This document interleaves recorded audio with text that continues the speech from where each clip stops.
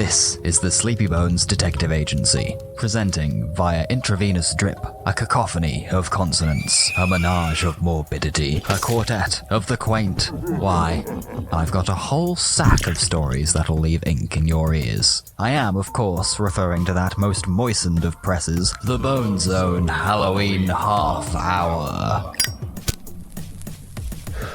Thank you. Tonight, in a ritual not unlike a delicate baby birding, I offer you 4 partially digested, full-colour tales of increasingly suspicious consequence. The first of which I doth name, The Busman'S Holiday.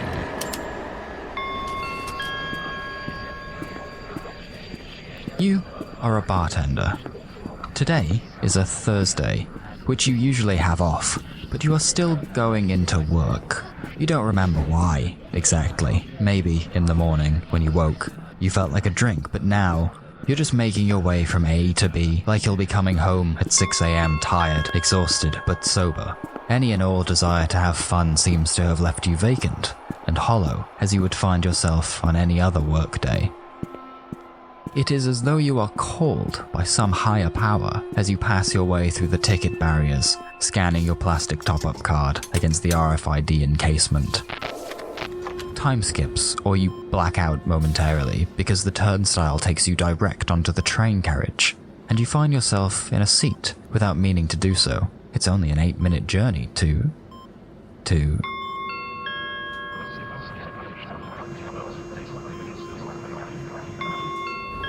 Of course.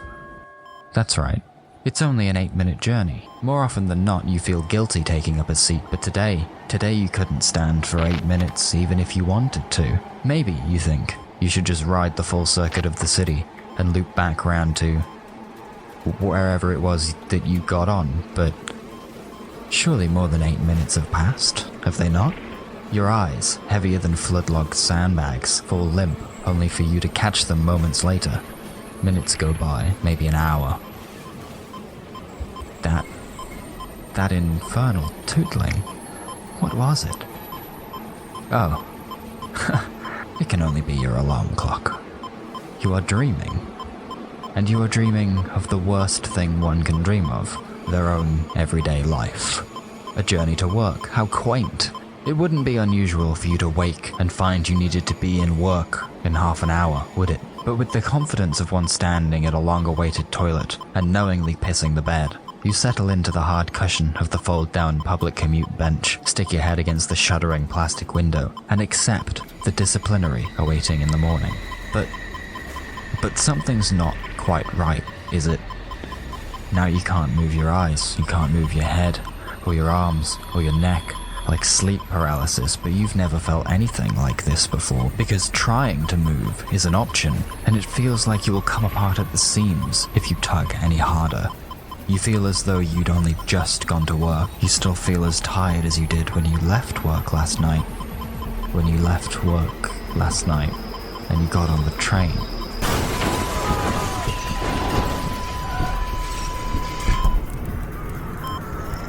There was some kind of accident, maybe a collision from the way the carriage shot straight up. It tossed in the air, you remember. You ended up upside down, but in the replay you witness it all from a seated position.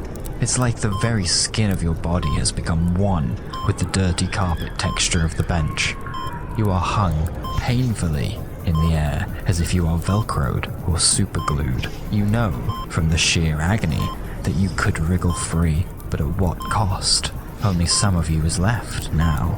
As you strain your pus-yellow bleeding eyes, the grey-red wreckage of this tube train becomes the grey-red wreckage of another passenger, near deceased but not quite there yet.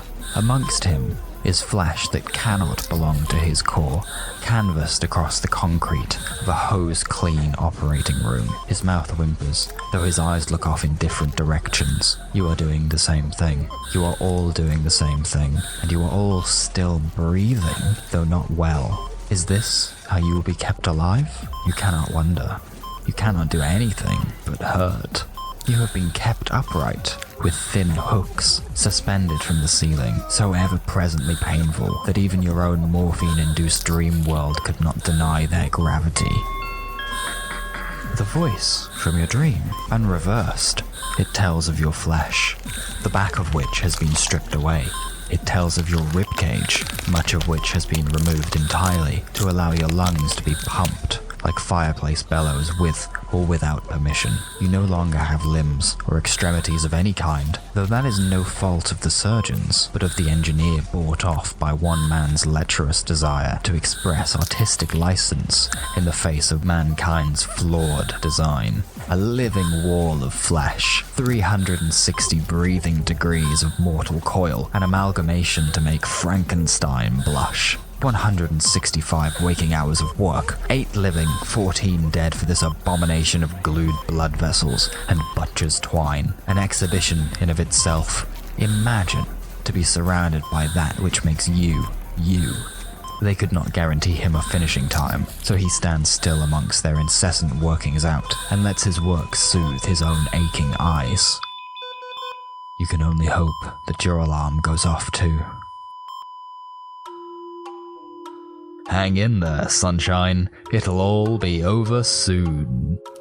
To follow, drag your lethargy across this report from Tonopah, Arizona, circa 2023, where, unbeknownst to all but himself, Peter Peeper is about to ingest the better half of an entire atom bomb right into his irises. Help yourself to a slice of triple X-ray vision. Peter Peeper would be duped no more by advertisements in the back of his comic books or Ludi mags. He'd amassed a collection of 53 broken promises. Pointlessly, they took up space in his work desk, conveniently located in the maintenance hub of the local nuclear reactor. Some of them were just plastic poker shades. Some others had actual UV protection, which was a bonus, but it wasn't what Peter Peeper was looking for, was it? Peter wanted X-ray vision. The classic stuff, and by God, he was going to get it if it was the last thing he did. On the following Sunday, a day on which the power plant was seemingly left unguarded due to cutbacks, Peter Peeper strolled with gusto into his work with a grand smile on his face. He tipped his hat to the unmanned security cameras, he whistled as he walked, and carried with him a creation so unsurreptitious that it might have caused the Navy to intervene by its shape alone, were they about. It was made mostly from toilet paper tubing, taped together to form an oversized set of children's play binoculars, over which he'd haphazardly applied sporadic linings of tin foil to keep in the nuke juice. For balance, a combination of PVC and copper piping held it all together from the bottom.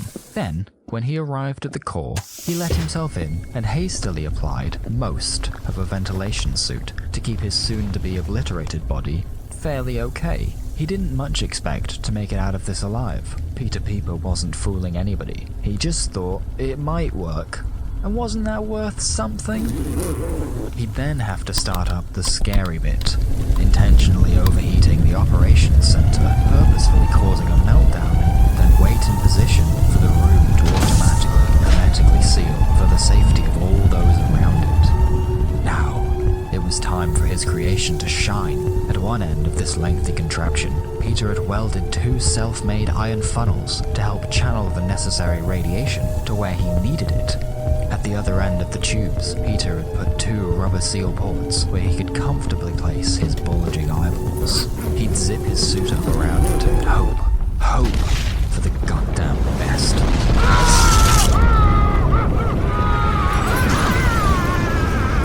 Painful, blinding, searing. These were not the simple thoughts going through Peter Peeper's head. No, there were no thoughts going through Peter's head. There was no room, not with all the radiation going through it. Oh, but I can assure you, it was all of those things and more. A torment of cosmic proportions, metaphysically impossible to describe, though Peter finds through trial and error every negative to suit the situation perfectly. And yet, old Peter Peeper must have been hoping real fucking hard, because after the aftershocks stopped and all the dust settled, he was still standing amongst the miles and miles of new nothing, From my perspective, it can only be assumed that Peter had been under the watch of a very empathetic god, who, rather than punishing him as expected, rewarded the poor lunatic for accomplishing the single most impossible thing a mortal had ever done. There was no reactor, not anymore, not in the perfect circle of ash and coal, and with that, there was no evidence of what he'd done to achieve this wildly imperceptible goal. And he had achieved it, for in his head, Peter Peeper no longer had eyeballs, but loose green sacs of oozing fluid which sweat and stank and slipped out from their sockets. Panic had no right to strike, not when madness had claimed this land. He grasped them in new blindness, scooped the non-Newtonian fluid of his face off the floor, and slipped it right back into the cavity.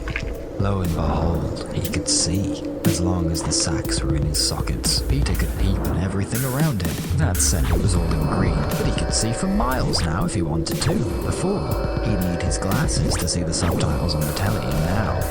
No, that was not the point of the experiment. Peter needed to know he needed to. He'd done it. By God, he'd done it. He could see them, his bones, a bit blurred to his green gape. The skin was still there, just sort of transparent. It was done though. Bone. Bone. He laughed, and he watched, and he derived a strange sort of pleasure from the stinging sensation that his gaze cast upon his own invisible flesh. They'd heard the explosion miles away.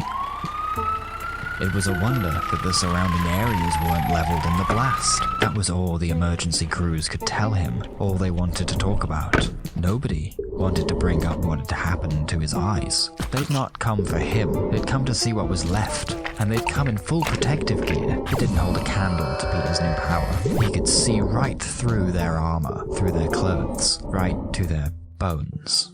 He'd not gotten what he wanted, had he? For the rest of his life now, Peter would be haunted by the skeletal visage of the ever-impending mortal death, despite its initial glorious defeat. And well, the emergency services were safe because they'd wrapped up for the occasion, but the catastrophic rays cast from his eyes were more powerful than he could have imagined. It was a monkey's poor wish, if he knew the expression. Peter Peeper wasn't a good man. He'd chosen that name for one thing. He wanted X-ray vision because he wanted to occasionally look through the wall of the ladies' soccer team locker room and see through clothes and stuff, or maybe commit competition fraud by seeing where the golden ticket is hidden. He wanted comic book mischief when he got down to it, and instead, in his mind, he was cursed to never again lay eyes on flesh, and to only cause death when he tried. Still, in order to survive the fallout of this ordeal, he had to play the hero he'd always seen on TV. He was poked and prodded first, until he could convince them that he was fit to walk the streets of the Grand Canyon State once more as one of Mother Nature's marvels. X-Ray Man! Peter Peeper would turn his sight towards good. He donned a costume, approved by the FTC and everything, and he acted in the best interest of modern humanity, with those nuclear, globular masses bubbling in the cauldron of his skull, kept secure with the addition of tight swimming goggles. Our hero, wild as his story has been, began to settle down soon after his debut. Mostly, he was hired privately to sit somewhere hidden, like a sentient CCTV camera. He earned a stellar reputation, and even lowered the crime rate of his beloved home state.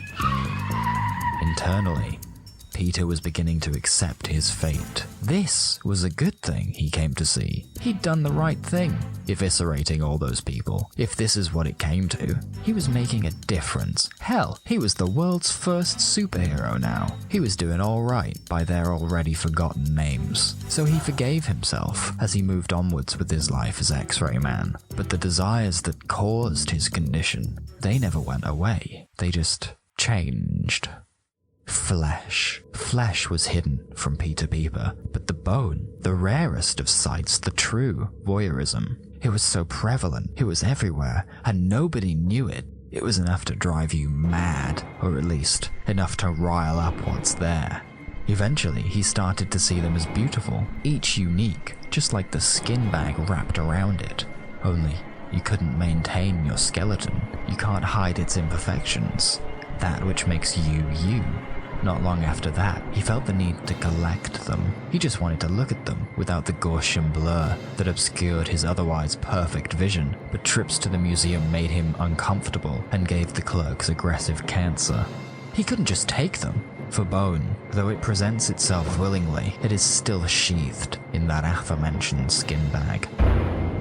It was that realization, that sudden understanding, that he wanted something that he couldn't have, that set something off in his mind.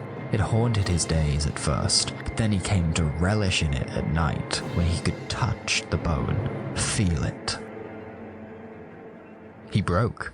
He would wait no more, for he knew what he had to do. He'd created the world's first superhero, and now he needed a rival. For the greater good, to satiate his grumbling desires, Peter Peeper set out into the night time. He donned his cape, slapped his weird little green goobers into his eye sockets, and set out for villainry. With his crafty slingshot, approved by the FTC for sale, he took out the street lamps as he passed to cover his hideous actions, directed into the darkness by the honk of a police radio. Peter sought out active crimes at first. He solved them by displaying his haunting green goobers to shock and stun, and then hacking apart the perpetrator with a miniature hatchet. He stole limbs first because he didn't think he'd want the whole thing. Well, limbs and tongues. Fear didn't seem enough motivation for silence, but that did it quite well for the most part. Eventually, he did want the rest. He got very confident very quickly. After all, who would stop him but himself? And even then, X-Ray Man didn't catch killers. His collection just grew and grew until he was damn near making his way through the whole city. Heads, shoulders, knees, and toes, and everything in between. Thousands from hundreds. He was going to build the biggest man, he told them. And he'll have 5,000 bones. And he'll be beautiful.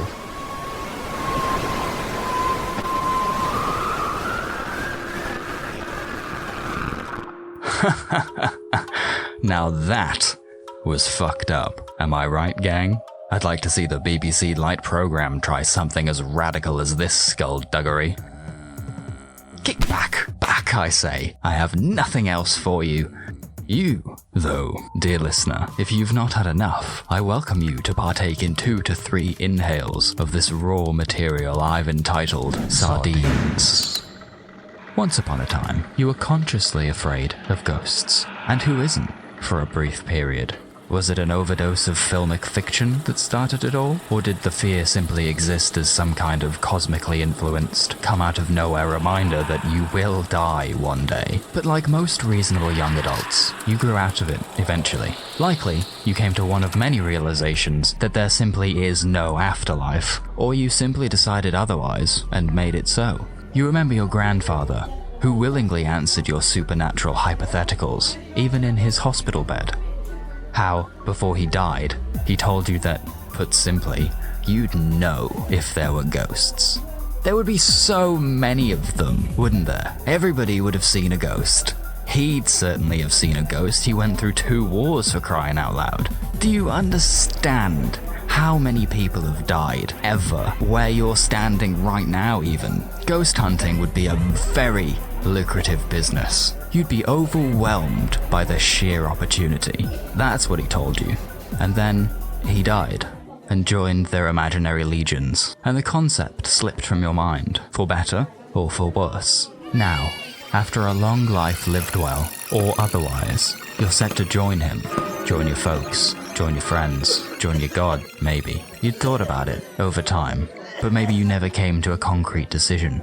Maybe you left it too long. And now, you have hanging questions and nagging thoughts on eternity. You hope, as maybe we all do, on some level, for an afterlife. A heaven, a hell, any sort of continued existence, even damnation, is preferable to nullification, to the pervading negative space which stretches out before you as the last gasp of pure, tasteless, recycled, hospital-grade oxygen helps the brain relax into that lasting rest.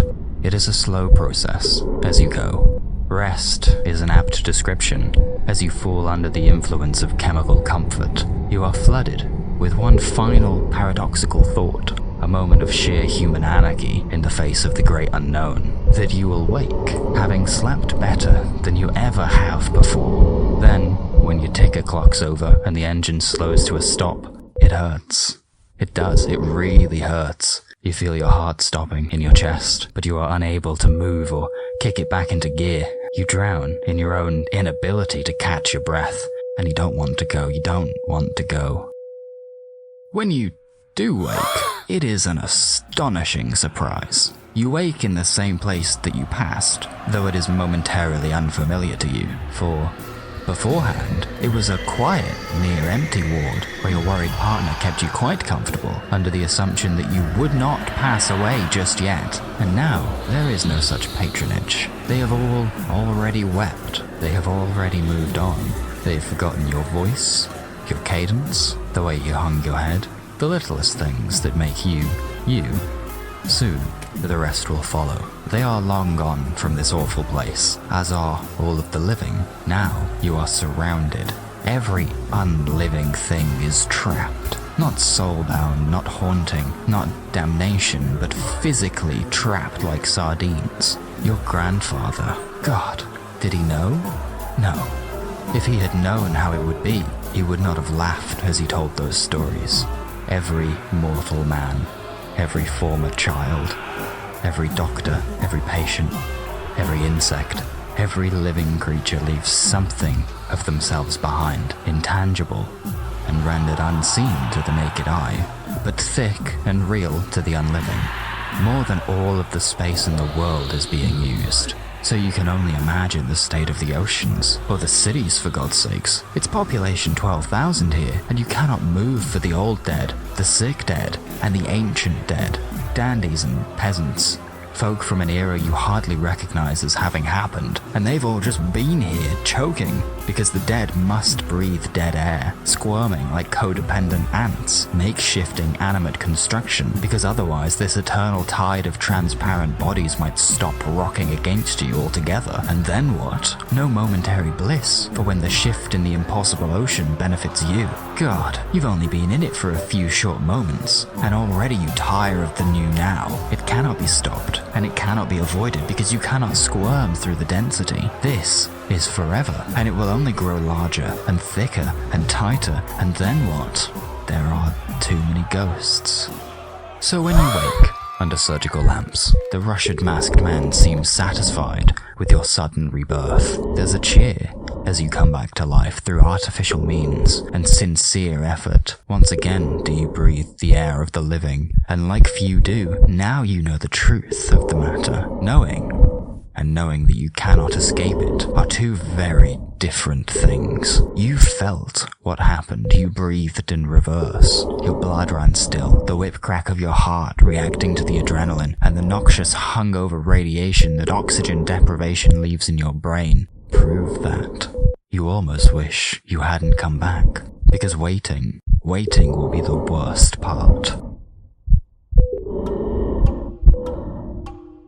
You have been listening to The Bone Zone Halloween half...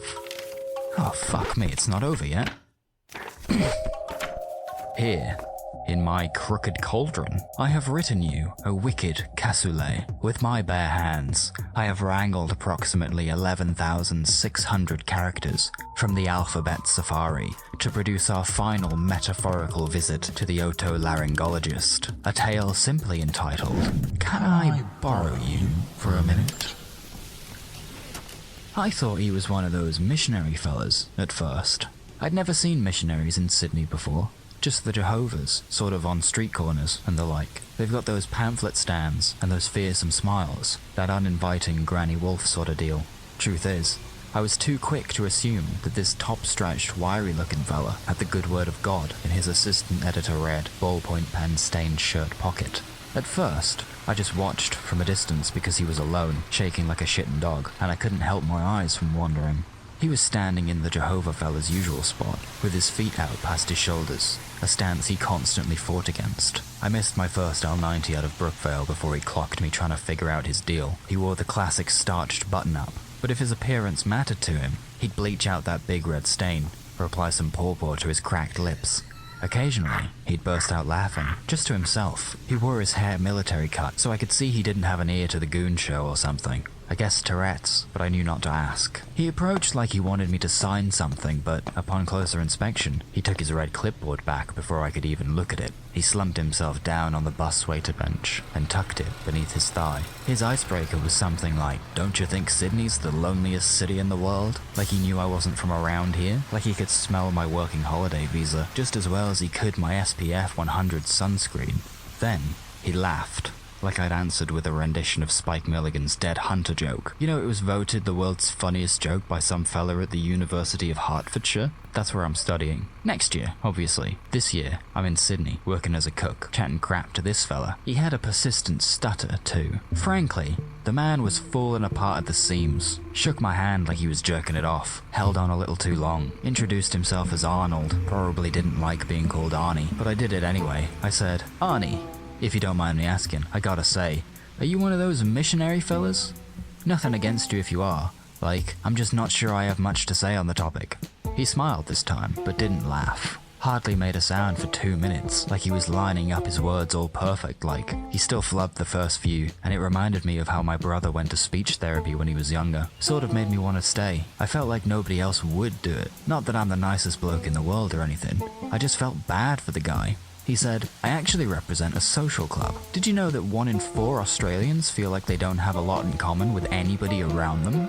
I think Arnie had a hard time maintaining eye contact, and that's something I can relate to pretty hard. There was a bit of a mutual understanding between us, though I didn't appreciate the sentiment of his sudden spiel about being Billy No-Mates. As he methodically maneuvered past each syllable, I joined him in looking out across the road at this old boy in an oversized plastic Macintosh. I was a little worried for him because he didn't have any shopping bags with him. The bus stop in Brookvale is outside Warringah Mall. There's really no other reason to go there, unless you're looking to buy shoes or something. He looked a little frail to be going into Sydney at 6 p.m. because he was half propping himself up on a set of forearm crutches with a loose, stooped posture, feet out past his shoulders, shaking like a shitting dog. I think Arnie was still mid-pitch trying to sell his social club to me, but I'd basically stopped listening. I felt a little bad, if I'm being honest. He'd called it the Brookvale Humane Society, and I'd sure like to know why, but I'd missed my opportunity. I'd be getting on the bus in about 5 minutes, and I knew I'd need to sign something before this transaction was over. At least, that's what I thought at the time, because he had that ink on his shirt and the clipboard, but by the end of it, I didn't sign anything. I don't even think he had a pen on him, come to think of it. I was busy, wondering if he was suffering from something degenerative, or if he was born like this. It's rude, I know. Morbid curiosity, I guess. Impulsive, intrusive thoughts. Questions that you cannot ask aloud because why do you deserve to know the answer? It's none of your business, pal. I've got a lot to work on socially, but even I know that. Arnie sure was deep into the spiel. He'd even stopped stuttering for the most part. It had a rhythm to it, sort of like it was designed just for him. "We were all about conservation of comestibles," he was saying at the time. "You understand, don't you?" He had another outburst after that, just a short one, almost stifled, but it was quite clear that he just couldn't help it. It hurt when he did it, you know? He just looked so helpless. You could tell he really struggled with it, so I guess it must have been degenerative. It took a second for the salesman's glimmer to return to his eyes. Then, he'd go back to the old boy. Like how, when you're feeling seasick, the best thing to do is focus on the horizon. I'd like to think that. Really. Because the other option, I think, is that he couldn't look away from what he might become one day. One day soon, by the look of it. And loneliness, so I've been told, is almost just as bad as punching 20 darts a day. I answered out of pure shock. Is it? Is that what they say? I responded because I'd just taken up smoking for the additional comfort breaks I earned for spending nearly $40 a pack. I recently learned that cocaine was cheaper than cigarettes because the head chef took it for productivity reasons. That's what he said. I think it might have just been because he was a knobhead. To make a long story short, I've not made many friends since coming here because I do not like the job, and I don't much like the people doing the job alongside me. My point is that I realized that I'd been doing double damage to myself, and I resolved to change that as soon as I could. I didn't tell him, of course. In fact, when he asked me if I was a smoker, I told him a barefaced lie. "Would you say," he said, "that you lived a fairly wholesome life?" I asked him for a little context, like as in Bible quoting, "Love thy neighbor," never even thought about doing a drug or two, or like as in nearly eating a meal a day, occasionally taking care of yourself, and sometimes thinking about church. He smiled again. It did wonders for my confidence, let me tell you. I think of myself as a funny guy, I really do. I just don't know how to use that, you know? He told me that he more meant the latter, but both were totally valid. I liked that, you know? That's a good strategy, I think. He was playing both sides, but I knew his game. Probably got some kind of finder's fee for bringing a mate along to the meetings. I think he called them dinner parties. I liked that too, made it fun. He asked me something else, after a few minutes of careful word plotting. He asked me, "Would you say that you've lived a fulfilling life?" For a moment. I actually thought about it. Then I got sort of angry about it because it felt like a step too far, like he was taking some of my oxygen, like he was selling my personal data. I never thought I'd have to read the terms and conditions of a conversation, offended by this suggestion of small talk small print. I think I said, "Could you read that back for me?" Arnie took his time explaining himself, but he did it quite well, all things considered. He stood up as he spoke, which made me feel like a real piece of shit. I was quick to anger, really. I always have been, I guess. I felt especially bad, because he told me that he meant no offense, and I think he really meant it. He made eye contact for one thing. I mean, I clocked him in my periphery, saw him turning his head, and he sort of just drew me in, like when you're not expecting your own reflection, but it's there, and it's looking at you. He said, "I think you're in the right," questioning me. It's only natural to question everything, don't you think? He didn't really wait for an answer. I figured I'd like you. You're open-minded. I spilled the beans and you didn't even judge. The good ones, he said, never come to me. I always have to go to them. If I'm being honest with you, I don't often get this far into the script. About then, the L90 showed up. I felt self-conscious, like I knew that I had to get on the bus, but Arnie was about to tell me something that might change my entire goddamn life. I crossed my fingers and, to my delight, the driver cut the engine. Often, at this stop, two drivers will switch over. It takes them about 15 minutes to do it. I guess it's a shift thing. I figured Arnie had a quota to fill. His shaking was, if anything, progressively getting worse. Nerves, maybe. He'd hardly gotten to practice this particular part of his spiel. He started laughing again, and instinctively I moved myself back a little. I apologized, obviously. I let him keep going like any good bloke would. He pointed back to where he'd been sat, over at the clipboard. I scanned over a list of 12 names, their height, weight, and smoking status. Each one had an upcoming date beside its name. Besides those marked M, must have been married, I thought. Like a singles club. Might be fun, I thought. According to the dates, they met every Wednesday. Arnie informed me that it would be around 6 p.m. He told me to call him to make the arrangements, but to do it the night before, all secret-like. I did something like this in college. Called it the 10-minute club. Sent you a text 10 minutes before a pre-planned event, and if you wanted to go, you'd just go. I never really wanted to go. I mostly just stayed home. They looked fully booked, which was a good sign. Each name was written in a different handwriting, with a different ink and a different signature.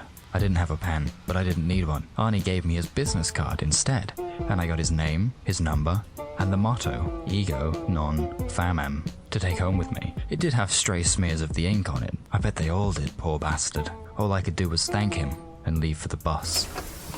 I took a seat on the right-hand side and looked out for the old boy. I think he'd gotten too hot because he'd finally taken off his Macintosh. Beneath it, he was a big fella.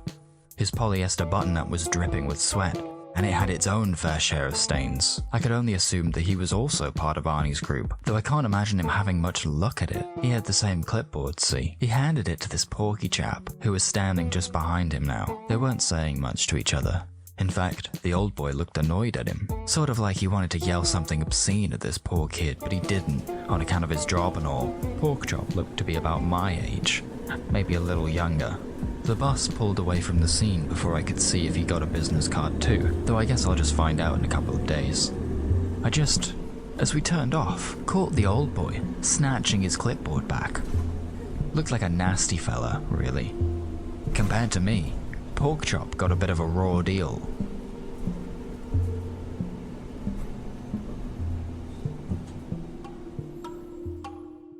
From the biros in my bloodstream, translated by magic and chemical interference, and slam-dunked into the tracing paper of your soul. This has been the Bone Zone Halloween Half Hour, and I have been your host, Jake Lucy, a man destined to fight Andre the Giant at WrestleMania 3, but denied the opportunity when fate birthed me several decades too late. This audio-zine was produced for the Sleepy Bones Detective Agency and is copyright 2020. Any and all resemblance to actual persons living or dead is purely coincidental, even the ones I outright named.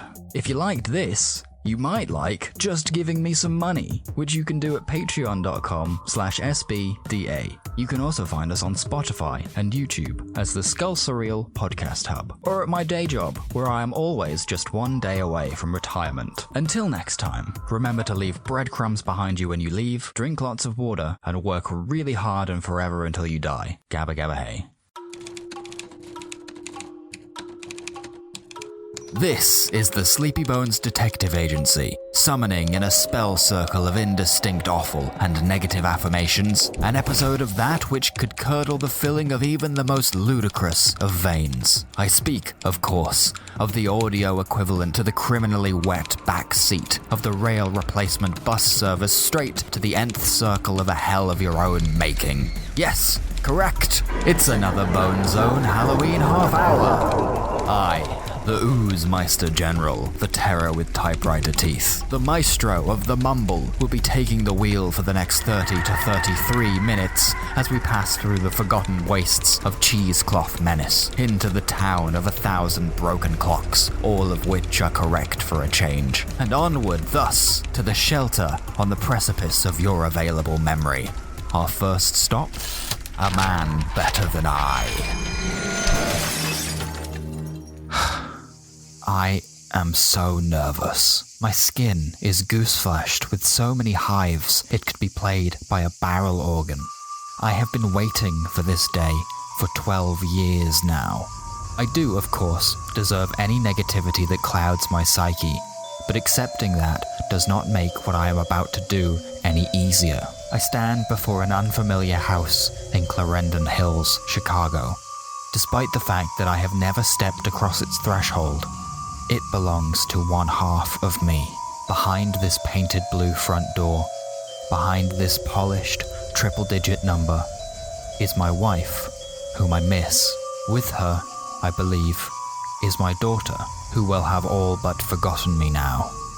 There is no chance that they will recognize me, not in this form, but I have planned for that as well as I can in advance. Now, it is just a case of boiling up the courage to knock on the door. There is something about this place that sets my bones on the opposite of edge, despite the fire ant parade of anxiety that troops through these borrowed veins. I stare at the wooden bench on the porch, imagining myself slipping into a half-sleep on a Chicago's evening. Only, I cannot recall the feeling of summer twilight. In my memories, I can only feel the unrelenting warmth of Queensland. There is a disused tire swung from a length of dirty rope, tied to a tree that maybe when it was first hung could not support the weight of a teenager, but has now grown into a fine example of its species.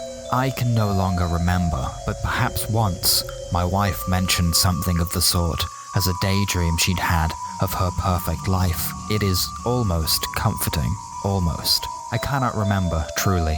I never did listen to her much. Certainly not by the end of our time together.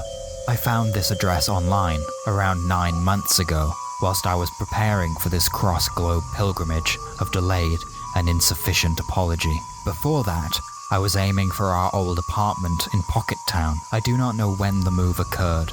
I am not sure how it was made possible. I have been trapped overseas for such a long time. I have been absent, glued in place by a rat trap of my own devising.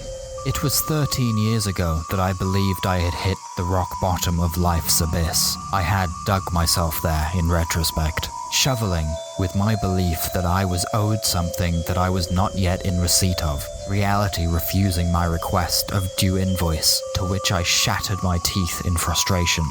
I distanced myself from the world, uncomfortable in my worming flesh, though at the time I believed I had good reason to feel this way.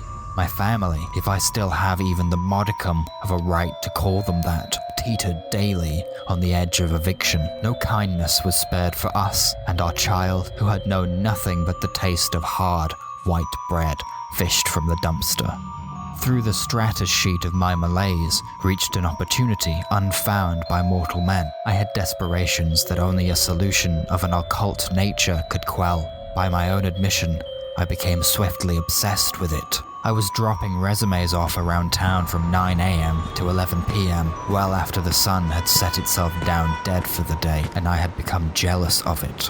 My last stop was an old antiques place on the corner of South Ingleside and East 72nd Street, which was a vacant lot when we first moved in. A hand-done sign out front gave it the name Multitudes, Bits and Pieces. I had done this circuit once a week for 30 weeks, but had never once seen its hanging sign flicked over to open. I let myself in, alerting the shopkeeper with the ring of the little bell. Had I not already had the single-side sheet of paper in my hands, I would have hightailed it out of there. I hardly heard her footsteps, just the whooshing of the wind which followed her formation, an invisible approach. All of a sudden she was an inch from my face, if she was a mile. I could smell sulfur on her breath, and a coil of her black hair tickled my nose. She did not look like the kind of person that would call a place like this Multitudes, Bits and Pieces. I could tell she had no interest in hiring me. There was dust from shelf to shelf, and atop every knick-knack, cobwebs in the corner unswept, and no sign of any object out of place, nor was there any extra space. Had anybody entered this store at all this year? Had she ever made a sale? She snatched from my hands my resume and, in a blink, it was gone. She told me I had worries in the most vague, least specific manner available to a fortune teller that had never before met their subject. She declared that her conscience did not allow her to withhold a solution from somebody in such duress, as long as their conscience had no issue cheating in the game of life. My nervous silence was taken as a confirmation, and again she vanished, returning forthwith with tome in hand, a grand book, leather-bound in dry, aged skin, some of which was embossed with essentially embalmed pimples and sprouting with thin, curling hairs. It was an evil book. I know that now. Hell, I knew that then. I have seen a movie before, you know. I knew exactly what was happening here, but that made it all the more believable. This was the moment I had been waiting for. This was the universe correcting itself. I took it from her, and immediately my body tightened and my legs made the move to escape without paying. All of that was unnecessary, of course. By simply taking it, I sealed my fate. She needed no money, she only wanted to help.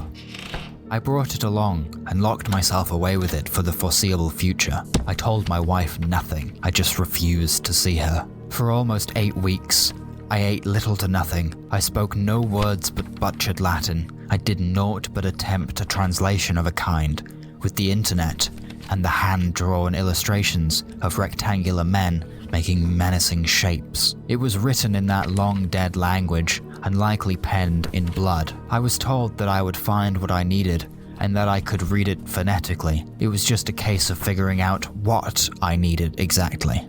She gave me no further information, but I did not need it.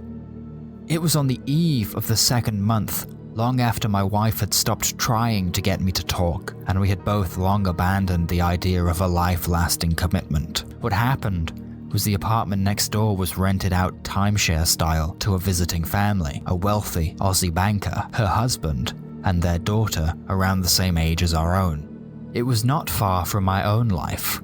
Adjusting should have been easy.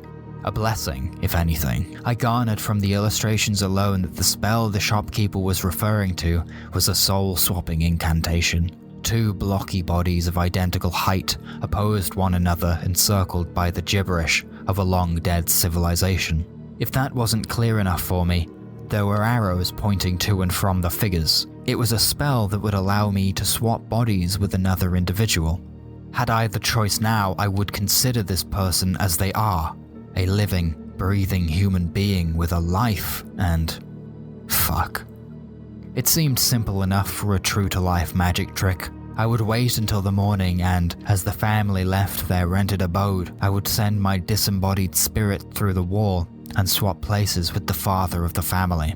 I would say I rid myself of any possible guilt or misgivings, but I had none to begin with. Truly reprehensible. I assumed the worst would happen to the new inhabitant of my body, and I was okay with that, as long as it meant that I could continue living a life of some kind.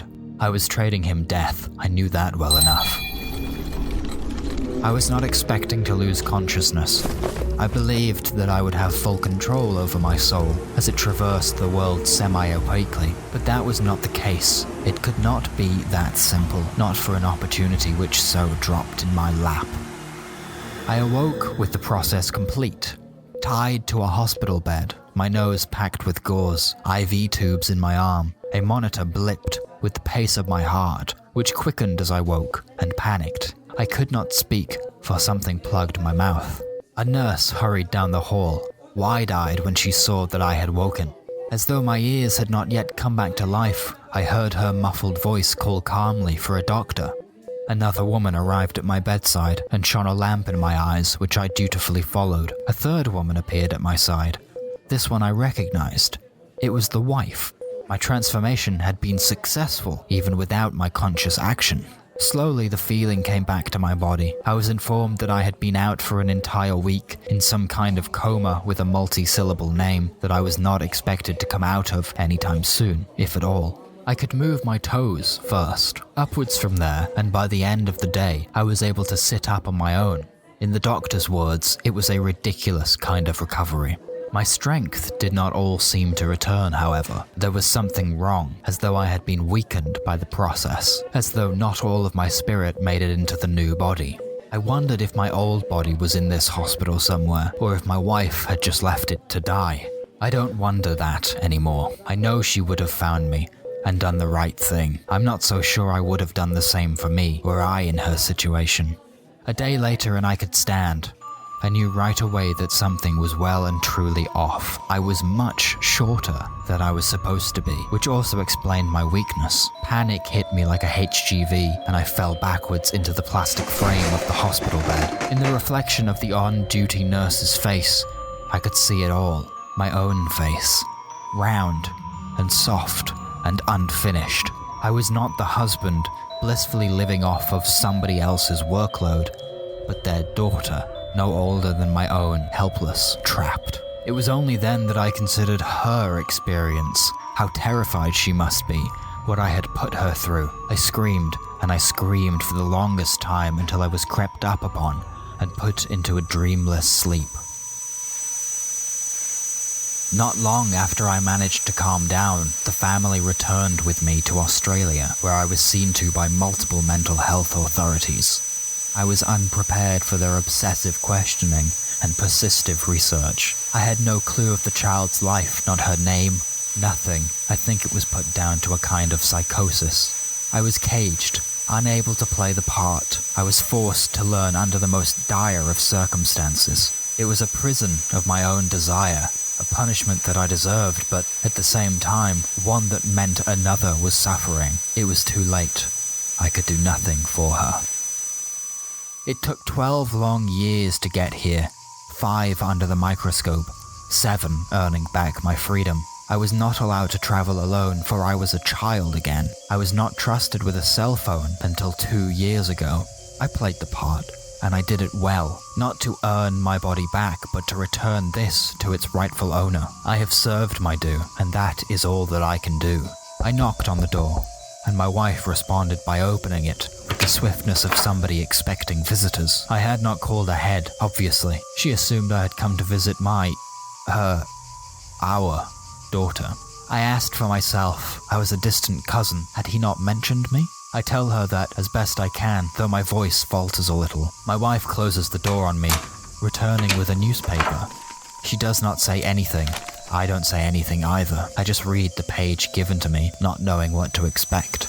Roland Hayes passed suddenly and peacefully in his home on October 13th, 20XX. After a brief battle with cancer, he was 58. Roland is survived by... That is where I stop reading. I am, for all intents and purposes, dead to the world.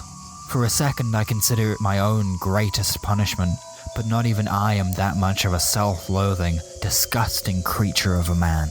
I killed that child with my actions. I knew that it would happen, though I did not know that it would be my body that failed. I assumed it would be the mind. I drop to my knees, but am unable to bring up tears. I am allowed in and excuse myself to the bathroom. As I wash from my face the stuck tears, I realize there's still a chance the haunted tome resides within these walls, and set out to find it before it can cause anybody else any harm. I flee from the bathroom, intent on ridding the world of my foulest mistake, but I am distracted by the first closed door that I see, inscrawled with my daughter's first name. It is her bedroom, a room of her own, no longer sharing out of necessity. Inside, she is sat upon her bed, much older than I remember. It is near impossible to match her grown face to the one in my memories. She is grinning. In her hands is my book. I have waited for this day, she says, for 12 long years. Like a smeg fridge freezer in the dead center of the outback, we continue our jaunt into the realm of nonsense. Bear with me now as we encroach upon the position of first day jitters.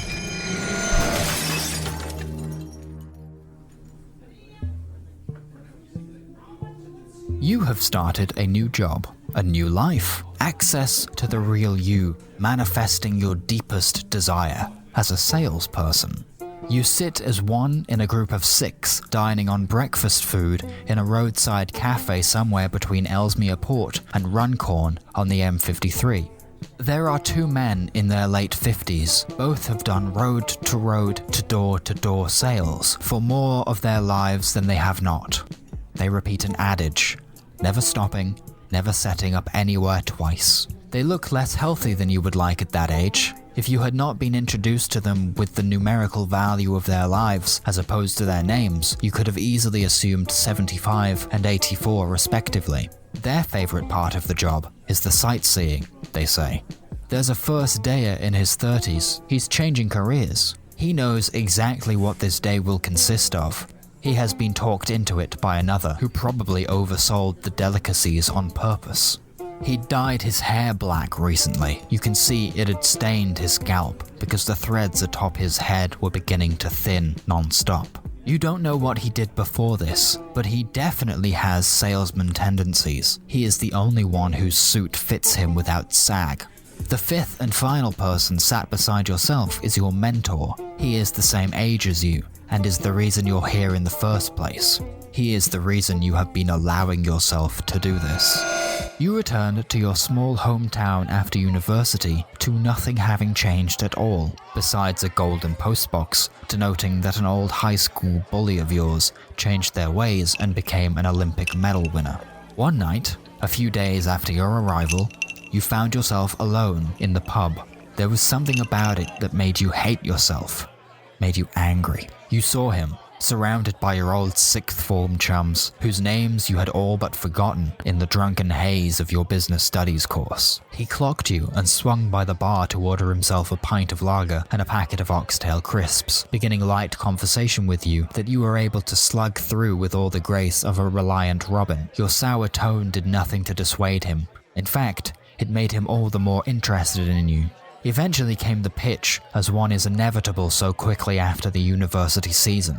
Sell with me. It's not a pyramid scheme, honest. You'll see, he said. Come with me tomorrow. You've never known a thrill like it. It might have been the beer, but you are awful easy to convince.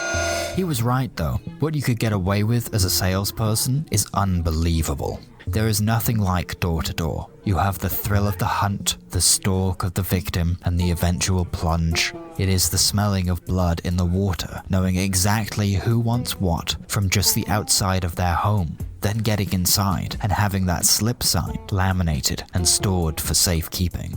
You'd been on the road now non-stop for 4 weeks, making a circuit around the country because you can never be too careful about who talks to whom, never tuning into the radio, always changing the license plate, keeping yourself off-grid yet stocked up, just in case. Door to door is tight-knit. It is not a universal pleasure. It is, in fact, often looked at as villainous. There's a chemical it produces in the body, one of the older guys said. that the body reacts to, and certain folks get it in much higher numbers. If you were asked on the street why you did it, you could never give a real answer. It's like describing taste to a man with no tongue, or color to a blind man. One by one, the men finished their breakfasts and their coffees and eject themselves from their booths. They were going to Chester, Runcorn, and Anglesey respectively. You and your mentor are heading southbound, not straying too far from where you are right now. It is prime real estate here. Today, for the first time, you will take charge of the sale. You will pick the house and prove yourself. Today you are selling dreams. You are selling a concept. You are not going to leave until you have a cash settlement for whatever service you fathom in the time between arriving on the street side and when your mentor has circled the block the lucky 7 times. You take the easy route, choosing a suburban spot where all the houses are detached, with front gardens, white plastic doors, and flower pots hung on window panes. Your choice has a driveway fit for 2 cars, but only one is present, a 63 Sports convertible custom painted army green. Chances were exceptionally high that there was only one person in the house, and it was a dad, middle-aged and post-crisis. A house with a name and a wheelie bin with large coloured number stickers on it. It was by far the best kind of place to sell monthly recurring power tools or fucking vegetable boxes. It didn't matter what it was, as long as you had a suit on, a smile on, and a good knock in your knuckles, you could get yourself sat on that chap's couch in under 5 minutes. You were feeling pretty brave. You choose from the back of the van an item to hawk. You approach the door, then rap upon it 4 times, pause, then a 5th, a 6th, and a 7th for good measure. He answers, and you place a foot in the door real subtle. You start your spiel, how you're selling chef's knives a la subscription, how a man of his age needs a hobby, and why that hobby should be cooking delicious meals, not just for his family, but for his own benefit too. Obviously that gets you in the door, just as your mentor makes his first pass of the house. You ask about his family, and he sits you down, and he's cagey about it. Evidently, he is recently divorced. Your first assumption proven incorrect, not only by his lack of words, but by the combination of family photographs adorning the walls and the shaded band of flesh on his wedding finger. Still, divorced dads love it when people think that they're still married. They eat that shit right up. You shoot the shit with him for as long as you can stomach, and retrieve the knife from your satchel on cue. It is fresh. You purchased it earlier today at the service station. You thought that it was strange that they would sell them, and figured it would come in handy. You tell them it is Japanese, and that it is custom made. It is unpackaged, because you already removed it from the plastic with another knife. You tell him that it does not blunt easily, and that it can be sharpened. If he signs up now, he'll get his first in a week, and then another every month until the end of the year. It is March. He will receive 9 additional knives by Christmas time. But if he finds this one to be all that he needs, he doesn't have to do anything but call you back whenever he likes, and you'll cancel the subscription for him. Otherwise, he'll spend $19.99 a month, which is a steal when you're talking about stainless. Your eyes dart through the front window, counting the times that your mentor circles the block. Before he asks if you can try the knife, you see him 4 more times. You follow him into the kitchen and slice carrots faster than any celebrity chef on daytime TV has ever ruined their career. He is impressed. They are always impressed by the simplest of tricks. You take him back to the living room, and he signs your contract. The first payment, you say, must be in cash. It is $19.99, plus an initial delivery cost of $10.99, which he offers up because he has no choice in the matter.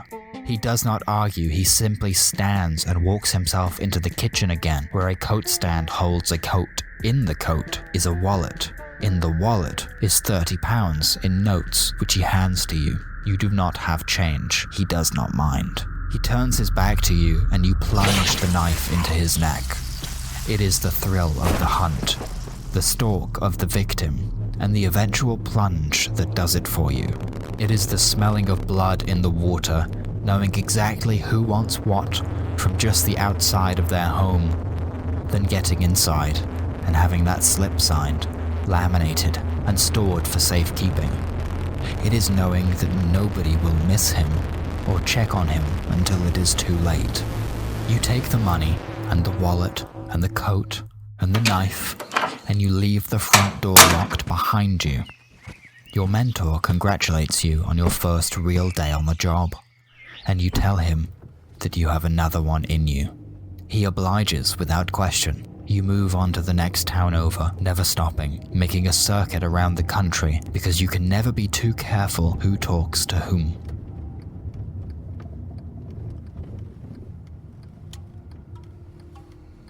Folks, as we approach our final stop, please ensure you collect both your baggage and your entrails before departing the vehicle.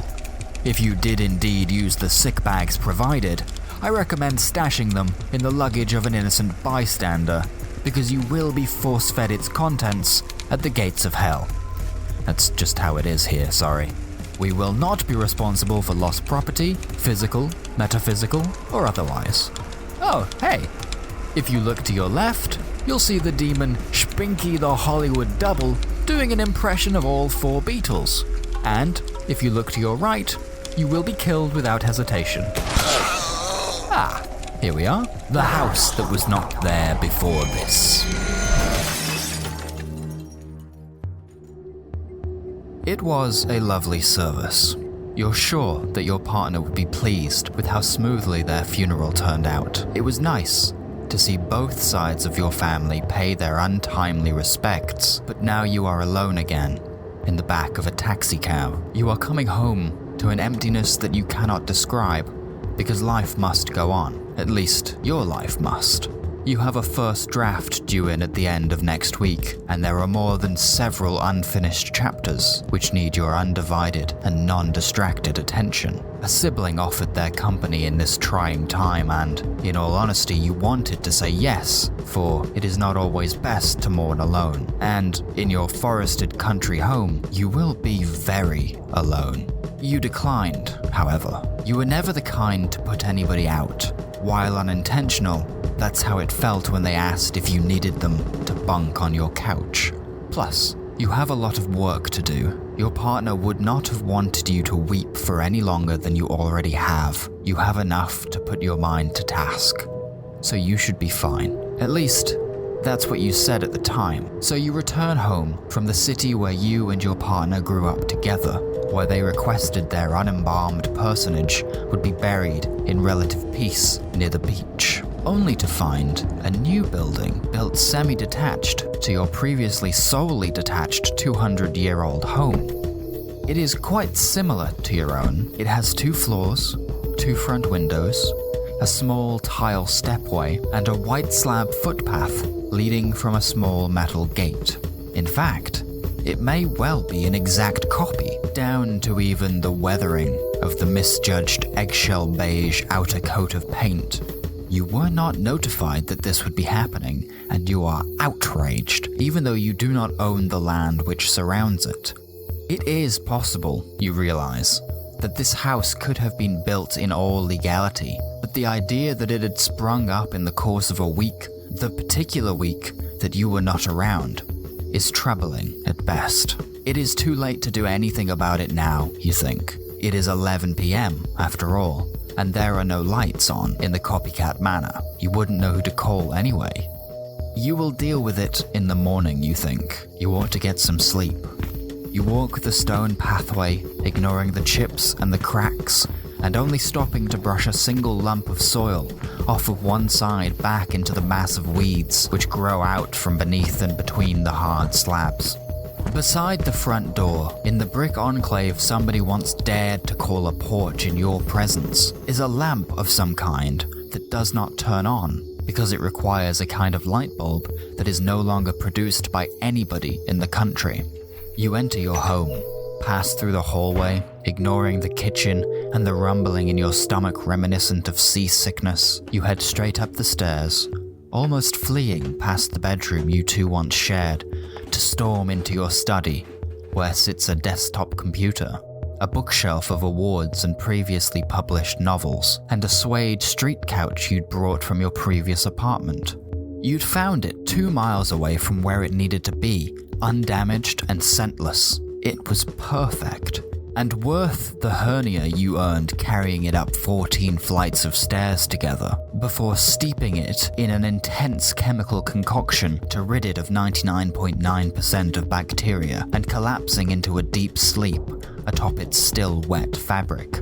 You choose to do much the same thing now, not wanting to even see the 75% of your bed that was once unoccupiable for most of each night, and, well, still might be if you're being honest with yourself.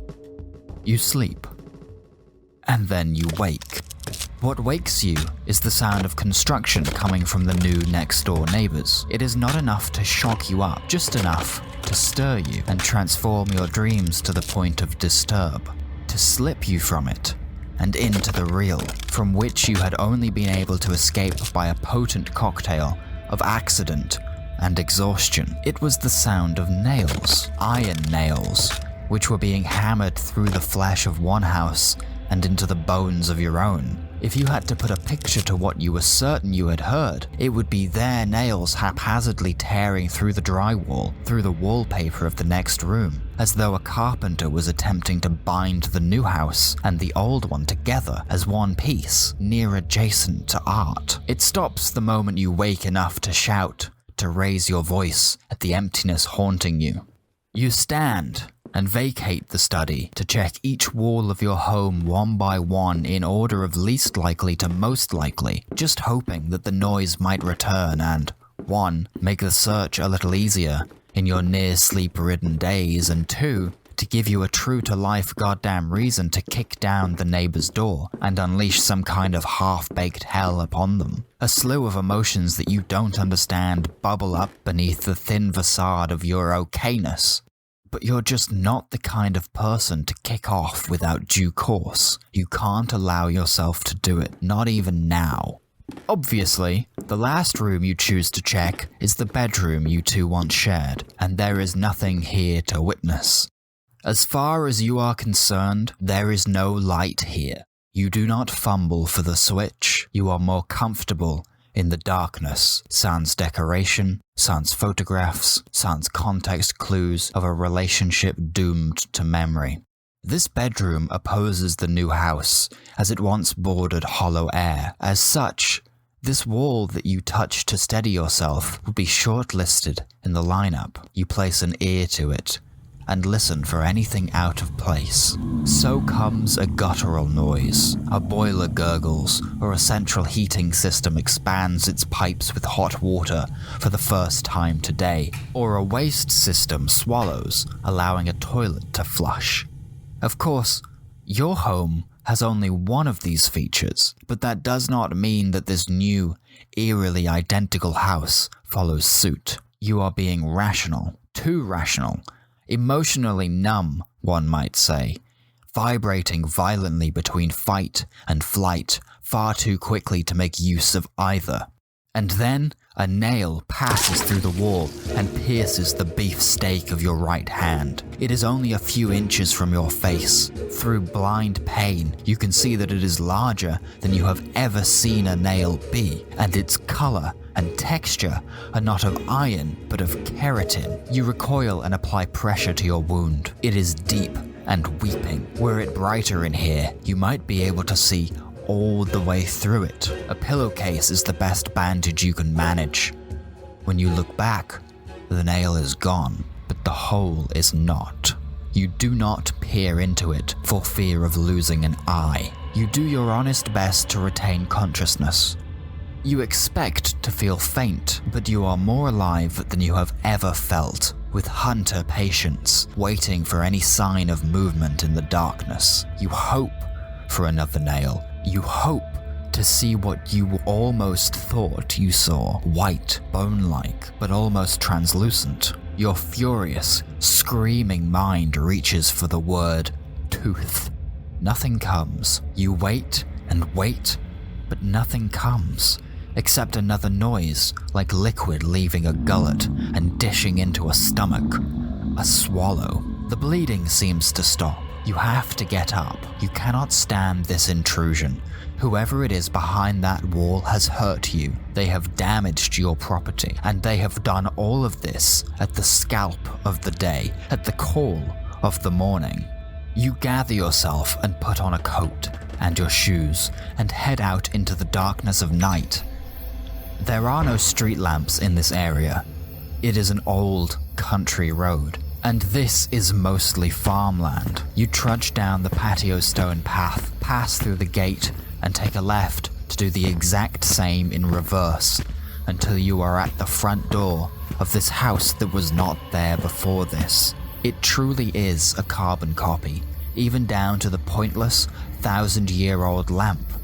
It is exact, down to the number of split tiles beneath your feet, to the dirt on the brickwork, to the fold in the letterbox where a package too large was once forced, damaging both items at once. You know your own house as well as you know your first novel. As you should, because you have lived in it for 10 years now. To your trained eyes, there appears to be only one external aesthetic difference. The door has no bolt. It rocks open with a single knock as though it were made of paper or nylon. You let yourself in, anger clouding your fear production system and pain frosting your decision-making gland, only to find that this doorway is exactly where the similarities end. It is barely a house on the inside. The floor is not carpeted. It is bare and seemingly porous. In the darkness, it appears to be some kind of fusion of concrete and the pocked surface of an air hockey table. The hallway, the living room, the kitchen, and the downstairs bathroom are all one large, amalgamous space. The 4 walls, of which there should be 12, are wet, as though recently painted, but only by clear coat or gloss, because they too are the eraser grey of concrete. Of all the amenities of your own downstairs, only the stairs remain. You proceed, speaking as you do, asking for the attention of anybody in the home, calling for their retroactive permission so that you are not attacked on sight. You climb the stairs, which, unlike the rest of the ground floor, wore carpet like dressing, a red shag carpet. You notice another difference as you pass the halfway point. A chandelier, like the lamp outside, fit without bulbs, hangs from the ceiling directly above the first floor landing like a grotesque bourgeois uvula. You turn to see the door is still open, and a bead of sweat runs down your neck. You notice there are no windows from the inside out. You continue onwards, regardless, still calling out for anybody to answer. There is nothing of note here either. It is the same open-plan nightmare home to no natural light nor living being. There really is nothing here, not a stain or a spot. There is not even a hole on the wall that you are, without a shadow of a doubt, certain would lead to your abode were you to charge through it. There's that noise you heard earlier. That rumble, that indistinct sound of distant plumbing echoes around you, and the house seems to shift beneath your feet. There's a change in the wind. You can sense it. You shoot around, and there is no longer a staircase. There is no longer a door behind you, wide open. There is only this room, with its hold concrete floor and wet walls. There's a nipping at your feet, as though 1,000 insects had begun devouring first the plastic in your shoes, then the raw, bare feet that they encase. It is a fluid, rising from the pores in the stone beneath you. The simplest grazing is enough to melt to liquid the rubber soles. It rises at a perfect angle, entirely level no matter where you scuttle. There is nowhere for you to flee now. This house, this perfect mimic of your own abode, is beginning to digest you feet first. With your shoulder you attempt to battering ram your way through the wall, hoping the plaster is thin enough to break away, but there is no hope. At the instant you move with any sort of force, like a Venus flytrap, the ceiling collapses, crushing every bone in your body. It rises for a moment, allowing the substance beneath to do its job, burning deep holes in your skin. Again it slams down. Again, long after you are nothing more than paste to be drained through those very same pores like soap scum.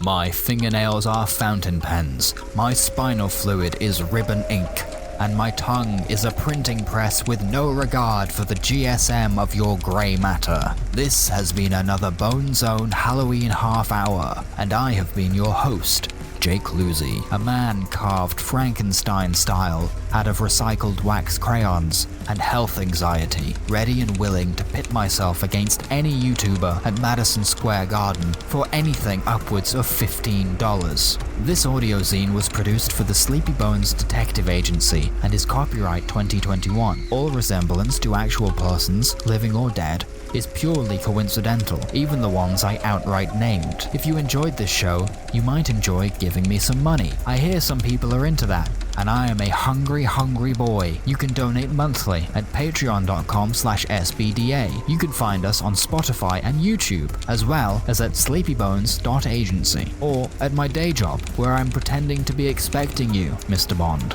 Until then, remember to leave breadcrumbs behind you when you leave. Drink lots of water, and work really hard forever until you die. Gabba gabba hey.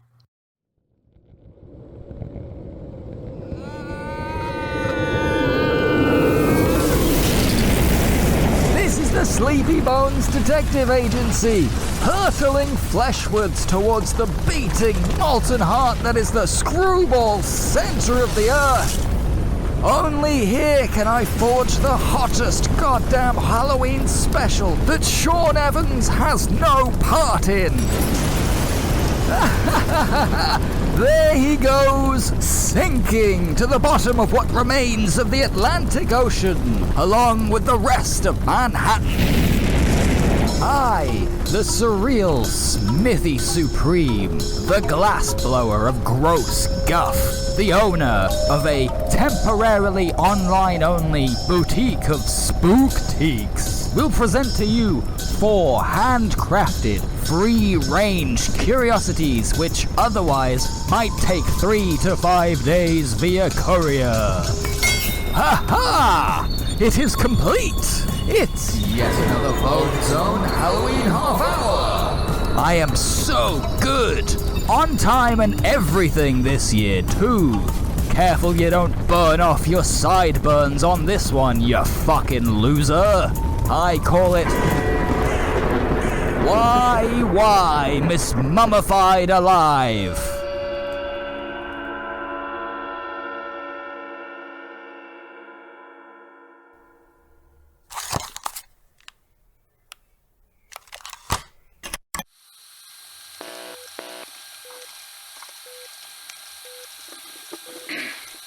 Date is April 19th, 5. Our specimen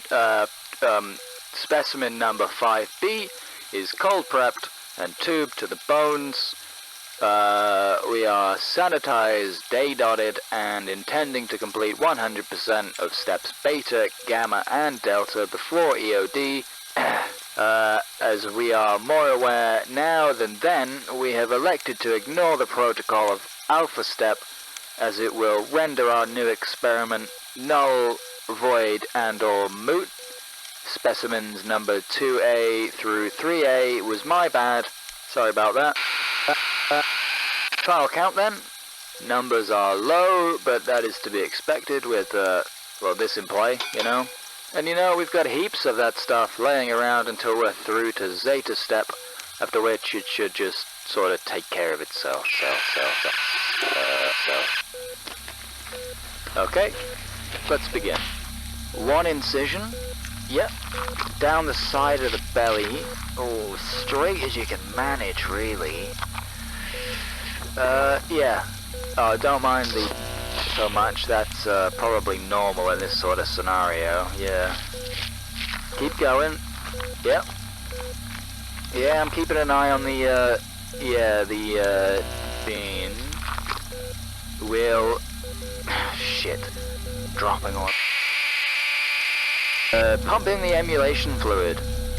CC's? Fuck if I know, love. Just fill her up, will ya? Yeah, on the tray, please. Apparently everything must come out in the correct order. If we're careful enough, we won't need... Ah, come on! Date is now, April 20th. 5. Specimen number 5B, as we've now decided, is in prime condition considering her earlier near miss. A tube end was pinched beneath somebody's foot, meaning one source of emulation fluid was not reaching a particularly important destination. Crisis averted. Forever. I can't believe how effective this goo is. I'm no doctor, not anymore. I had no idea how far we've truly come in such a short span. Yesterday's work is complete, as is the first of many waiting periods. So far, so good. Emulation is, successful to say the least, but can we really push it as far as we've been asked? My mouth waters in anticipation.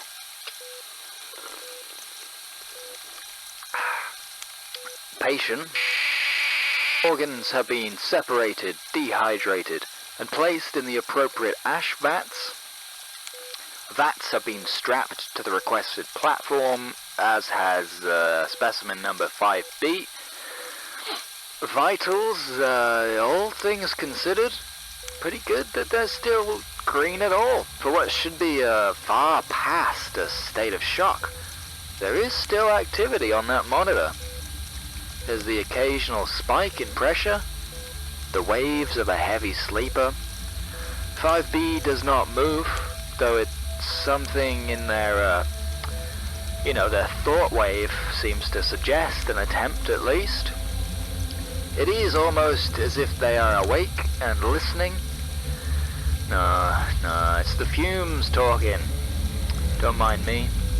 Spent too much time in the corpse room. We have, it's now April 21st, 5 technically. We have successfully replaced specimen number 5B's heart with the pacemaker thingy. An assistant attempted to leave the compound, and we've said that snag there. The pacemaker replicates the function of the heart. That's the pumping bit, as well as, I suppose, sort of resetting the emulation fluid in each cycle, in a way. Something what like the lungs might do for the blood there. Only they're in a jar now. I mean, this is the furthest we've ever gotten. If this is successful, we'll all be free. Don't you see? It is, it's April 22nd, 5. So begins our descent. So begins the final furlough. So begins... That was literally the last of the coffee. Fuck! I have with me no more assistants. I don't agree with this policy. If things don't go to plan, sure. We have specimens number 6A through 6D, but we must be going through surgeons at this point. I mean, are there any left? It's all up to me now. Not that it's too difficult from here on out. So the organs are for ritualistic purposes and not scientific ones in place. Specimen 5B no longer requires intervention.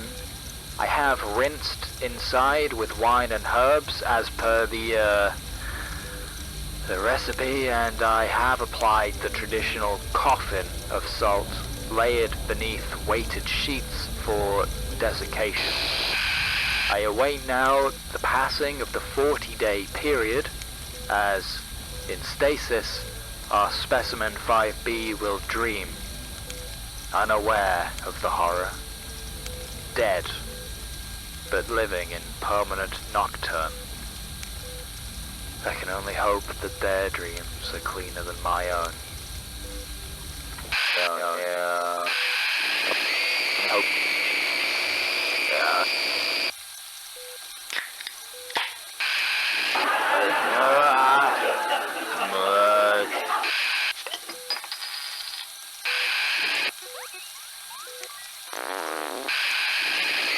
I'm so sorry about all this.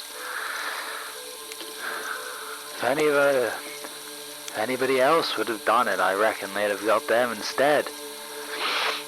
You were very good, if that means anything to you now. It's a matter of necessity. It's better than the truth. Better than nothing at all, surely. You're just out. Look at the screen, I mean, something's still churning. I don't know why, I don't know what it is, I guess, but it's something. And that's better than nothing. You are our ticket to Avalon. You are the first resident of heaven on earth. There is no reason for you to leave. You...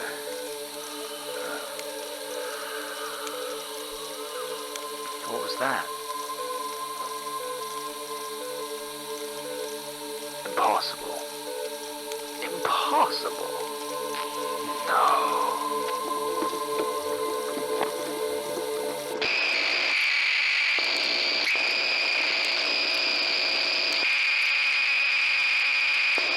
Is aware, 100% aware, somehow, some combination of the emulation fluid, and since it's not there, it wasn't there for this, I be feeling everything, all at once, forever.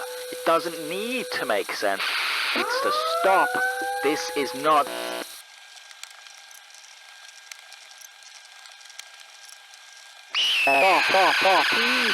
This is not...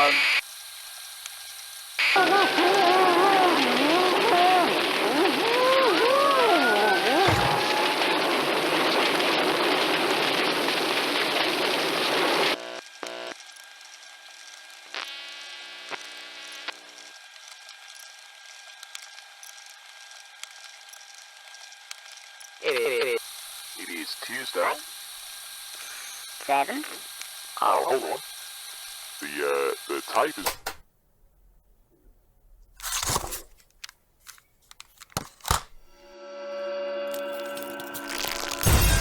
Fascinating stuff. But if the red-hot gushing of smelt and slag was not to your liking, we are far from the forge now. Pull up a chair, relax in the bar, and for fuck's sake use a coaster. Now, perhaps your salvation lies in one of these bottles. Allow me. Let's start with a double shot of restaurant-grade Breaks Brothers brand Bad Vibes. Then, 25ml of willingly donated cerebrospinal fluid, half a drop of swamp muck, a dash of Grave Robber's tonic, a cocktail sausage, and Angostura bitters to taste. Shaken till frosty. Here! Suck down 4 fingers of this. It'll put hairs on your skeleton. I'm calling it Feast Your Bloody Eyes on This!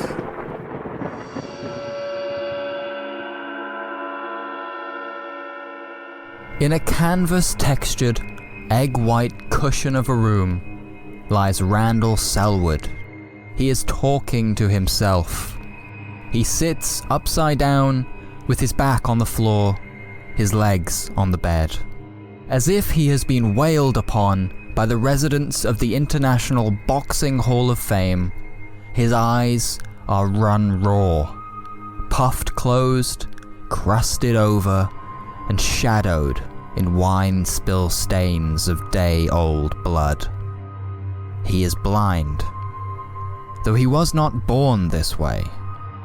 In essence, Randall Selwood's mind has been shattered into a million dull, throb-purple shards. Having faced defeat after defeat, to near miss, to deserved accursedness, to wretchedness, then success, to crushing, overwhelmingly ultimate defeat, and then somehow to further failure from there. It is not a matter well understood by the quote-unquote proper authorities, but it is in their hands now, and they will watch for as long as they have to, and there is nothing that Mr. Selwood can do about it now. There is no question, this man's life story is the truth, and nothing but the dreadful truth. Those who were brought in to identify the blood-soaked banshee of a man did so with boxes of supporting documents and antiquated evidence. Randall Selwood disguised himself the best he could, but in his particular case, it was more than an uphill battle. It was a war fought against a reinforced concrete wall. He has walked further than any man in history. He has seen even beyond his years. And now, he is here, where he will die some 100 or so years from now, in constant suffering, and yet no peril, as he awaits an exclusive pocket of hell. Randall Selwood was born beneath a full moon, which lit the sky a deep, vampiric red, as if the devils themselves mocked the empty Christmas day unfolding beneath it. He had to be torn from his mother, kicking and screaming and holding on for quite the opposite of dear life. A sickly, weak, wet child whose skin was so thin that one could trace any circuit in his body back to its source. His bones were flexible, as though his mother's womb had been filled with vinegar. At the most delicate of touches, violent, pus-filled boils would amass beneath one's fingertips and weep tears of pestilence like swarms of swollen ticks.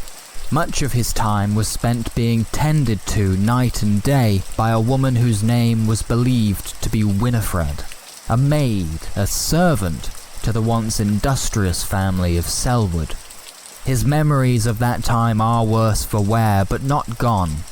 He recalls, in his empty state, being well off. In a miraculous moment of clarity, he supposes that a child so unfit for life would simply have perished had his loveless rearers had no coin to hand. Winifred sat with that child for years on end, toiling away with soaps and lathers for his pustules, providing wet cloths to douse his fevers, and feeding him his meals, which were swift and liquid-based at the best of times, and retroactively digested at the worst, through an invasive incision made to his stomach, which would be opened and sealed on an irregular basis. In the form of a deep flesh trench, Randall Selwood wears the evidence of this on his body. Confined from the moment he could first lift his own head, there was no miraculous recovery on Randall's horizon. Just a cold, inevitable corpse fit for no cart larger than a wheelbarrow. But it would not be long until his first incident, when he first established his own path in life. It occurred simultaneously with the exact moment he awoke to his sentience, what one might call their first memory, when they first truly took the reins of the breakable mass which surrounds them. For many, this occurs during the toddler stage, but Randall Selwood was in such a state of torpor and sickness that he did not truly wake until long after the uncelebrated 7th anniversary of his birth. It overwhelmed him, hit him harder than any of his ailments ever had in all of his life, as if coming to life had tried to strike him dead, a vendetta held by both since birth. Sweaty, Dripping, screaming, he bolted upright, peeling himself from the blanket cocoon. Without realizing it, it was the first automatic movement he had made in an immeasurable span of time. He looked around, still betwixt fight and flight, as the mysterious pressure that had ruined his life thus far decompressed and fled. His eyes fell upon Winifred, who, mouth open in shock, met his eyes with astoundment. At immediate eye contact, a sensation struck them both like a misfire. Randall felt it hit him, struck him so hard he felt his eyeballs shift in his skull. Without a second passing, it spread straight to his chest and then out through the rest of his body like any other rash. It hurt him. In panic, he pushed backwards and buried himself in his bed once more by choice. Winifred did not move. She said nothing. She alerted nobody to this miracle. She said nothing for so long that the child, out of sheer curiosity, sat up once more. And then Winifred keeled over and began to vomit blood. It was thin and bright red, and it created a pool around her, which Randall simply watched, frozen in place. Confused, barely educated, Randall Selwood poked and prodded the woman until she stopped convulsing, until she rolled over and looked him dead in the eyes with her own bleeding, blackened orbs. He stood, shaking to his malnourished legs, and wailed until somebody came to help him. Winifred survived the ordeal. She was tended to at home first by the family doctor, who then took her by carriage to his own home practice.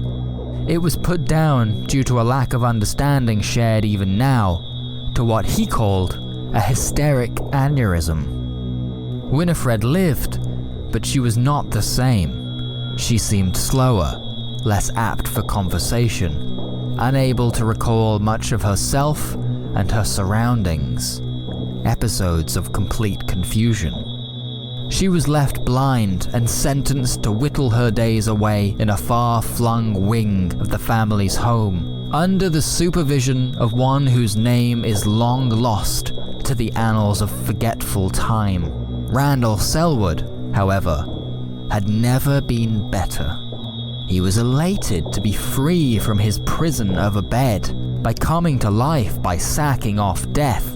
He had earned his body and it accepted him. He could not speak much, and he knew almost nothing, but he could take care of himself now. As if he had simply picked it up from watching Winifred work, Randall Selwood had little so much as an outbreak of boils. First, for as long as he kept up a regime of skincare and balms, and not much after that. He needed to do nothing at all. Furthermore, Randall was eventually placed into a school where he was tended to by a single master.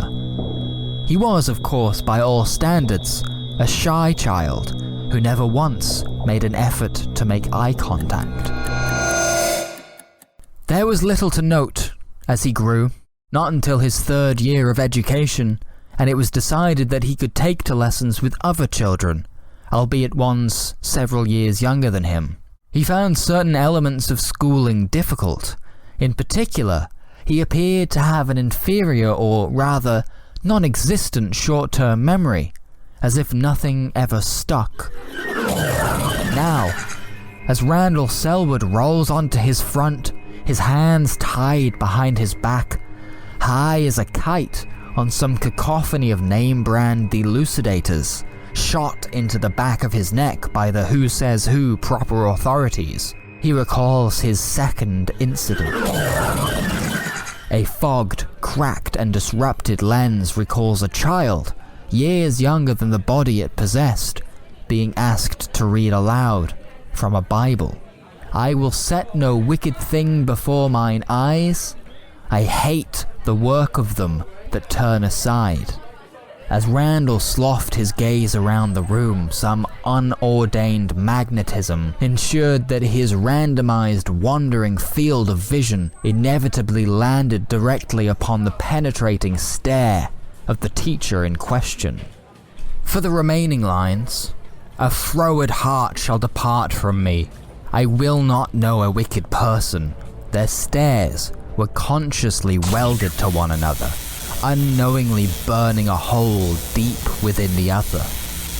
When it came to an end, he appeared to be in a state of shock, as though the Bible had never been brought to such bright life, and that it was the wind from the lungs of Randall Selwood that had done it. A moment passed, and he awaited applause.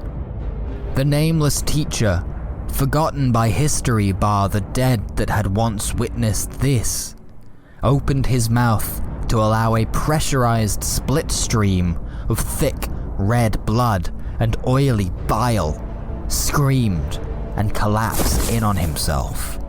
He was pronounced dead at the scene, though he never received an official cause of death. By then, Randall Selwood knew that it was him. He had access to sudden information well beyond his years or his understanding. He knew the rest of Psalm 101. He knew much more than just that passage. He knew what preceded and followed it, though he did not recognize many of the words in his head. He knew of the whiskey bottle in the bottom drawer of the wooden desk, and he knew of the teacher's whole, unsaturated opinion of him in those final few moments of fear. Pitiful. A disfigured child of incest, probably, or perhaps the result of wretched, ill-gotten luck. He even suspected the boy of cursing Winifred, as, supposedly, did much of the town. But why? Why did this happen? Could he control it? Why did it kill the teacher, but not Winifred? He needed to try it again, almost immediately. A thirst for information, one that would grow ravenous like a teratoma, a desire with teeth. Late at night, long after his parents had imbibed a quantity of brandy that could wash away the memory of France itself, Randall slipped through the kitchen window and wandered the vacant streets of his native home. His body disregarded the cold snap. Rather, he found himself to be much too hot, wrapped in a thick winter coat. Had he absorbed their vitality alongside their intelligence? He left it on, bearing in mind its concealing properties, and stalked the street until he came upon a night watchman with an unlit torch. As he stands unsteadily to his feet, Randall Selwood remembers his first kill. Fit with fright and sweating, and coming up in a rash because of the sweating, Randall called upon the watchman's attention and began his darkest experiment. With his accursed stare, Randall burned into the man, and his expression did not change. He just started to sway, just a little, like a stopped clock just knocked. Frozen in place. Fear fell from Randall and was quickly replaced by a much greater anxiety. He wasn't just fooling himself, was he? What was that? Was that blood there? It rolled off his cheek and dropped to the ground. Randall Selwood's eyes were bleeding, right alongside the night watchman's. As soon as contact was broken, the night watchman fell to the ground as though his bones had been ejected backwards from his body in defense.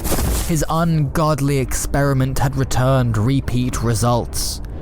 If he held the stare for at least 1 minute, the victim would expel the contents of their body out from their mouths, bleed from the eyes, nose, and ears, collapse, and die, all in a moment, leaving with him their living legacy. Memories knowledge, thoughts. As far as he could tell, the night watchman was a blank slate. He knew nothing of use, but his mind was well stocked by the tragedy of war and the resulting forgottens. The horror of violence, how close one can be to death without actually touching it. Dead wife, dead child, pissing blood, coughing black. He felt it all at once. He keeled over himself and vomited the black bile of regret. All at once, he felt the weight of 3 stolen lives that not a soul could fence. This was no ability, it was a curse, and it could be used no longer. He did his best to keep his head down in all senses, permanently seeking small change and cigarette ends in the corners of the streets. He stole a pair of spectacles. The milk bottle thick lenses and thicker wooden frame obscured the upper realm of his vision and acted as a kind of literal shield against his unnatural powers. Never again, as he was, did the cursed child unintentionally harm another person. However, he did not remain abstinent forever after. The next time Randall Selwood looked a person in their eyes, he was 17 years old, and his mother was dying in her bed. It was clear that her fate was sealed from the very first cough. He had heard his father discussing it with a servant, but she suffered with it for much longer than necessary. She was more boned than anything else by the time he came face to face with her for the last time. She had not seen him once while she was bedridden, a mirror image reflecting his time of stasis. He, however, could not remember a time in her life when she had wanted to see him, and saw to it personally that he would be with her one last time before she died. One night, after he heard her cough, hack, swallow, gasp, die momentarily, then gasp again on return, bringing several devils back with her from hell, he decided that it was time to act. He headed into her chambers after she ceased her guttural death rattle dress rehearsal. Though he did not do it in stealth, she did not look at him. Did she know about his curse? And was it her fault? Was that why she could never bear to look in his direction? His mind, racing with all these infernal micro-conclusions, was so fat full to the brim that it was essentially blank. He waited, breathing in heavy tours, seemingly never needing to exhale. Eventually, she turned to face him, as though she had resigned herself to an easier death. He kept their eyes from meeting, hoping she might say something to him. It was an over-real moment where time came to a stop, and Randall Selwood became aware of his options. On one hand, he wanted his mother to live, but on the other, he wanted to put her out of her misery. Furthermore, and most importantly, he wanted to know. He wanted to understand why she did not love him. He placed his hands on her chin and tipped her head back. Reflexively, she looked him in the eyes with those sunken, sulfuric eggs, and from her he began to drain first her sight, then her soul. With her weaker disposition, his mother succumbed to the eye contact in mere seconds, though what Randall received was everything all at once. In his head, he could see what she had seen of him. He was her son. There was nothing more to it. He was her son, and she loved him. She couldn't bear the thought of losing another, and by the time he was well enough to walk, she could not bear to reattach. A clock somewhere in the room struck to attention, but Randall heard no bells. A servant, having noticed the door ajar, had entered the room. As he attempts to come to terms with his soft play future, Randall Selwood remembers that, From her scream alone, he knew that he was done for. Whether this servant knew of Winifred, or the teacher, or knew nothing but what she saw just then, word would get out, and rumors would overwhelm, and he would be slaughtered in the streets. He dashed, throwing himself through a convenient nearby window, a feared monster whose name would be whispered beneath street lamps for all of time, a beast plucked like a grape from the vine of Satan's ovary. He fled his native home and found nothing but ruin. No matter in which direction he trod, no matter where he attempted to set his sights on, Randall was hounded. The tale seemed to have legs much faster than his own. In gutters he hid, always aiming for the shore, for the sea, staying for as long as he could, time by dreadful time. He wished, sometimes every time, that the cold would take him, only to be hunted by those who carry flaming torches.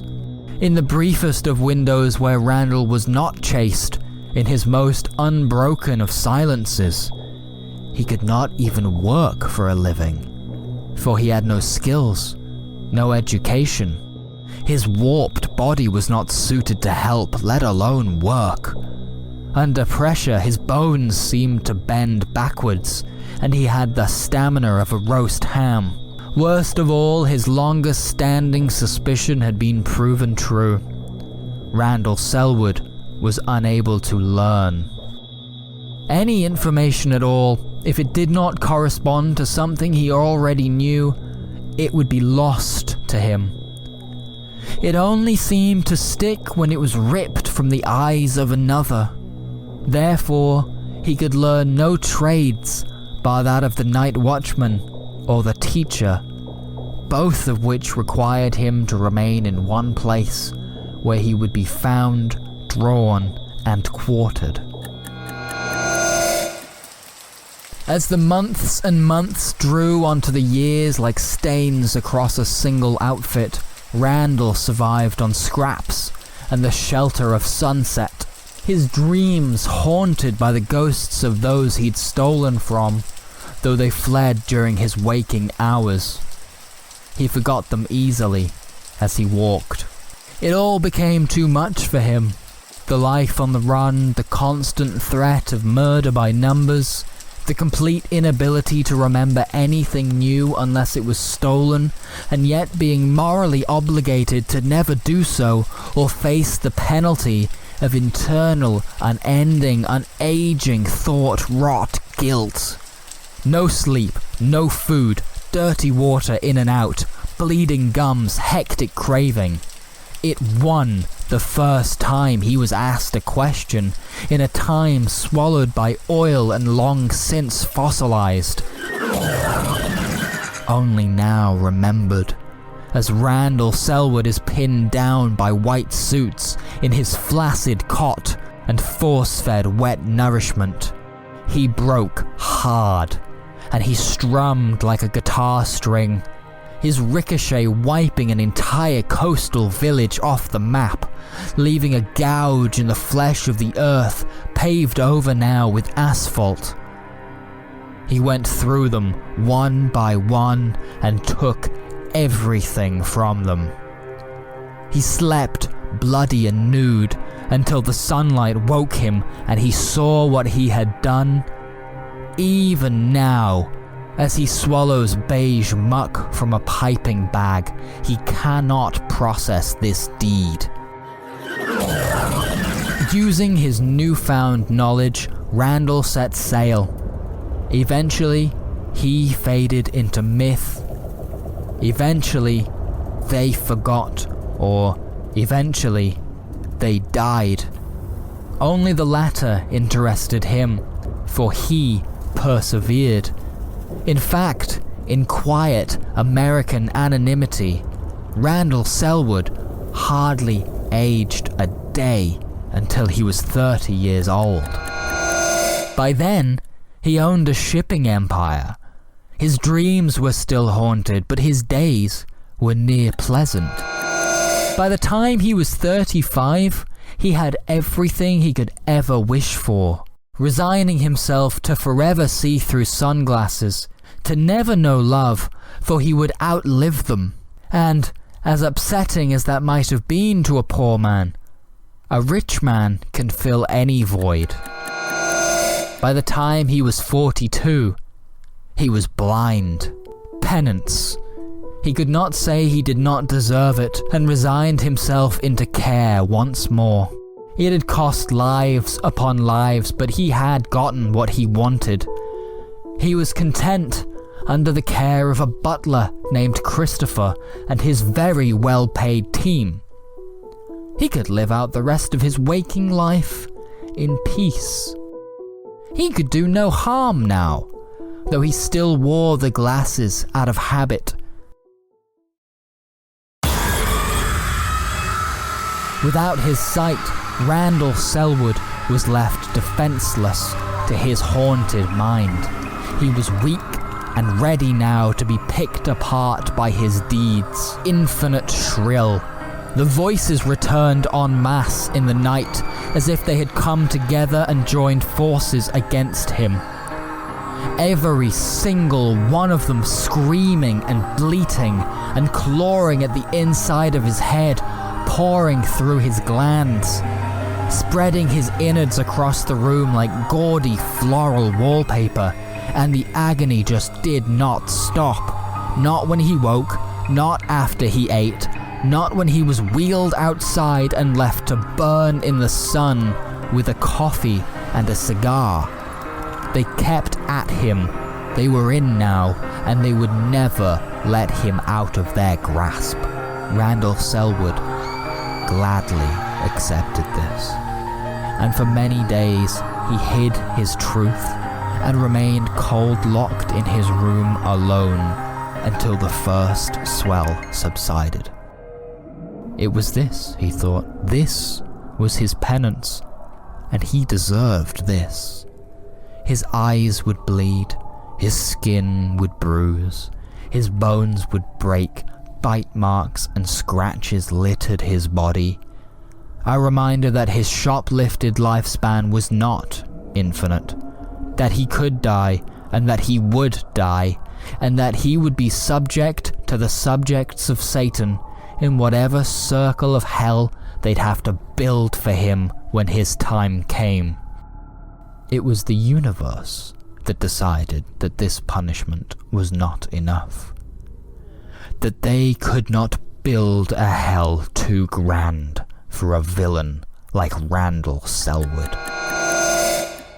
On a morning when the screaming had quelled just a little, when he could almost hear the birds at the window, he was greeted with a coffee by a particularly chipper Christopher, and when the blind man turned his head to speak in the servant's direction, something miraculous, something horrific happened.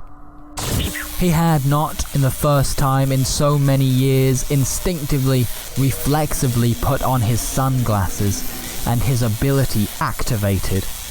Christopher slumped to the ground, and his feelings, his thoughts, his regrets flooded into Randall Selwood, bursting the dam of damaged flesh and crumbled grey cells, flushing together with every single other stream.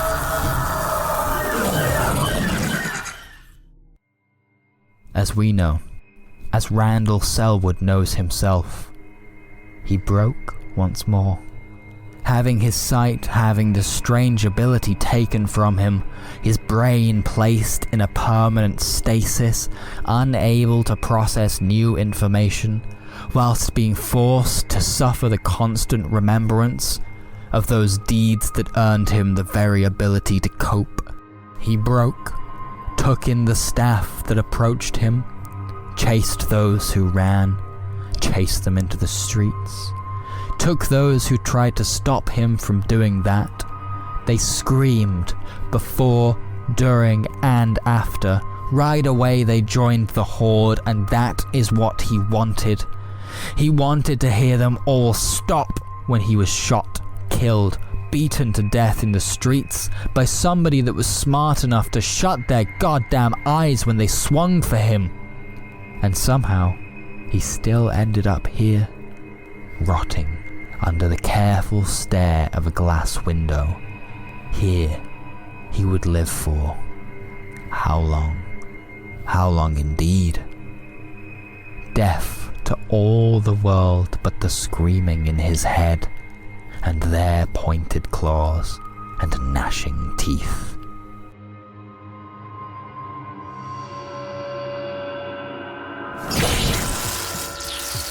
I'd call that lunch, I think. Even disembodied voices need to partake. But what Halloween treats does the spine-chilling supermarket of scares have in store? Oh fuck! Okay, that one actually got me. Let's see. Junji Ito Doritos, a bit easy that one. A microwave wimpy burger. It says, "You've tried the rest, now try to ingest." How about some ice cream? They've got crookies and crime. Ah, this is the stuff. It's called Stairwell That Ends Well.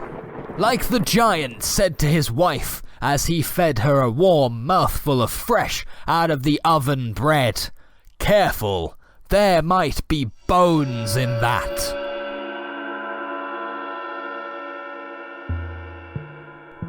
Fucking exams, bro, I said, annoyed and down the phone. Fucking exams. So no. That's what I'd told James, my flatmate, who was affectionately referred to as Johnny One Ball on account of the obvious. He'd asked if I was coming to First and Foremost, a club night they do at the Rose, but I had to tell him the truth. I'd been putting it off for far too long now. I was studying my actual ass off. I didn't realize that being an architect would be so fucking hard. To tell you the truth, I thought it was just making up buildings and having some other, preferably bigger cunt build it for you. Gotta say, for the first time in 4 years, I was super glad this university has a 24-hour library, but it is creepy as fuck in there. By the time I got off my phone, it was about 10:30 p.m. and my exam was at 9 o'clock sharp. I'm not a bad bloke. I was only on my phone because I assumed that I was the only one in there.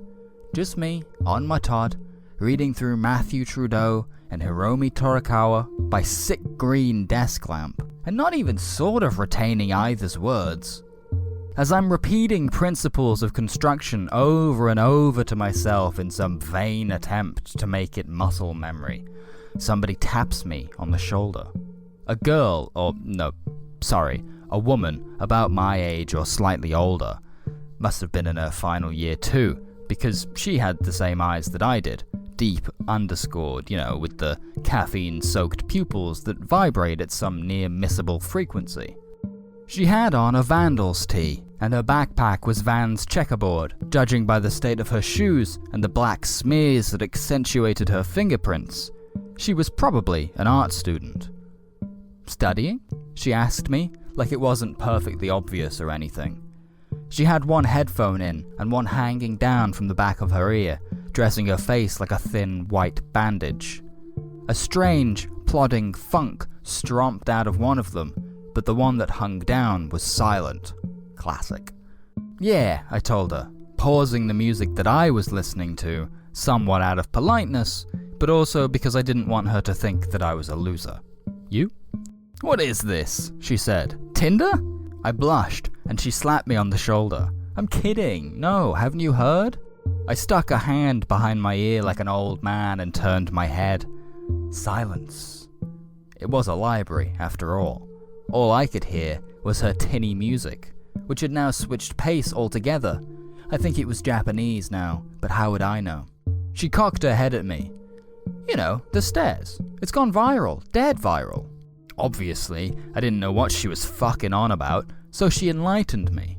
Some dumb tip-top video from a chick who graduated about 2 years ago, who'd sworn she'd seen this all herself, right? If you leave the library in the new building, turn right, scan your card, ignore the elevators, turn right again, you'll find a set of stairs that lead to the old building. There's a couple of media labs, the toilets for this block, and the top floor houses the photography darkroom. Supposedly, they're cursed, right? If you cross on the stairs at exactly 00:00:00, dead on midnight, something strange happens. That's it, I said. Just something strange? Sure, she said with a smile.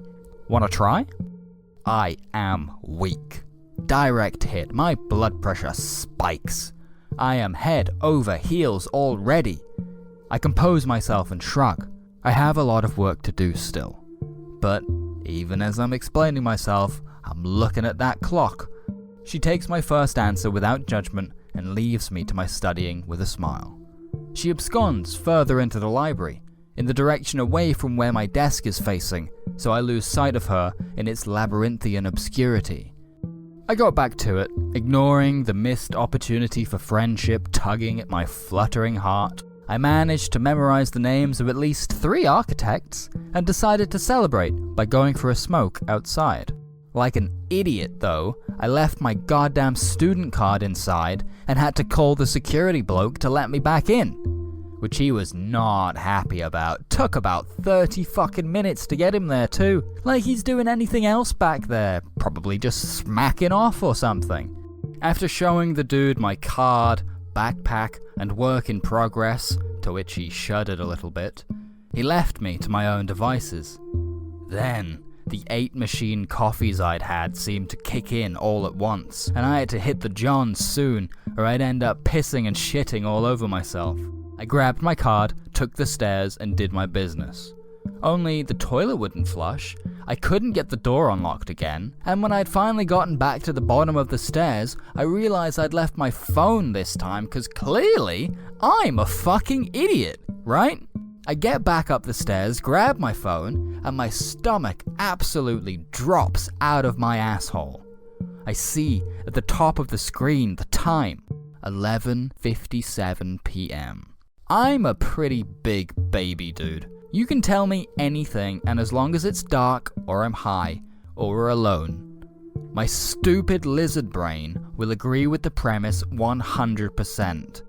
So, there I was, just absolutely cacking my jorts, trying to hawk my way down this horrible, hardly lit hallway, speeding down the stairwell that ends, well, with her face. She was standing there, about halfway down, arms outstretched, completely blocking my path. She told me she wouldn't move until the clock had ticked through 2 more minutes, 1 more minute, 35 more seconds. And then we were allowed to move on. I was like actually trying not to sweat on her, and gravitationally, I was not in a position to do so. But I definitely saw a bead fall from between my eyebrows and land right between her filthy sneakers. At 00:00:00, an alarm rang out on her phone. It was, for whatever reason, the sound of a duck quacking over and over, which pumped a whole new fear into me, for reasons that I literally cannot fucking explain. And then we started to move. I gave in to my stupid caveman instincts and literally begged her to stop. I took several steps backwards and even threatened to throw her down the goddamn stairs, not that I would've. But it was all completely useless against this suddenly shredded skate rat. She stepped right on by me and then stopped just 2 steps ahead. Then she burst out laughing at me. "Should have seen your face," she said, giving it all the gab. I was as red as a beef tomato when we parted ways. I went down to return to my completely ineffective studying stratagem, and she went upstairs for her own personal reasons. But I went as pale as the linoleum under my trainers when I realized what was happening to me. I was only on an infinite fucking staircase. I just kept going around and around, dude. I'd only been on the 3rd floor, and the building went from ground to level 4. There wasn't any more down to go to. Out of sheer curiosity, I just kept following it until the room itself told me to stop. I got scared, dude. I'm not shitting you here, okay? I swear to God that I saw the skin start to peel off my goddamn fingertips, so I quick turned and fucking legged it back up those stairs. Wouldn't you believe it? Guess who I saw? I mean, I saw her backpack first, but she was sitting right next to it with her head in her hands. I don't think she was crying at that point, probably just proper embarrassed in it. "It goes on forever," she said, pointing backwards with her thumb. "But it doesn't repeat, I checked." I said, "It does the same downstairs." And then, because I was feeling pretty sore about the whole thing, I said, "Happy now?" Yeah, right, that's when she started crying. It was before I'd even finished my sentence. I tried to catch the insensitive bit at the end, the butt of the sentence, but I missed it, and it clacked on the ground at my feet. I spotted the little wet stain that the bead of sweat had made earlier, 2 steps down from exactly where we'd crossed in the middle. Now, call it subconscious genius or something better, but I fucking knew that would be important. Now, obviously, I'm telling you this story, so I'm gonna cut and chop it a bit. This really happened, I'm just thinking it out on the fly. I'm gonna leave out the bit where we sort of yammered and moaned for like 45 whole minutes about how it was entirely her fault though, and that neither of us knew what to do about it, and I'll just skip to the end of it all and say that we decided amicably and together to mark the exact point at which we crossed with the backpack and made our moves to go downstairs. I wasn't looking when I first went down, not really, but she was right, you know. It didn't ever take us back to the backpack. It just seemed that there actually was a completely identical set of stairs beneath every previous set of stairs. There's no real doors anywhere. The elevators are there, but the buttons don't work, and the doors are glued shut. They get hotter as you go down, too hot to touch. There are no windows either, but there's definitely a breeze that definitely carries a sicky sort of smell on it. Each set of stairs had 13 steps, then an L-shaped landing, followed by 13 more steps. We went down 15 flights before our skin started to hurt. She stopped, but I wanted to push it. I wanted to know what happened. Ah shit, I should have said that I told her to stay put like a big man. No, I'm trying to be honest here. You believe me, right? Anyway, I went down 5 more steps, and 3 of my fingers undid themselves like corsets, peeled themselves like fucking bananas and spat blood onto the ground. Then I babied out. As soon as I'd climbed back up those stairs, my fingers resealed themselves, though the scars were visible, and they were a lot paler on account of the blood loss. I don't think I ever got that back. I explained what had happened, and she said that that was a no-go, and no shit, I agreed. This time, she took the lead. I don't know whether it was something that was happening in her head, like growth or whatever, or if, like, and this is kind of how I felt in retrospect, there was a kind of implied time limit, what with it being dependent on midnight. It was like a heaviness, like a gravity in the air, does that make sense? Whatever it was, she seemed a bit more like the weird chick that had wanted to do this in the first place, instead of a bit of a buzzkill. I wasn't happy about it, I made it pretty fucking clear that I didn't want to be involved, but what am I gonna do, sit around and die of old age on some stairs? That's not me, dude. After we'd climbed the first few flights, we both started to feel a little warmer. I hadn't noticed so much, but she did. She had this theory about it, that if going up was going somewhere, and going down was going somewhere else, then the middle might not have been based on where we met, but like at the actual top of the building, like the peak of the 4th floor stairwell where in real life it stops. I didn't know what to think about that, so I just kept quiet. She was wrong though in retrospect, but I'd love to know why she was wrong, you know? We went up and up for ages, like a really long time. I lost count of the flights after a little while, but it did seem to literally go on forever without ever changing once. And also, nothing fucking weird happened to us. I touched the elevators and all. Once they weren't hot anymore, they just stayed at identical temperatures on every flight. We just kept going until I literally couldn't take it anymore. I mean, she'd have given Mo Farah a run for his money. I was bright red, again, huffing and puffing, chomping on a cigarette because there weren't any fire alarms in the secret stairwell. I managed to convince her that it was doing us no favors, and we took a break to think about the egg and cress sandwich Casey had put in her backpack several hours ago. That was her name, Casey. That was when she told me.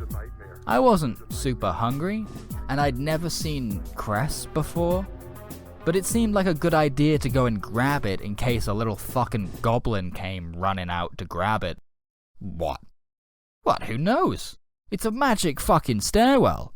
Anyway, I was in the middle of saying all that to Casey, and she straight up shushed me. That kind of stuff doesn't bother me. I've got a kid sister and that.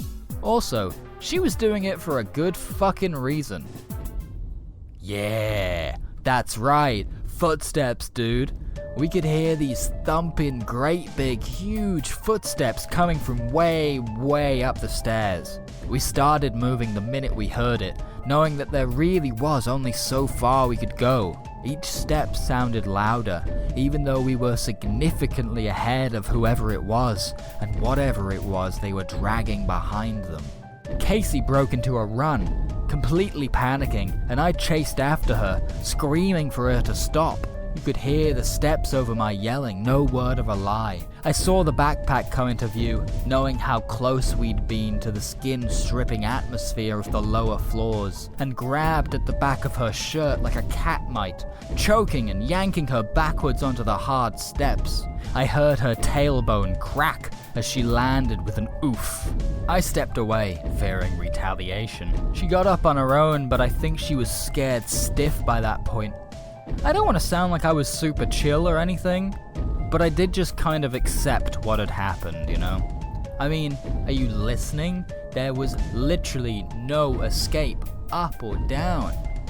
To be quite honest with you, I mostly just wanted to see what the fuck it was at this point. Not like her, scared out of her mind, even though it was her idea. No shame, mind you. I felt really bad for her. I wanted to get us out, but it was time to give up. I guess she just made a mistake, you know? Should have known better. I looked it up afterwards. I'm telling you the fucking story. That's more than I got. I mean, that person, the one who put the video on TipTop, went fucking missing. It was pretty clearly real, dude.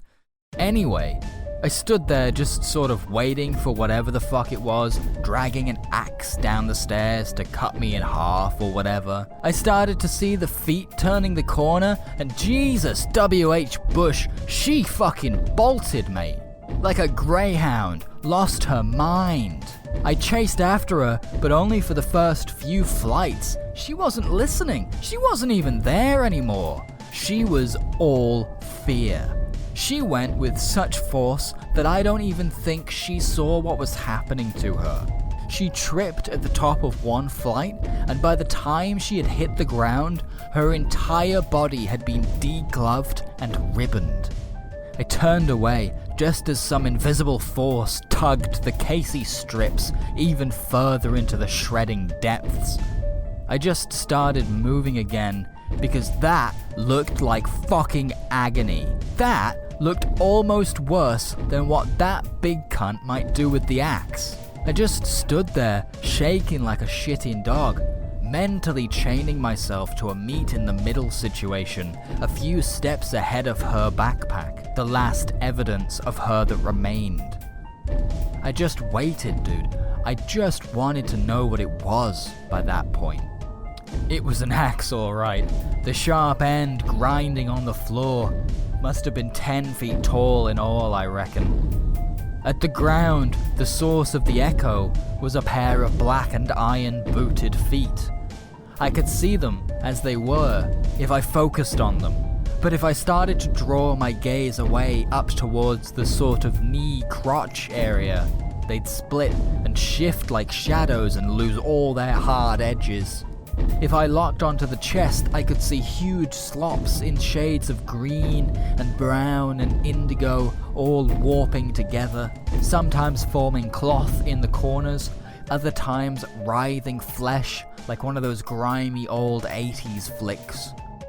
Let's cut the shit. You and I both know that I would never in a million years be able to look that goddamn thing in the eye, or eyes. Yeah, I might be playing it cool in the story, but nobody has ever exaggerated this much before in all of time, okay? I caved, dude. I absolutely took a step backwards, fully willing to be eviscerated by a bad vibe or whatever was happening down there over getting diced by fucking Davy Jones. I stepped backwards and I tripped over her fucking backpack. I took a tumble, dude, hit my head, smack, bam, broke the vertebrae or something, hence the brace, but they found me, dude. Which means I know the trick, dude. I cracked the code. I solved the puzzle. Look, I have her backpack right here. Let's go back there, tonight, yeah? You and me, dude. We've got to get this on camera. You trust me, right? Right, dude.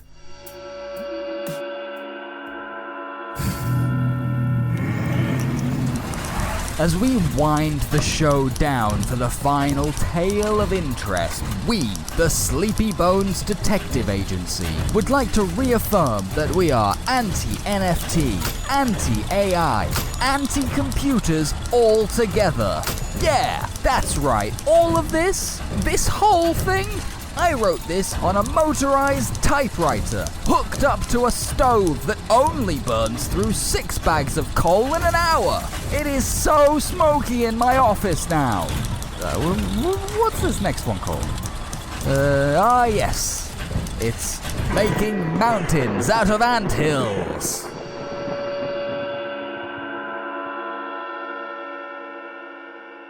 You are a bartender. You have been working in a restaurant and not a bar for 6 months now. A restaurant hard flung out of Cardiff, nearly accessible only by train. Population negligible at best.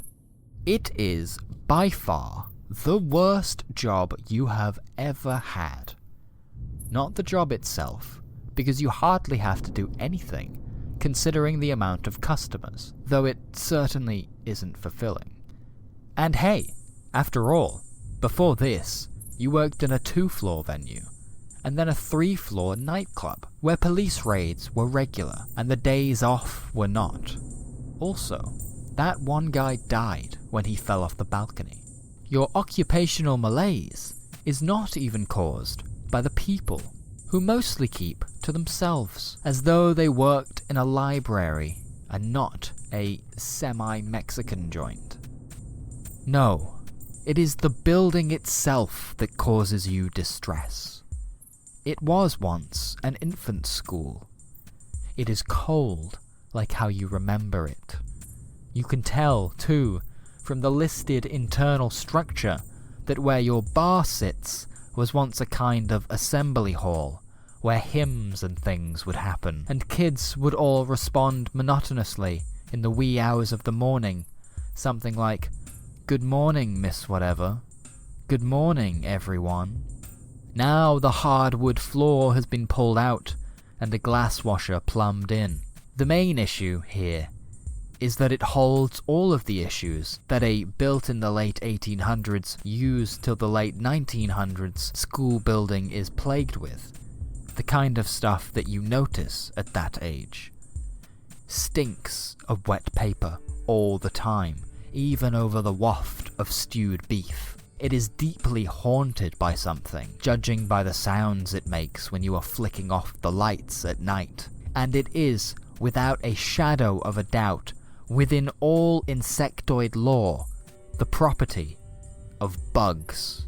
It was termites first, because none of the wood had been touched in about 100 years. Then, it was fruit flies and fungus gnats, so many that you could hear them hovering above the taps like thin rain on single glazing glass. You had to tell the customers that it was speaker static, faulty wire, that sort of thing. Now, it is a colony of ants. A parade of them greet you at the beginning of every day, leaving their homes from the cracks in the brickwork, across the pumps and the post-mix guns, along the spirit shelves, and even in the syrups themselves. You spot the thick, green kiwi syrup sitting in its spot, lid still on tight, full of floating seeds, some still wriggling, completing the facsimile immediately before you toss it in the trash.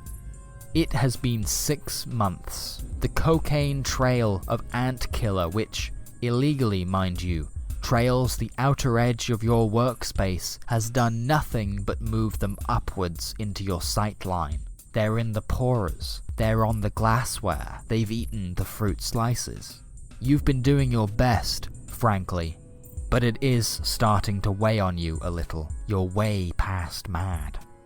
When it first happened, you told them that it was bad news, and they said they'd tell someone.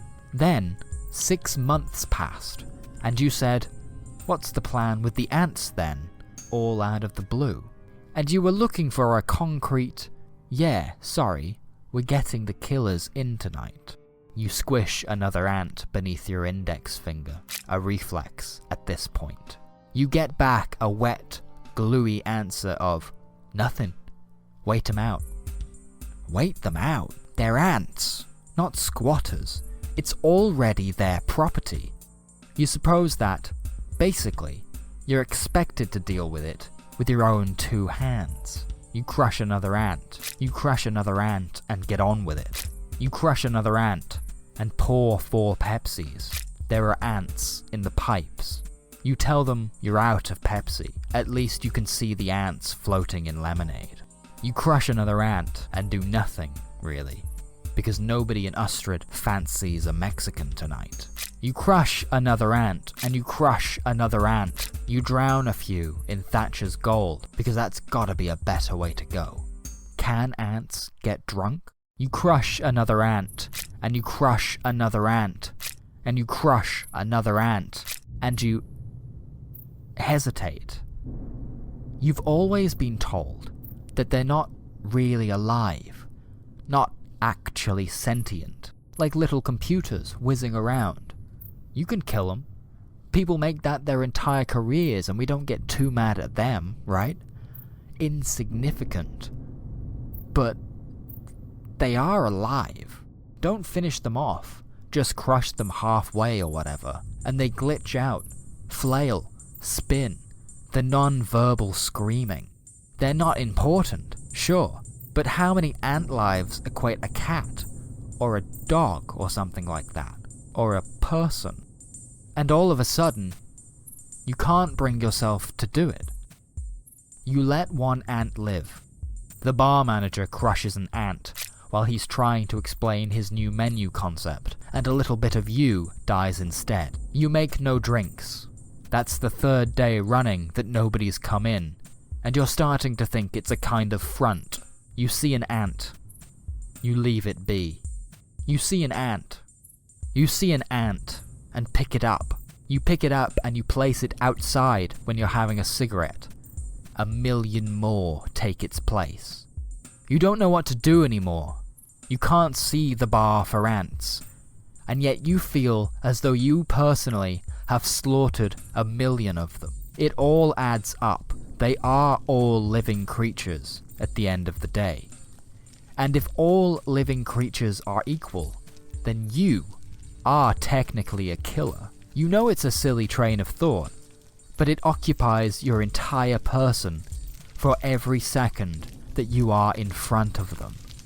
Every time you see one, and they're on the walls and everything, you think of the squish, the pop, crunch beneath your finger pad. How quick is it really? There's no guarantee that it's pain-free or quick or anything. Sure, you might get the whole thing beneath your finger, press hard to break the exoskeleton, and smear it into smithereens, but is any death truly instant? Is it really? Do you know that? You kill no more ants. In fact, you stop other people from attempting to kill them. It gains you no friends, but you are compelled. A customer asks why there are so many ants. You say, "I don't know where else to put them." An ant looks at you. Or at least, you think it does. Something clicks. At the end of your shift, you wait. The manager on duty leaves, says, "The door's locked, just make sure it's shut properly, and turn off all the lights, since you're the last one to leave." You drop to your knees and claw at the shelves, hunt behind the glass washer, peel back the back bar, and find the queen. You do not show up to work the next day. Nobody worries. You get one call. Your boss crushes an ant. You do not go into work for another, and another, and another day on day on day. Your boss notices there are no more ants. You get a text message. It goes unread. You see ants. All you see is ants, and then nothing. A month goes by. Work never chooses to investigate. It's only when the ceiling falls through on a neighbor downstairs, and their apartment is swarmed with ants and their filth, that somebody knocks on your door. You take no notice, or you don't notice. Either or is true. For what they find is dirt and moss and gunk and goo, and you wrapped up in it, body and soul. A cocoon. Preserved food, cured meat. And in your place are the ants and their queen, living in a 24 square foot ant farm that you have built over the course of a week. An officer crushes an ant, and they all turn to face him.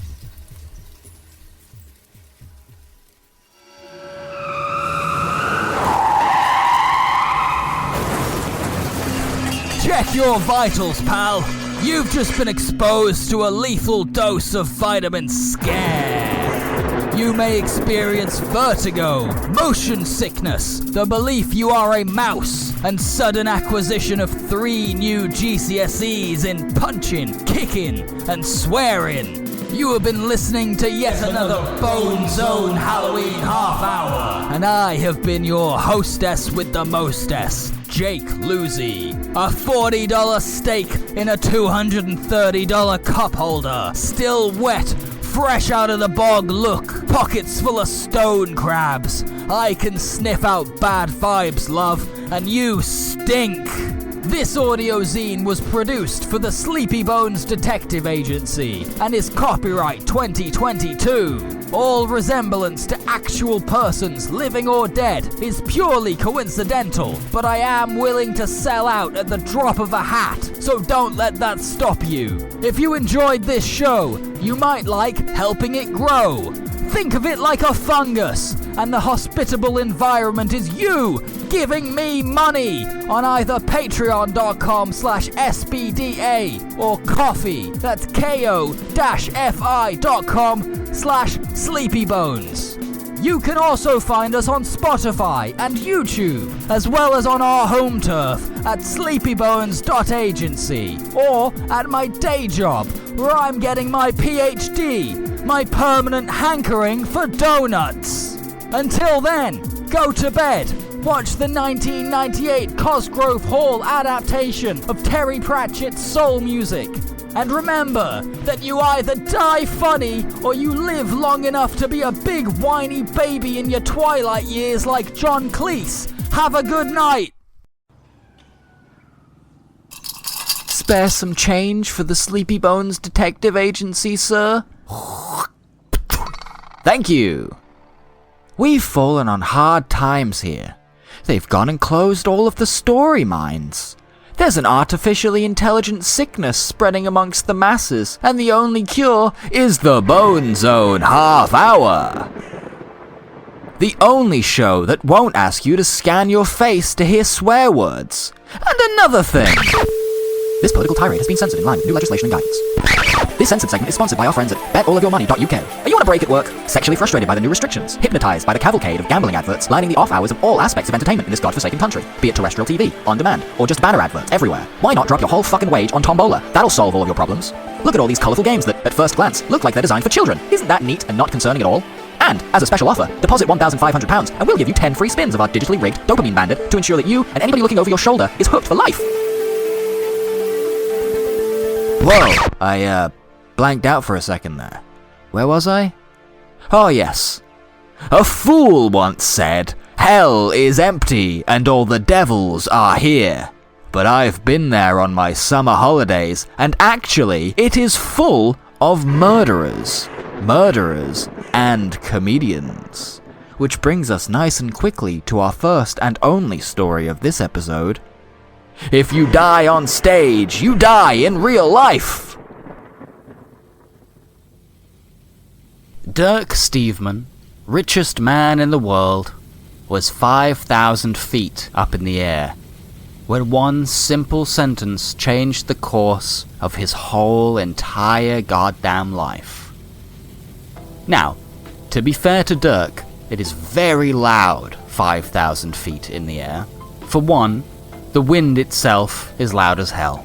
Nobody ever takes that into account when they speak. But the wind has a voice, and that voice says... Plus, the sound of the jetpacks that Dirk financed and Jack, the other fella in the air, invented, could have drowned out the Macy's Day Parade from 3.5 miles away. Suffice to say, what Dirk Steveman heard his closest cohort Jack say was, "That's funny, dude. Maybe quit your day job, buddy." And that was all it took to uproot the way that Dirk Steveman thought about himself and his life. He didn't even notice that Jack wasn't actually laughing. A warm feeling was busy spreading all throughout his body. The kind of feeling you only really get when you piss your pants, or take a fastball to the stomach if it were covered in numbing cream. Dirk respected Jack in the only way that a man with $1 quadrillion in his bank account could respect a person. Jack Smellchip had never once steered Dirk in the wrong direction before, even when he literally gave his driver incorrect directions to their 2:45 shareholders meeting in San Bernardino. Dirk ended up coming second in the Inland Empire Double Marathon. Second place awarded because the frontrunner was mushed into the grill, and therefore crossed the finish line in first place, albeit posthumously.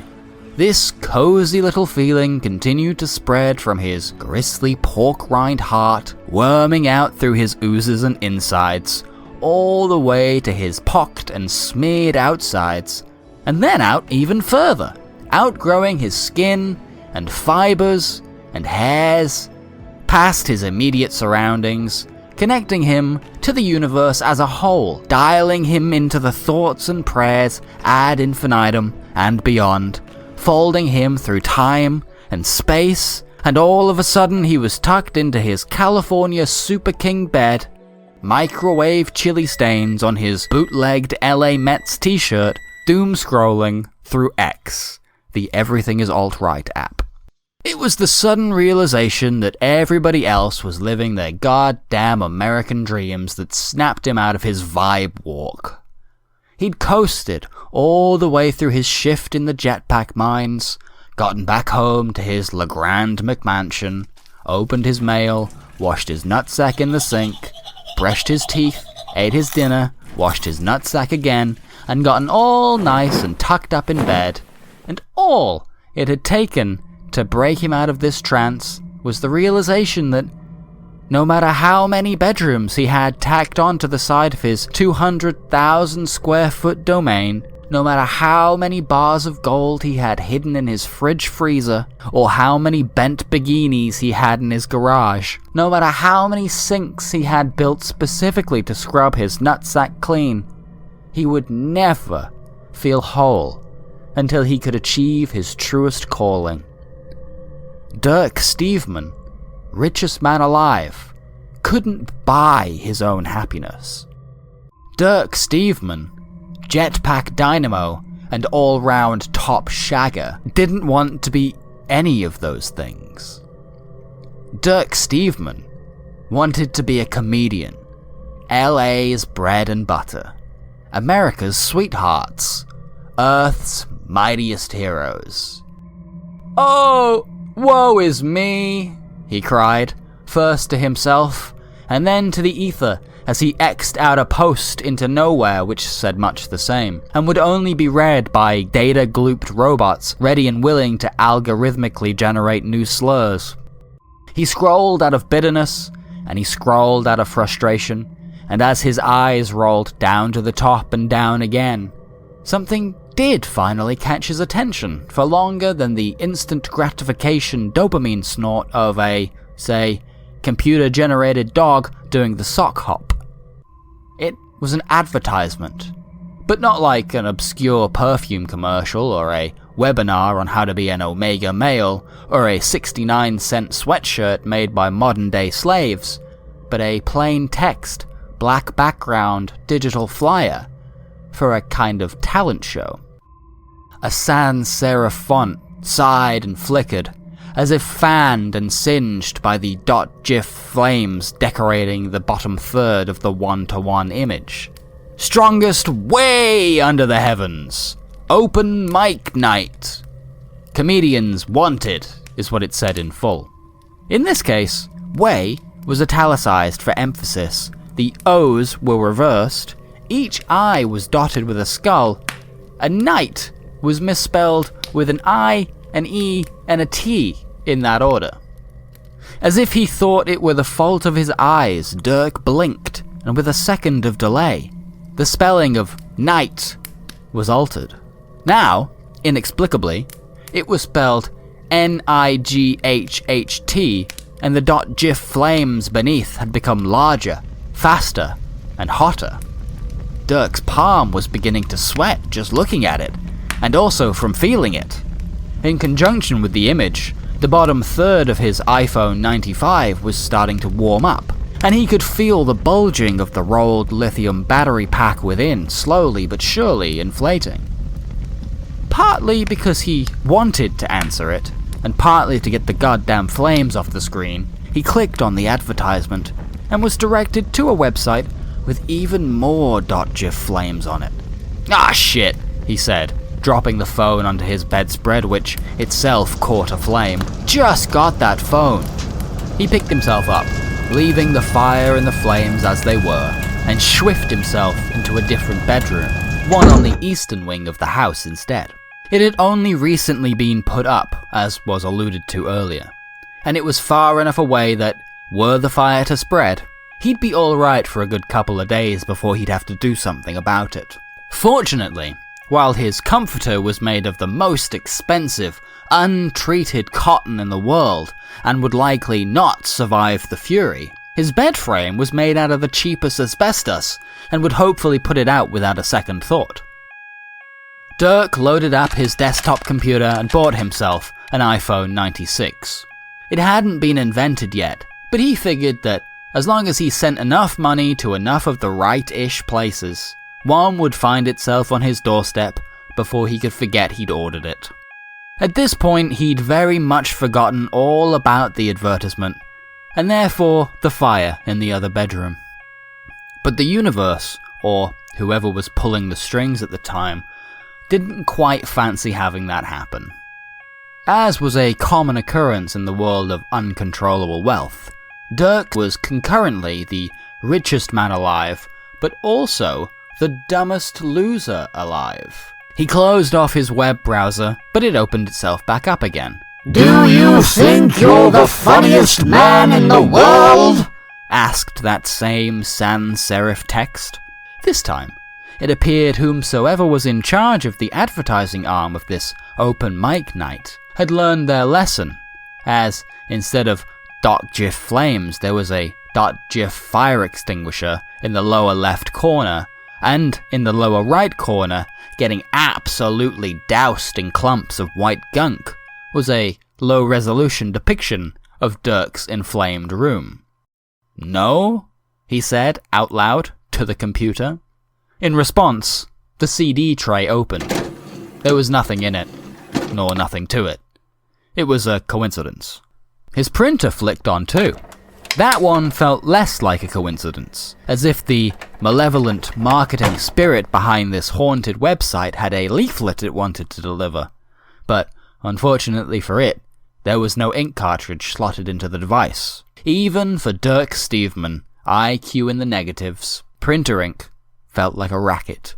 "Well, would you like to be the funniest man in the world?" rephrased the website. "Yes," he said out loud to the computer. "Thank Christ," it wrote. "Sign up today." And this time, the words were bordered by a clickable box. A button, one might call it, colored a simple gradient of bone white to bone yellow. Scientifically proven to be the funniest of all the colors, at least in Dirk's opinion, which, since it is backed by all of the money in the world, was scientifically proven to be the most correct of all opinions. He would like to be the funniest man in the world, but was a competition really the answer to that? Yes! Fair enough. He clicked the button with his cursor, presuming, as many do, that the computer had his best interests at heart. In response, up popped a very long and uninteresting contract and terms of service script, written in the smallest type that Dirk had ever seen, in a gaudy 3D red font, on a beige, paper-textured background, which will now, for posterity, be read in full at 69 times speed.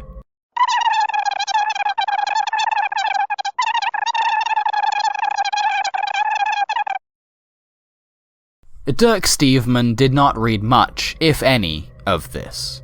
He gave it a good go, but the second he got to a word that he did not know or recognize immediately, he started smacking his keyboard against the top of his desk like a reckless chimp, sending keycaps and springs across the room, and the computer, feeling threatened for the first time in its life, scrolled way, way down to bring him up close and personal with the real clincher.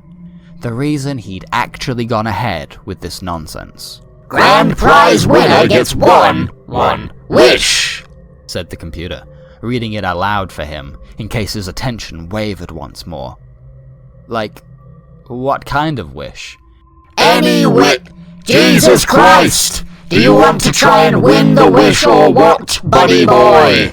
He ticked the I agree box, digitally signing his name as Dick Seaman because of the missing keys, and hit enter. A chill entered the room. The contract began to fade out into black, leaving slick red stains on his computer screen, which came off with a dab of his thumb. It smelled of copper, and it also tasted like copper. It took him a long, long time to get it all off the screen. So long, in fact, that it made him a big sleepy boy. As if the computer had sucked off all his energy, he fell backwards onto his bed and let himself forget all about the strange happenings around him. Forget all about that nice warm feeling. Forget all about the fire that had carved its way through his home. Forget all about that suspicious, legally binding contract that had made his computer screen literally bleed words into the real world, and instead let himself dream that he had already made his one wish, and now, with no equal, he was the funniest man in the world, and everybody loved him, especially the ladies, because ladies very traditionally love big comedians, and especially the men, because he was not that picky.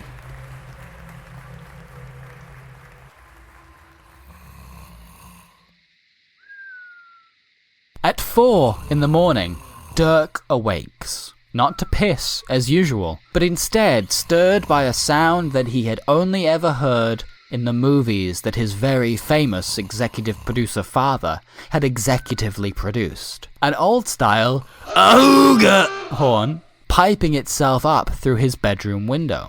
This, in Dirk's dream-mangled noggin, meant that it was not real. Again, it sounded, and again, he stirred.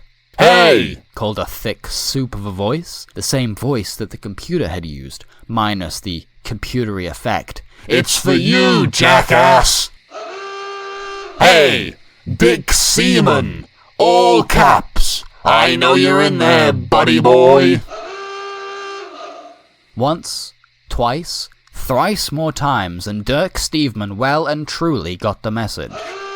He was no longer dreaming. He was awake in the cruel, cruel world. He respected the imperativeness of the demand. But he was still quite sleepy, and had to peel himself up, smack on his slippers, schlick into his 3/4 length, slack-tied velour housecoat, and knork himself out of the door by force, all whilst bleary-eyed from his REM cycle, and bleary-eared from the horn. Slidled up to his front gate was, by all definitions, a creature, by some definitions, a chauffeur, and by no definitions whatsoever, a friend. Head of a pumpkin, plump and orange, big pot-belly under a stained white undershirt, with a badge over his heart that reads, I heart comedy, brackets, but I hate comedians, close brackets. A blonde bush sticks out round the back of his neck. At around the elbow mark, his arms turned skeletal. His teeth were carved out of the pumpkin, like a jack-o'-lantern, and a candle sits where his tongue might once have been, like a jack-o'-lantern. And there was a fat blunt sticking out of the side of his mouth, like Dirk's Irish neighbour, Jack-o'-lantern, which was lit on both sides on account of the tongue candle situation he had going on. A small amount of blonde hair stuck straight out of the top of the pumpkin, slicked back with gel. There was none on the spot where the stalk would have usually been. On the Norwood scale, he was somewhere between a 6 and a 7. He was hunched over, sitting on the driver's side of an Oldsmobile Model 6C, his right arm leaning over the side, tapping an inconsistent beat into the singed wooden frame, hanging in such a way that it seemed like he used to have an offensive tattoo on display somewhere there. Hey, buddy boy, said the pumpkin fella, pointing one of his slender, bone fingers in Dirk's direction. You got the cleanest goddamn nutsack I ever did see. Dirk had neglected to put on trousers. Again. The pumpkin fella, who would later and off-camera introduce himself as Christopher the fucking Pumpkin, snapped those slender finger bones, and, with a little twinkle and a gust of ice-cold air that caused major shrinkage, Dirk found himself wearing a pair of cotton, rubber ducky print pajama pants. Hop on then, lad. We don't have all night. Where are we going? You signed the contract, didn't you? Asked Christopher, inhaling the last inch of his blunt, as if it were a passing fly, and clunking the Oldsmobile into 6th gear. We're going downtown, buddy boy! Way downtown! Yeehaw! And down is exactly where they went. In a fit, the engine coughed, the kind of cough only coughed by those with 3 to 4 weeks left. Its wheels span in place, kicking up smoke as thick as Dirk himself all around them. After a moment, Dirk was met with a shock, and a slam, and a shudder, as the Oldsmobile began to clip through the road beneath them before being jerked straight downwards to their destination. Constant threads of smoke blinded Dirk from seeing where they were actually going, but he figured by the increasing heat and stink all around them that they were either heading towards San Vicente or the highway to hell. Christopher the fucking Pumpkin pulled up amongst the fire and brimstone, and it still wasn't quite clear where they were. Here, the ground was hot, and the air was hot, and the vibe was just right for comedy. Ahead of them, Dirk could see a colonial-style house which had been spared from the flames. A flashing neon sign attached to the facade read, "Yuck Yuck Hut." You're gonna go in there, he said. and you're gonna win for you, and you're gonna win for me. Christopher grasped Dirk's shoulders with his bony hands, and it hurt. He shook him, looked him deep in the eyes, and said, You're the funniest cunt in the world, Dick Seaman. "Thanks, Christopher," said Dirk. "This sure is a weird dream." We've all got weird dreams, said Christopher. I want to make massage chairs for bees. That is weird, Christopher. Go fuck yourself, Dirk. And with that, Christopher the fucking Pumpkin smacked him on the ass, kissed him on the cheek, and pointed him in the direction of the green room. And oh, was it a very green room. It was so green that it didn't even have dimensions. It was as big as it needed to be, and as small as it didn't need to be. It held a lot of bodies, many of which were funny looking, which was a tick in the plus column for a group of comedians. Dirk did not recognize a single one of them, and at that moment, too deep in the slimy underbelly of stand-up for him to realize that he had never actually seen any live stand-up comedy. In fact, the only stand-up comedy he had ever seen was a DVD of Peter Kay back in 2006 that his big shot executive producer father had brought home. Furniture in this, the greenest room, was non-existent. Just a single fold-out Amazon.com table for rider refreshments. 2 big glass salad bowls of muesli, labelled wet and damp, Dirk's personal favourite snack, and tap temperature water served in a big black boot, another personal favourite. He helped himself to all 3 as the other comedians milled about, nervous as all hell it seemed. Must have been a big deal for a lot of this group. Maybe their careers or even their lives depended on it going well. Dirk lacked that motivation. 1, because he was still pretty certain that this was a dream, and to be honest, that was fair enough. Additionally, he was, in fact, the richest man in the world, and he could essentially try his hand at anything, be bad at it, and still be celebrated by irks and jerks around the globe with little to no risk to his personal life whatsoever. As he scooped big mittens of muesli into his whiskey hole, Dirk was tapped on the shoulder by a man about 4 feet tall. He had to jump to get a tap in, which more alerted Dirk to his presence than the actual notification. He said, "Alright, but my name's Stimp Bimblow, and I'm the funniest little guy." And then he kissed him on the cheek. "A lot of kissing here," said Dirk. "Oh, aye. Welcome to hell," said Stimp, kissing him on the cheek again. "This is hell," said Dirk. "My personal hell. I do not like getting delicate little kisses on my cheek." "There's nothing wrong with it, but we all do this in Hollywood, and we all do this in hell." "You don't sound like you're from Hollywood," said Dirk. "You sound like you're from Wales." "I don't think I do, but I am trying very hard," he said, planting another delicate little kiss on Dirk's cheek. Stimp Bimblow, please attend yourself to the stage, please. We need you to come up on the stage. It's time for you to do your comedy for the devil. That's the concept. My name's Christopher the fucking Pumpkin, and I'm the MC. That's where I showed up before. Yeah, but that's me. It's time for me to do my comedy for the devil. That's the concept of the comedy tournament that we're at. That's a funny thing to say. I haven't even gotten started yet, boyo. Hate to break it to you, but I'm the funniest little fella in the world, and I'm gonna survive this ordeal, which unfortunately means that you will not. "Oh no, I'll be fine," said Dirk. "Even if I'm not funny, I am very rich." "Don't worry. I will use my wish to bring all of you back," said Stimp, cryptically. as he walked off into the vast greenness of the green room of hell. "What a shit," said Dirk. Now, dear listener, not to break kayfabe or anything, but I have to tell you that Dirk did not see what follows. He was too busy searching the infinite corners of the green room for a bathroom so that he could wash his nutsack clean. He wasn't nervous. That's not like a nervous tic that he has. He was just feeling quite sweaty, and rightly so. And it was just nice to do it sometimes.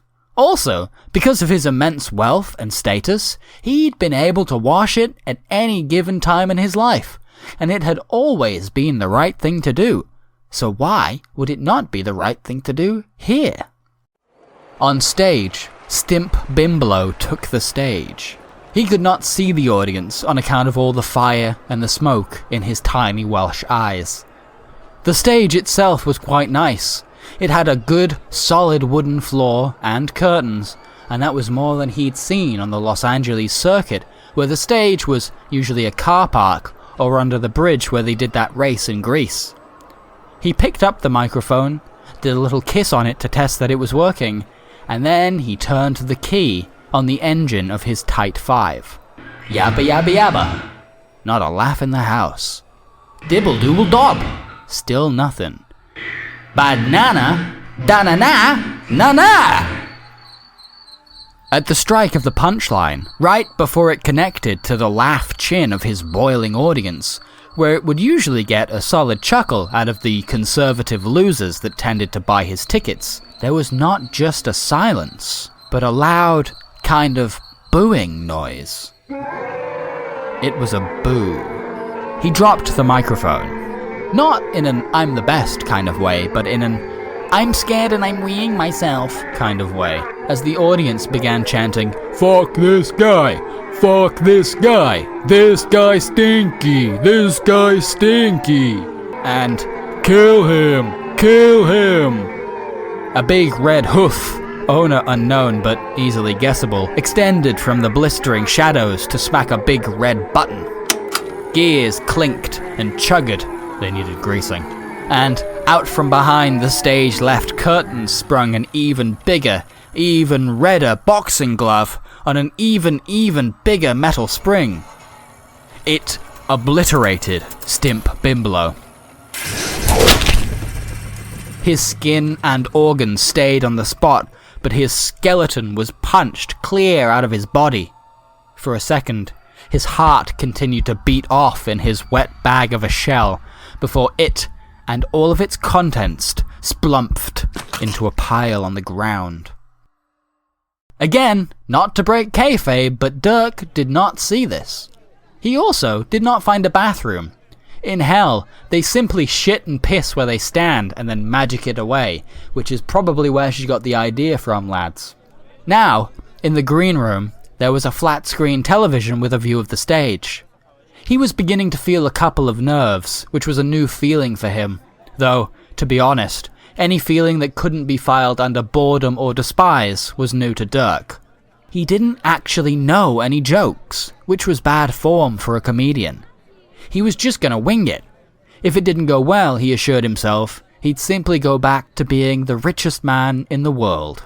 Easy as bud. Chunt, Smitmore? Chunt! Hello? Come to the stage, please, Chunt. If you don't mind, come to the stage, that'd be grand. Thank you very much. Chunt, a square-jaw, 6-foot sunburn of a woman, teetered vaguely into the wild green yonder, and eventually appeared on the television screen. Dirk, like the rest of the comedians, watched as she took a deep breath and started deadpanning into the microphone with marionette gestures and, towards the end, a little dance. It was impossible to tell whether or not she was getting a laugh, and not only because Dirk had never spoken to a woman in his life. The television did not have a direct feed of audio. It had a Dolby Atmos soundbar, other brands are available, but all it emitted was a screeching sort of brown noise which made Dirk's stomach turn upside down. "Aw gee, it ain't looking good," said one of the contestants. And, as they said that, The floor seemed to open up beneath Chunt Schmidtmar, and she kicked and ran in place for a solid 5 seconds like a cartoon coyote, before plunging to her death. Her eyeballs, left in space and momentarily freed from their sockets, turned to face the camera for just long enough to blink in exasperation, before coming down hard like the rest of her. What the fuck was that? Asked Dirk to the... No, actually, what the fuck was that? Let's not piss around here, lads. I mean, what the fuck? I mean, did Chunt Schmidtmar really just get WB plummeted to death? What is happening here? Oh my god! Oh no! Around him was not the throngs of fear and madness that he had expected and displayed, but heavy judgment, as if he'd snapped his fingers at a waiter in public. Dude, did you not read the contract? Asked a woman so nervous that her voice was shaking like the San Andreas fault. She was sweating like she knew that her name was getting tweeted out by teenagers. Her eyes were hollow and almost all whites.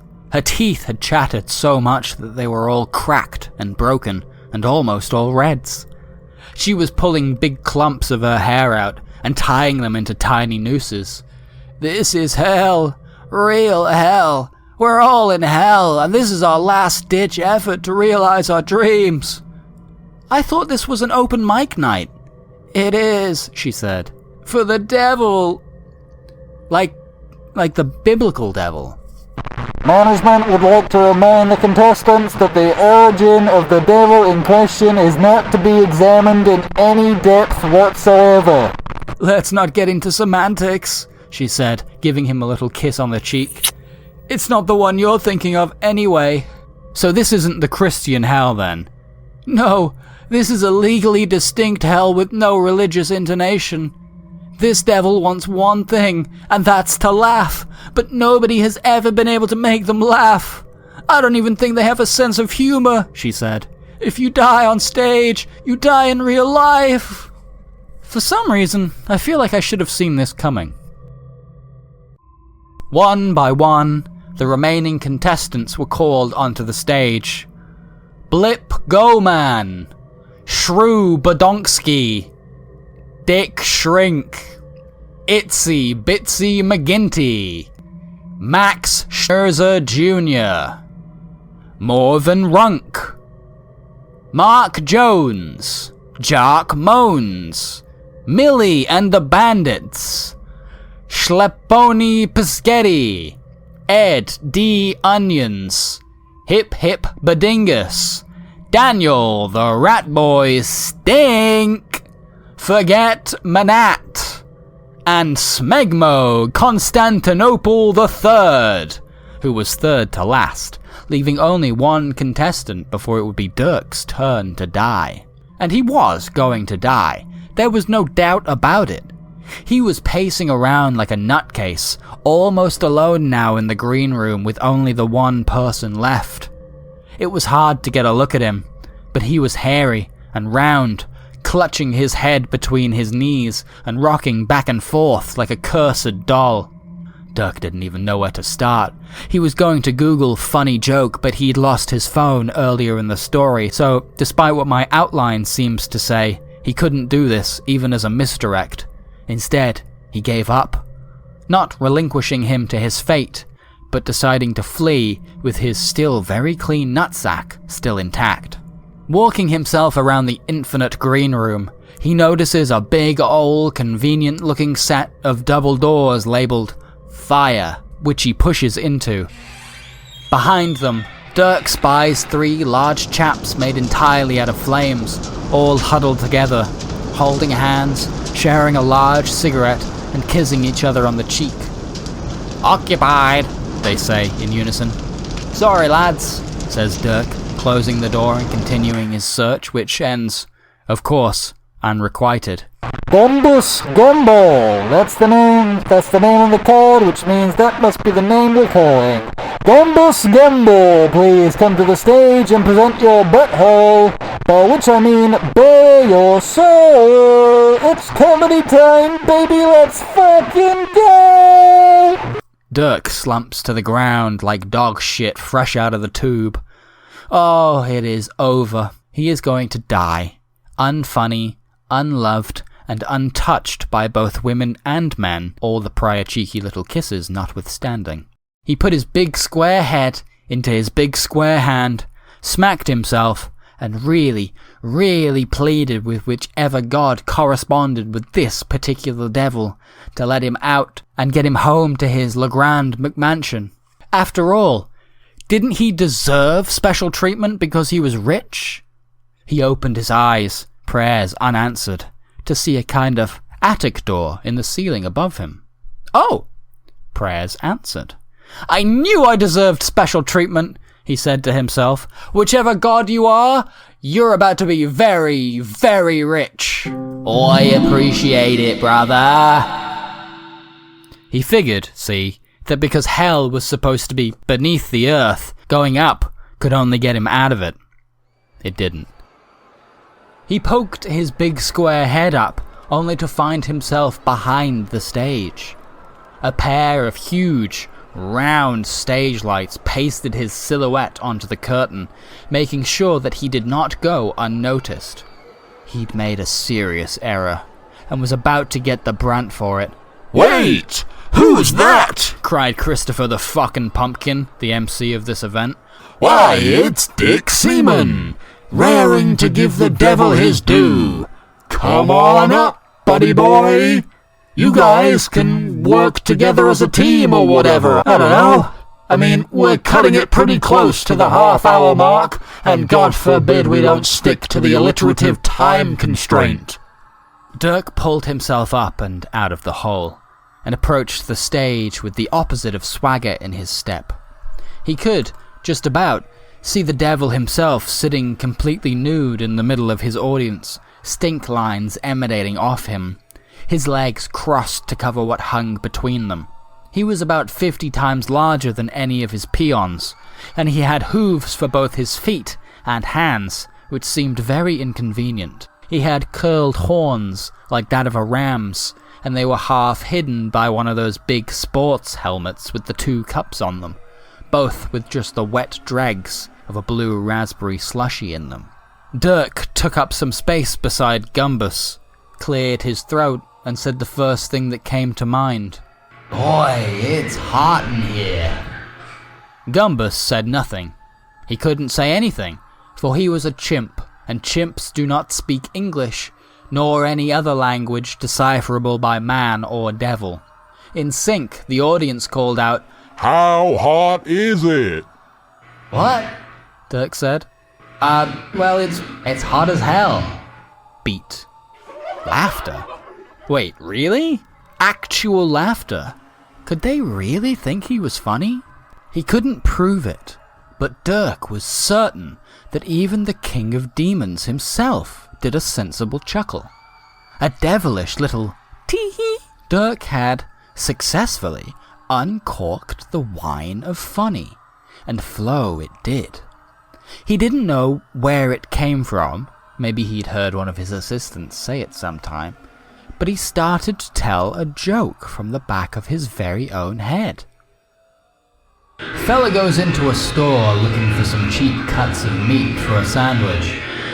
He strides over to the guy wearing the apron behind the counter and he says, Hey fella, I'm looking to make a sandwich. Now I heard you're the best goddamn butcher in this town, and I want to get 50 slices of your top-of-the-line honey-baked ham. The fella in the apron cocks his head a little bit and looks absolutely flabbergasted. Nope, sorry sir, not here, he says. That's a shame. Oh well, okay. Can I instead get 20 slices of your middle-of-the-road pastrami? I mean, you've gotta have pastrami, right? The fella in the apron, he crosses his arms and sighs and says, No sir, not here, not ever. Angry now. The guy says, Jeez, brother, you're killing me. Okay, how about 10 slices of your bottom-of-the-barrel corned beef, huh? Can you do that for me? The fella in the apron, red-faced now, says, Hey, dumbass, did you not read the sign? We've got strawberry, cranberry, and grape here at the Jellicatessen. beat. More laughter? Way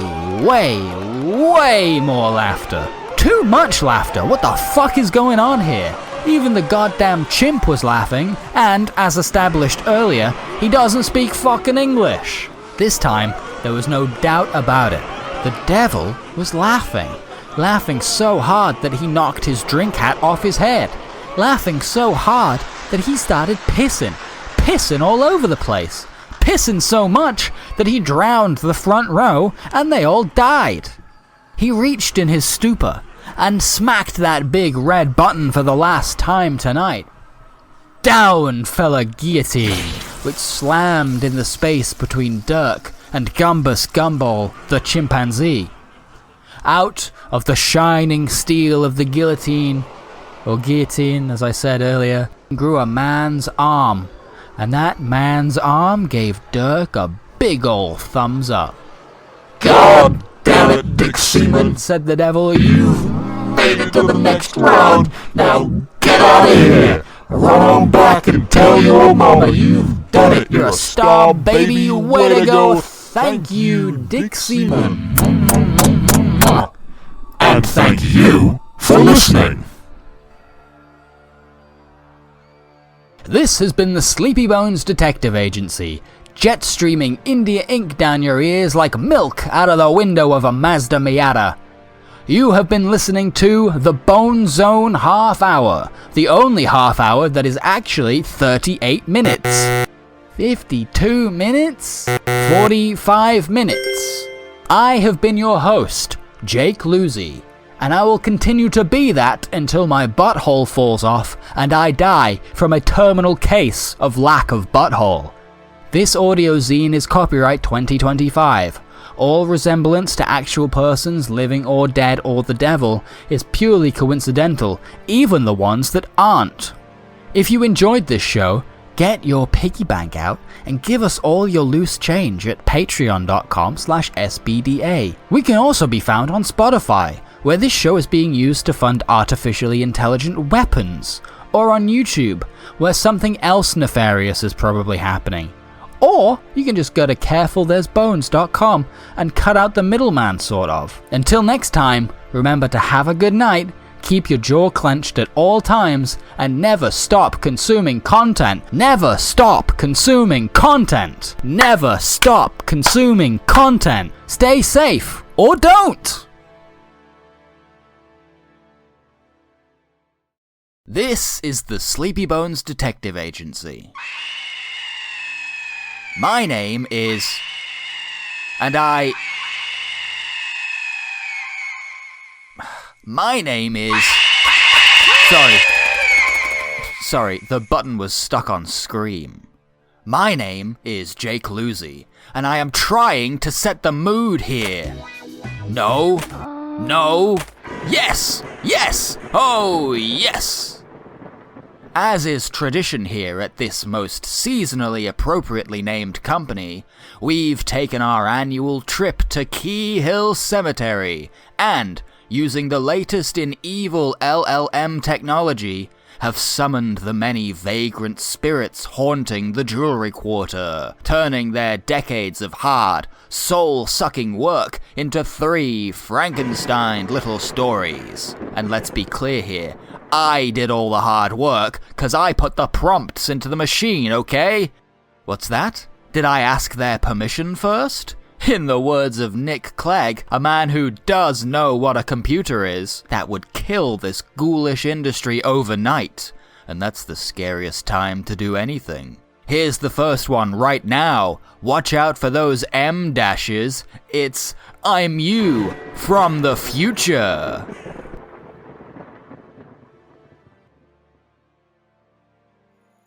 As Christmas draws across the horizon, the empty house wakes the boy for breakfast. A trickling alarm, starting slow and gentle, and eventually culminating in a raucous crescendo that, without the aid of the gradual shift from darkness to lamplight, is still ineffective. Christmas, at this age, while still a little exciting, is not the all-consuming, can't-sleep-at-night, naughty or nice event that it used to be. He was quick to dream, slow to rise, and by the time he reaches the kitchen, the automated breakfast that had been prepared is an hour and a half cold. After half emptying the plate of brown and beans, he slinks from room to room to confirm his suspicions. His father has broken his promise. He is absent again. He is in his laboratory, in a part of the city unknown to this boy grown in the suburbs. Beneath the plastic tree, there are presents wrapped in such meticulous fashion that only the house itself could have done them. For a man who builds machines for a living, his father is not this detail-oriented. As he carefully peels back the craft paper wrapping, careful not to give the robotic vacuum cleaner too much work on a holiday, there is a crash outside.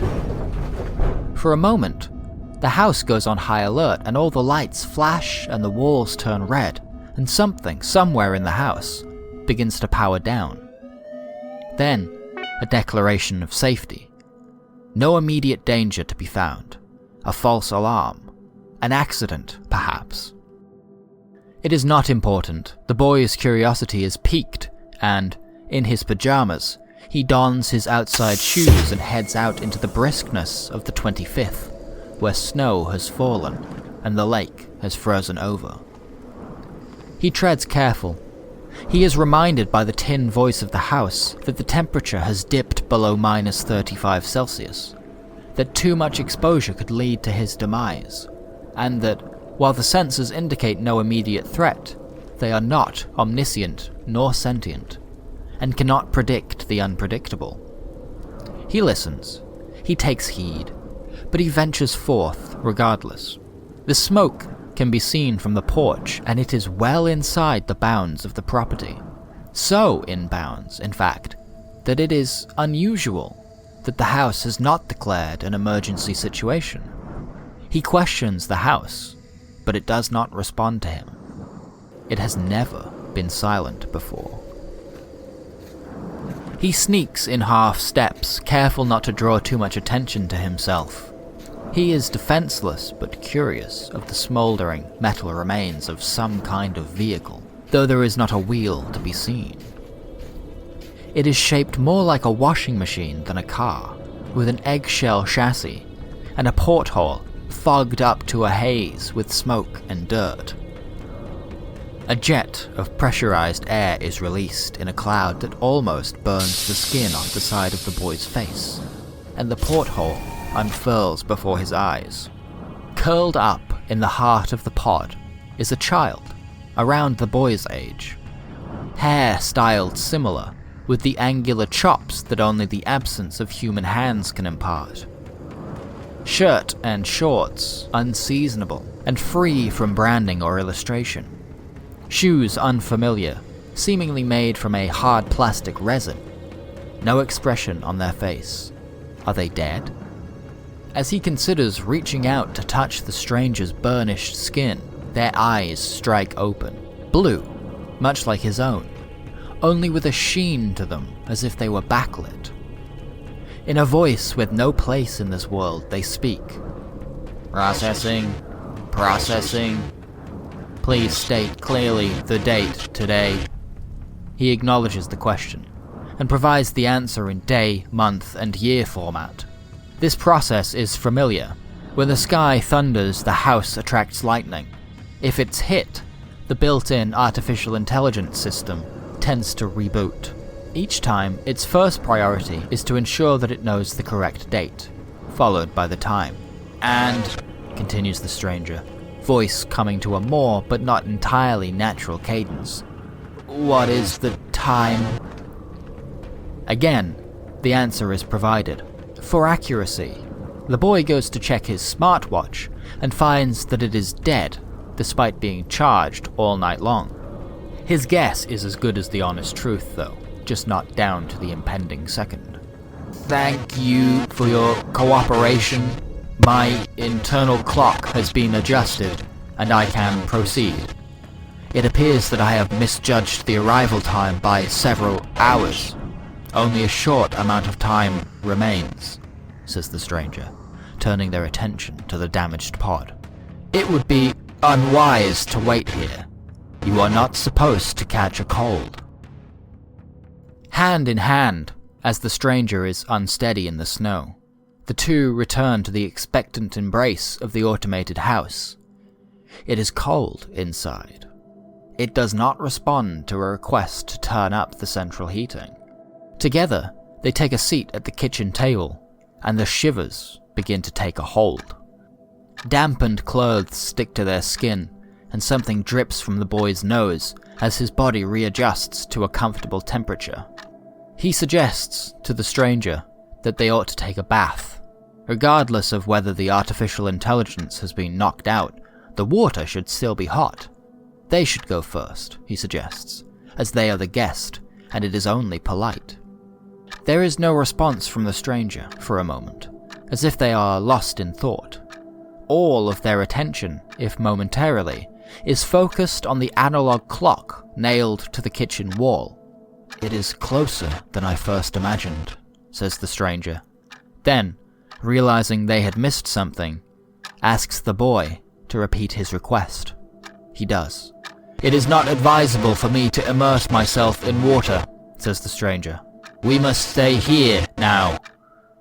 Do you get cold quickly, they ask, or do you run warm? Do you complain a lot? It is not a question worth thinking about. If anything, it is rude. Still, he nods to the first question. In return, the stranger starts to shiver alongside him. It is forced, as if they are mocking the boy. He worries for a second if they had hit their head in the crash. He asks, out of curiosity, what they were doing out there. I cannot reveal that, says the stranger. It is, ultimately, unimportant. Are you a warrior?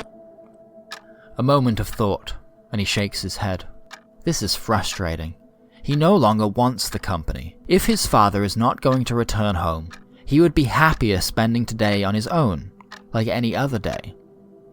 Politeness, as he was taught before obsession claimed his only tutor, overcomes him, and he seeks to offer something else. Food. I do not require sustenance, says the stranger. Stilted, uncomfortable, they ask, what is your favorite food? Not an easy question to answer. The house is able to provide meals at automated intervals, so that the boy never goes hungry. A pre-planned selection is decided based on deliveries and ingredients at the beginning of each monthly cycle, most of which are served hot, albeit with little difference in flavor between them. They are all missing one key ingredient. After reflection, the boy gives an honest answer. His father's cooking. The meal itself, he adds, is not so important. To this, the stranger nods, then freezes in place as if contemplating this information with the most serious expression, passing it through their own experiences and finding little in common with the answer. As if annoyed, they ask, where is he? Does he often leave the house? This time, the boy does not answer the question. It is not his turn. He does not want to tell the truth, despite the hard lock stare from the stranger. He asks, quietly, if the stranger is familiar with his father's work. He is, in a way, famous, so an answer in the affirmative would not be surprising. However, the stranger follows suit, and chooses not to answer the question. A dreadful silence fills the kitchen, and the boy looks around for something. One tick of the neck in the direction of each cabinet that surrounds the pair, until he finds one that he can use to pack away some time. Is he gone a lot? At the very least, the boy figures that they could use a cup of hot tea until the house can reboot and warm them up. He has never made himself tea before. In fact, he has never made anything. He climbs onto the countertop, resting on his knees.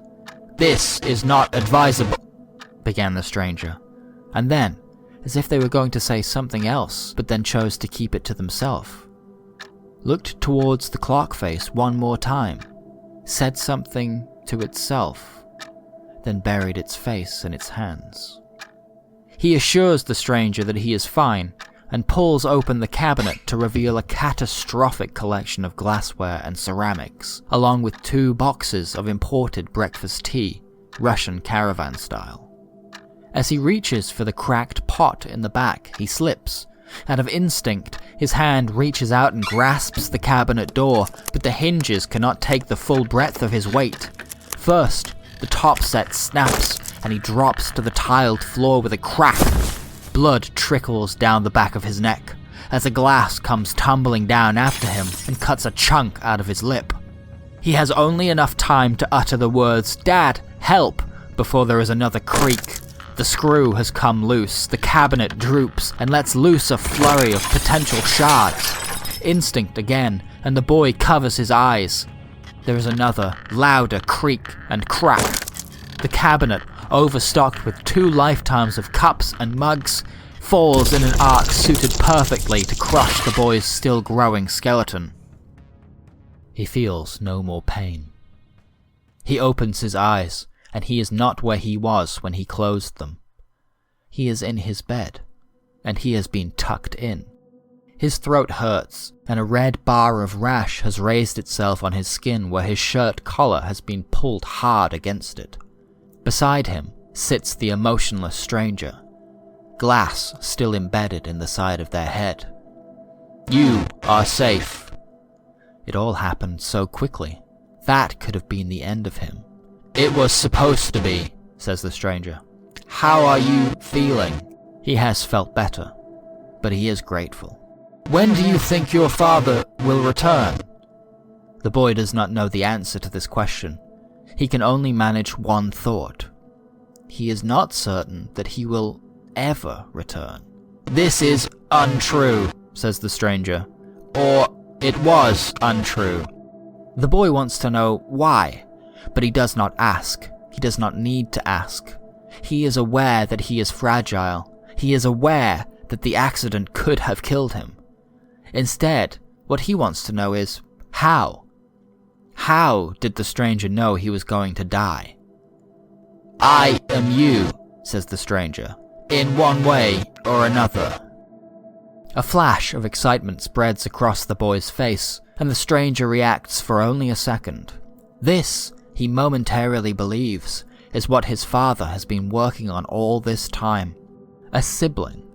Now, it seems, they are waiting for their shared father to return.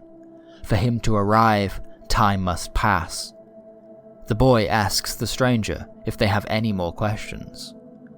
Hesitant, as if there is something else to be said here, the stranger makes an effort. "How do you like to spend these days?" There is something wrong, but he cannot place what it is, or where it is. "Do you go to school?" "No."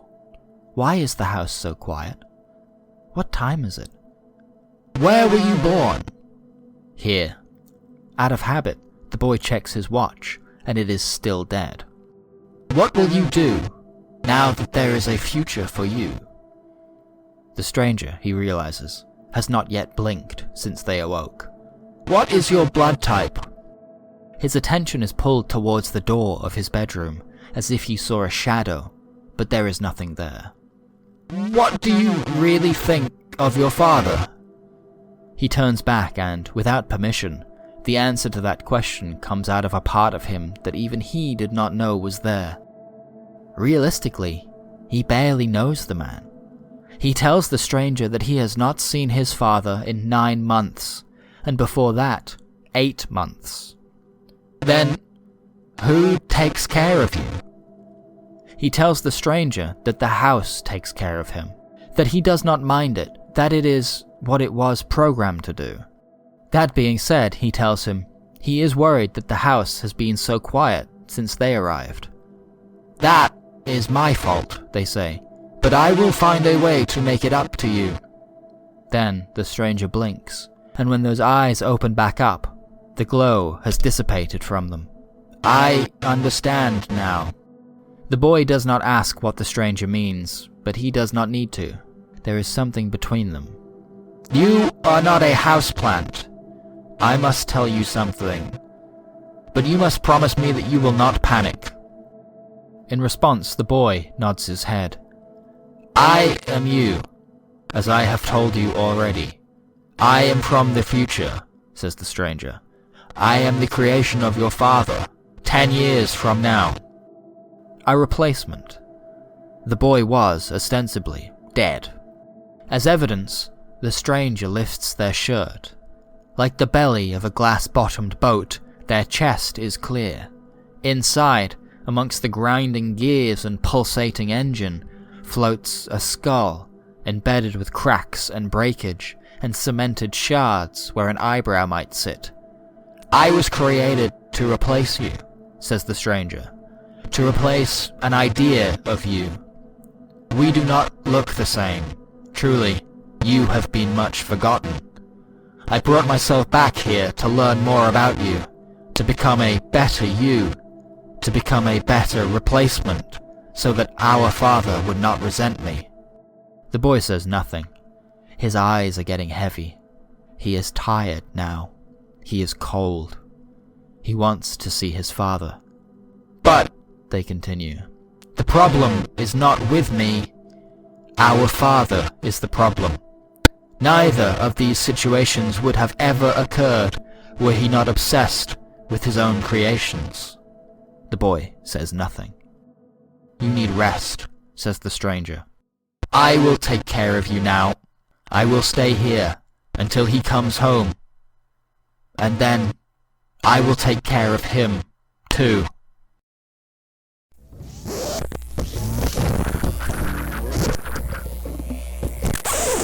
Yes! It's alive! Alive! Now I can automatically generate 1,000,000 nuggets of slop an hour, using only the free-range souls of the damned, at the low, low cost of all the running water in the United States and several acres of rainforest. All I see in my future is $1 trillion, and absolutely zero consequences for my actions. Oh, who is it? It's the consequences of your actions. Oh no! Quick! Oh no! Oh no! Quick! Listen to this story while I quickly generate up a Notes app style apology tweet with my haunted algorithm. Let's see. Here, this one's fine. It's called, Would You Still Love Me If I Were a Worm? Around 6 months ago, I was bitten by something without a mouth. I must have stepped on it. It whipped back, snapped, and stole a chunk from the gap between my boot cut and the boot itself. I still walk with a limp to this day, but that's really the least of my concerns. See, I have one job here in Hard Drive, Mississippi, and that's keeping the goddamn crows off of the corn and the beans. But now, because of my condition, I can't even do that properly. I use all sorts of tools to get them away from my spot. I'll shoot at them, big old speakers that pump out distress calls, and I got these powerful gas cannons that'll spook the ass end off a rhino. But you gotta aim all of these things, see? And that, my friend, is where my condition comes in. See, what I were bitten by were a worm. And now, anytime I lock eyes with the goddamn moon, I get flipped upside down and turned up into one of them slippery little suckers. Now you might be saying, oh, Angular Tommy, what for is the problem here? You working at night, you silly little boy? And the answer to that rude question is, no. See, it ain't quite werewolf rules, at least how I figure it. It's not a full moon, for one thing. It's any kind of moon, so long as that dang old moon is out during the daytime. And I did some rudimentary Googling way back when it happened to me the first time, so let me tell you something. The moon is out in the daytime like 75% of the time, all year long. About a week ago now, I started looking for a cure, but all I've had is bum luck so far. I thought I could do it. I thought that, were I careful enough, I could avoid the moon the same way you naturally avoid looking at the sun. But it's a mighty sneaky celestial body, I'll tell you that much for free. So today, I quit my job. 'Cause the goddamn thing's got me looking up at the sky all day long.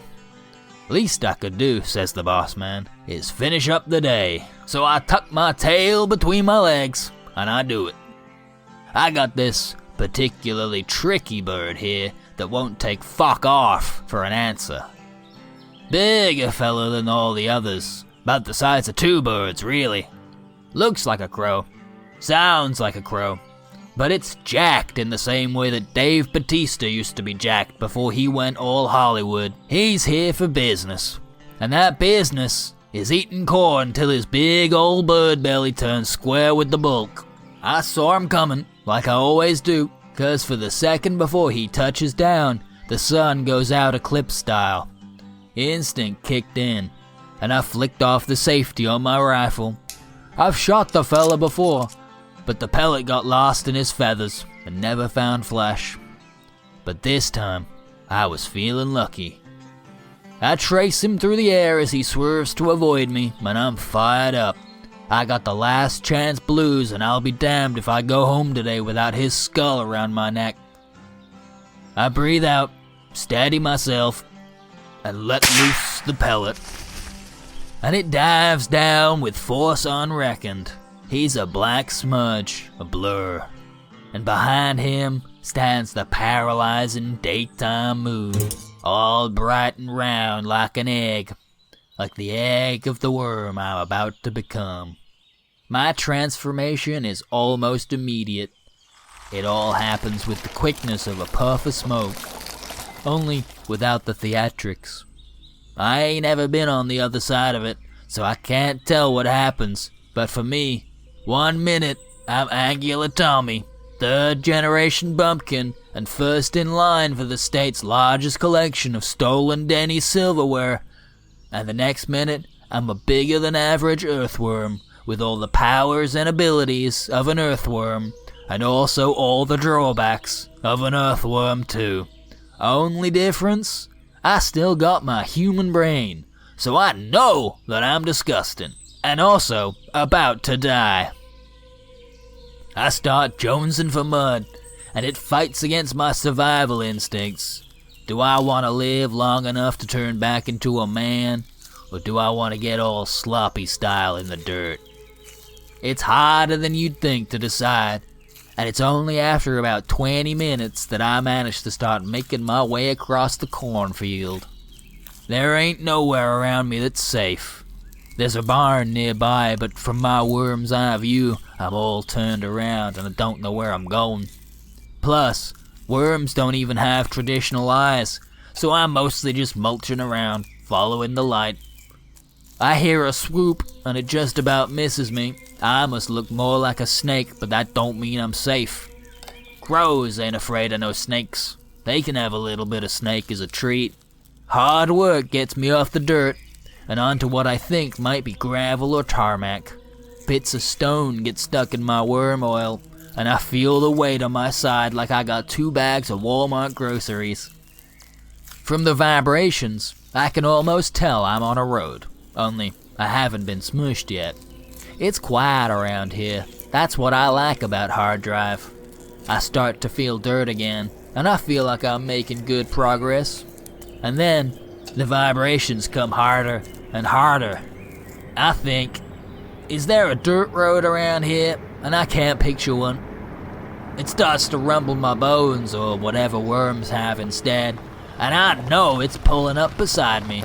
Gotta be a pickup truck, or a heavy-duty van. I just hear something like the door pop open on it, and then, muffled through my worm valves, I hear, "Look at the size of this fat little boy." I'm picked up by the head, which is not nice, and thrown into a bucket, which is also not nice. In the bucket, I feel something sickly and slippery and wet, but not wet. I'm almost too big for it. But sliding around amongst the spaghetti innards, I find that I am either in a bucket full of dead worms or cow intestines, which, surprise, surprise, is not nice. A kick in the gas hole, and the driver speeds off down the road. Were it any other context, Those dang vibrations might lull me off to sleep. I'm so tired. It's exhausting being a worm. I don't know the calorie count for dirt, but it ain't a quarter pounder, I'll tell you that. All I can think about, when I'm not thinking about eating more mud, is how long left till the sun sets. I'm in that bucket for a long time. How long, I could not tell you. How big is a baby gorilla? Worm time sloughs off at a different rate to people time. God damn. With each passing transformation, I'm thinking more and more like one of them. Like a worm, which I am, by the way. How long till I stop munching big old bricks of filth in my spare time? It stops, the truck pulls up, and we, the collected bodies of my kin, murdered in cold blood for some unreal sinister purpose, slosh about in the bucket as we are hefted out of the truck and back into the outside world. I hear the ocean, if that's how worms work, and I realize we're fucking bait. Another engine, and we are hurled onto a boat without a care for how we find the whole situation. Not that anybody but me here would kick up a fuss, I suppose. After some more worm time passes, I feel his rough workman's hand reach into the bucket, and he gives a clump of us a squeeze like we were a couple of perk breasts. He goes for me first, the biggest, the best. Not to sound cocky. Picks me up by the head again, which still is not nice. But what's even less nice is the jagged pain I feel in my ass end as I am placed on the sharp tip of a hook. No time to think, no time to panic. I am huffed back, whipped again, then cast into the ocean. I think for a moment that I will drown before I am eaten by a fish, but as it turns out, I don't feel the need to breathe. Worms cannot drown. Now this is a part of my knowledge. I bobbed there, in the ocean, where it would be calm and meditative had I not this big fucking huge hook through my asshole. Beneath the deep, I wait. I accept my fate. I feel the stir. Something approaches. Worm sense. I wonder, for a second, if I were ever to return to my human form after long enough, would I retain this sense of detecting doom like I retain my hunger for filth? And it draws nearer, and painlessly I am engulfed. It does not chew. It does not have the chance. It too is pierced, and it shakes, and it writhes, and it pulsates with fear. For a moment, the two of us become one, entangled in pain, and fear, and surprise, and I expand, as quick as I were condensed, becoming a man once more, and frankly, blowing the fish apart in the water. I surface, gasping for air, pulled by the line which has tangled around my naked leg. "Good God, man," calls the fisherman, "you've eaten my fish!" Through hard lashings of salt water, I can hardly think. I can only respond, "Yeah, blup blup. Hey, yeah, I did. I'm sorry."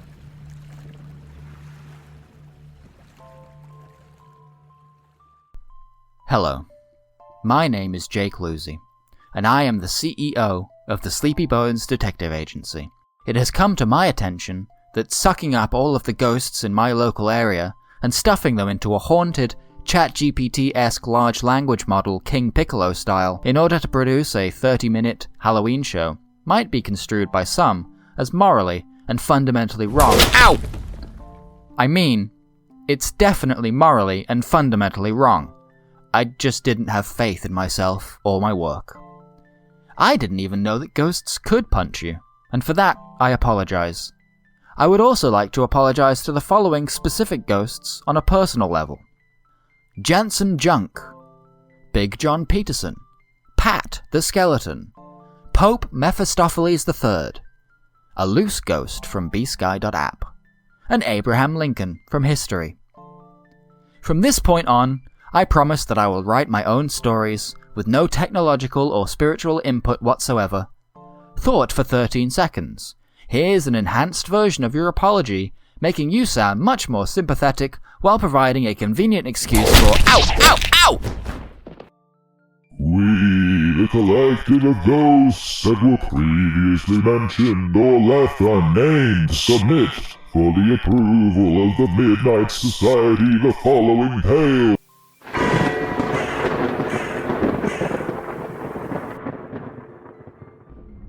Today, I am born a man. I am 50 or 60. I am laying face up. Fluorescent lamplight flickers above me, lulling me from ebbing incoherence. But that is as much as I care to acknowledge. My surroundings are temporary. I assume that is the lesson I am supposed to be learning here. All is temporary. The flesh, the spirit, the resistance. I am in a surreal amount of pain, which flows from a 10 to an 11 on the NRS scale, but never dips below double digits.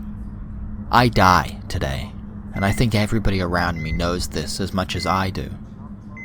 Requesting my chart garners funny looks, but I feel like I deserve to know what will take my life this time around. Stage 4B, osteosarcoma.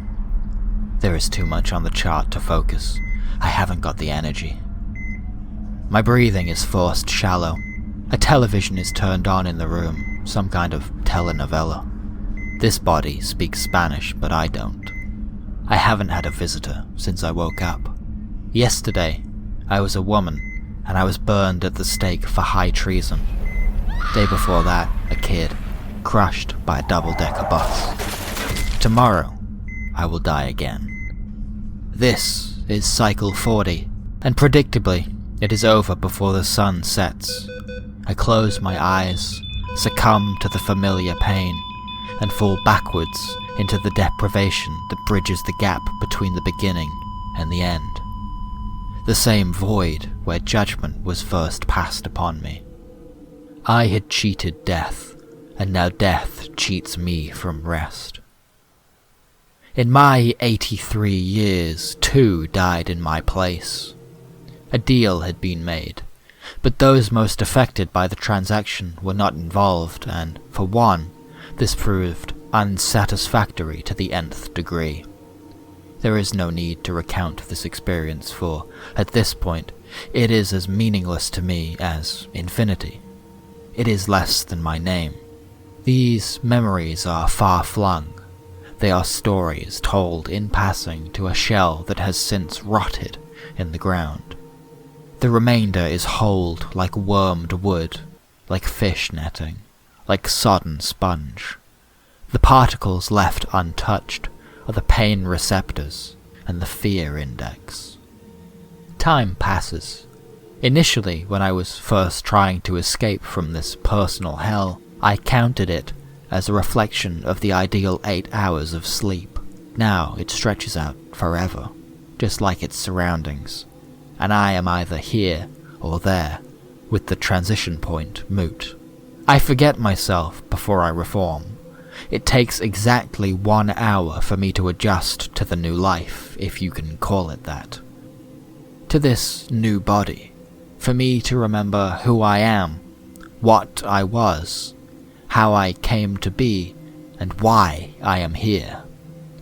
I am slipped into the space, and the owner is pulled away. Dreamless sleep, a minor death. I can only believe that it is painless.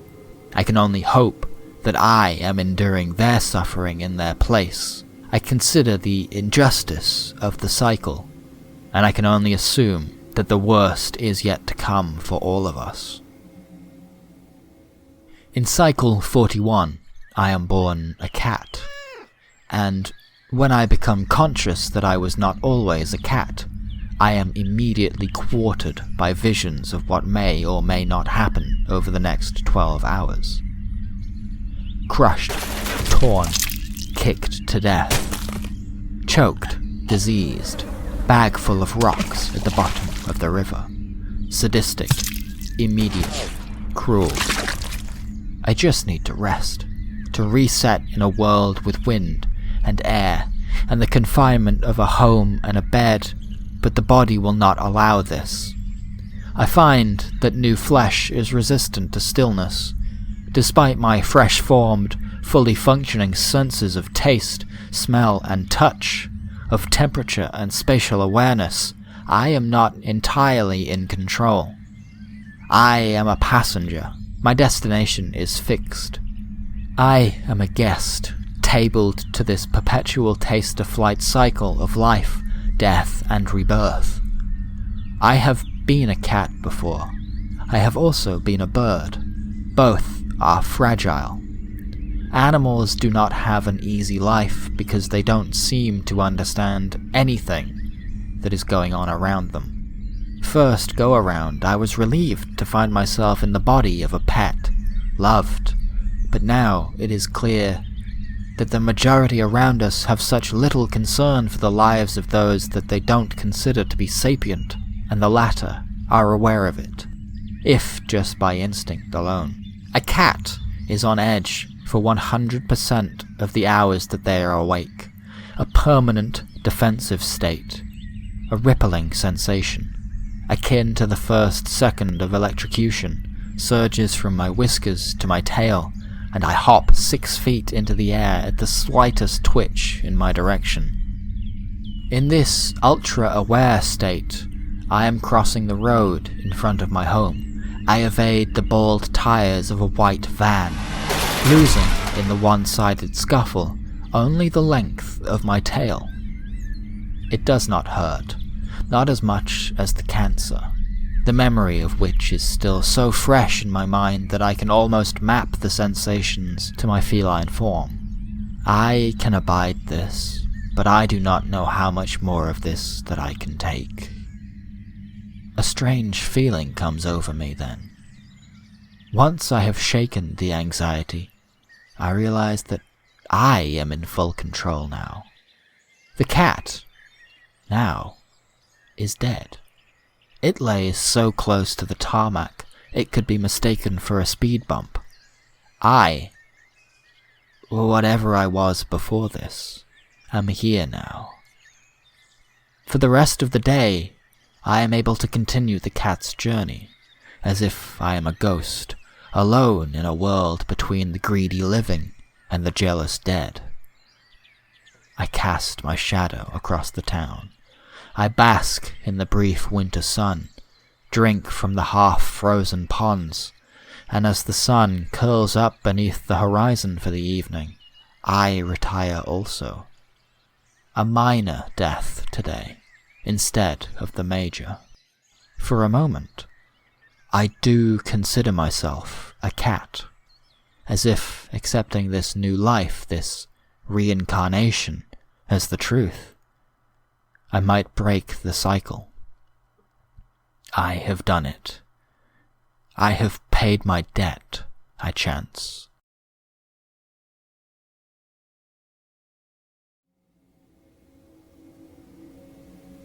It is a brief respite. Soon after, I am returned to the void. A burning sensation comes over the form that I do not have here. Where once there was nothing, now I am being witnessed. I am perceived. 150,000 eyes, bleeding wide open, invisible in the darkness, peering into my very soul. I am being judged. Fairly, critically, disparagingly. I have cheated once again. Cycle 42. I am a man, executed by lethal injection in front of a live studio audience. Cycle 43. I am an old woman, freezing to death in a hovel of newspaper carcasses. Cycle 44. I go into anaphylactic shock in a restaurant. It was not an experiment. Cycle 45. I am worked to death. Cycle 46. I fall onto the tracks. Cycle 47. I am poisoned for political gain. I cannot repeat those results. Cycle 48. Beaten to death in the street for my coin purse. Cycle 49. Industrial accident. Cycle 50. Carbon monoxide poisoning. I give up seeking this glitch in the system. It cannot be forced to happen. I begin to believe that it was intentional. A trick, a forgery to lower my guard, to make me forget for a second that I am a prisoner here. Cycle 51. Shot in the chest on the front lines.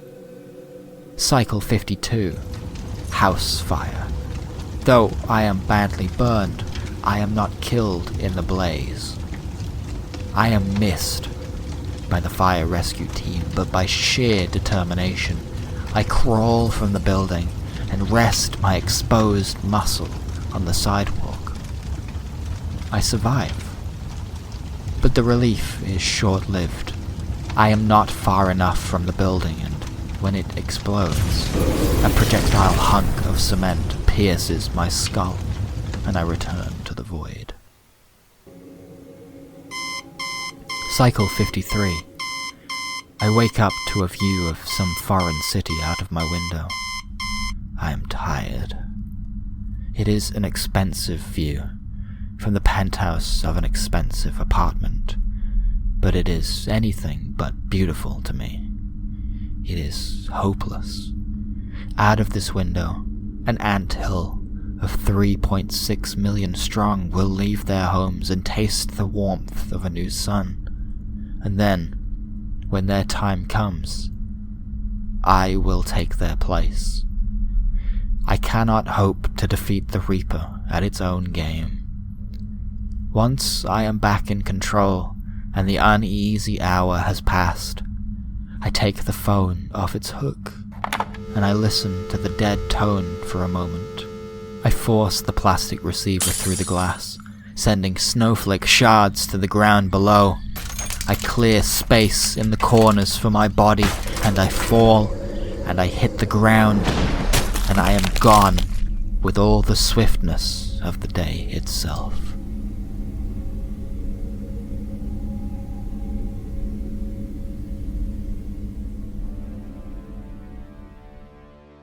This has been the Sleepy Bones Detective Agency. We're the best in the world, and we'll never die! 2025, baby! Halloween! Woo! You have been listening to The Bone Zone Halloween Half Hour, the only half hour filmed in front of a snide studio audience. You suck! Get off the stage! I'm a big stinky baby! I have been your host, Jake Lucy. They say kill him with kindness, and I'm going for murder-suicide. This audio-zine is copyright 2025. All resemblance to actual persons, living or dead, is purely coincidental. No ghosts were harmed in the making of this show, and in case you're a fucking idiot, we wrote this ourselves with no AI involvement whatsoever. Hell, we don't even have regular AI. Your reliance on other people's work will be the end of you, you fucking losers.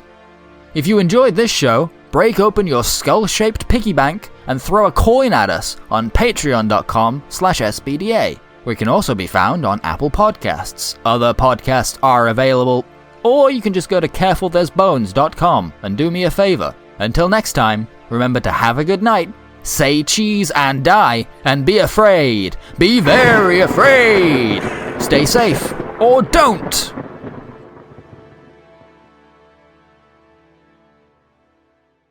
This is the Sleepy Bones Detective Agency.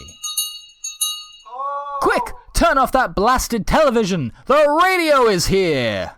My name is Jake Lucy, and I am the funk master flex of storytelling, in the sense that I am an unlockable character in the 2003 video game Def Jam Vendetta. Come on, pick me! Put me up against Ludacris and see what happens this time! Today, I have brought you 2 scrumptious surreal snack wraps for you to stuff into your silly little mouth, pig boy. First up on this sticky dinner tray that we call the Bone Zone Half Hour, a chunky little number called Welcome to the Frank UTURE.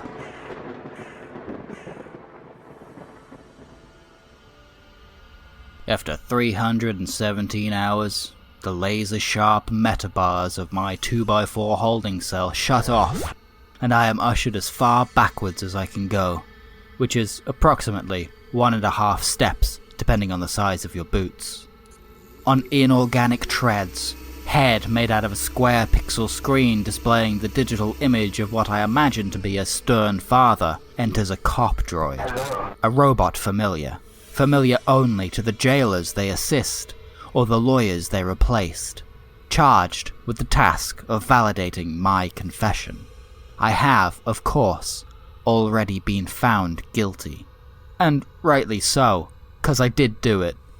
I just thought I'd get away with it, so much happens in the megacity, you'd think one little murder might go unnoticed. Rod, shit pocket, Wilder! The cop droid addresses me. Now is the time for the truth. Speak clearly into the microphone and preserve your actions. From its chassis, just above the gap between its treads, extends a long, silver microphone. Start from the beginning. Well, I ain't starting from the beginning, 'cause in the beginning, I was being pulled, kicking and screaming from my mama's grundle. But when I got to the scene of the crime, I remember hearing him crunching away behind a red and white striped beach privacy tent. What's going on? He's eating a goddamn clock. What do you think he was doing? Eating a clock? A goddamn hand clock, too. Dunno where he keeps getting them from, Haven't seen one of them since I was a grubbin', said the chief, holding up the waistband of his electric pants. They were running low on charge, and there wasn't an outlet for miles.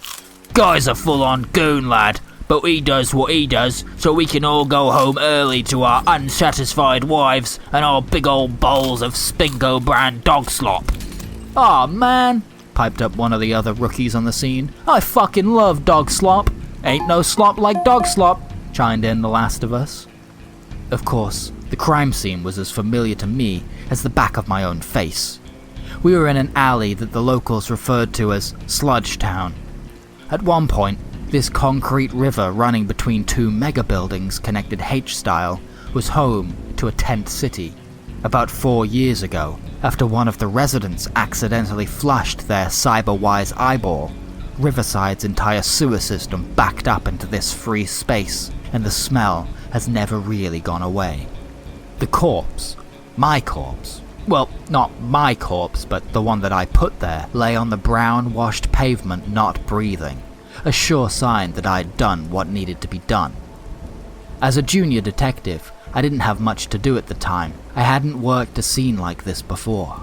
I didn't think I'd get assigned to it, but I had to show up for there to be any chance of my getting to sleep at night without a lead suppository. As a general rule, the Cybo brass always call in private detectives when a cop has been found dead, since it's almost always another cop that's done it. But I didn't realize they had staffers on the sidelines too. I knew the deal. Keep my nose out of his technologically enhanced line of sight until he could solve the case for us, and then we'd get to take all of the credit, both figuratively and literally, in the sense that we all refer to our money as credits. As it hit the pavement, the raindrops sizzled like hot oil and caught my attention.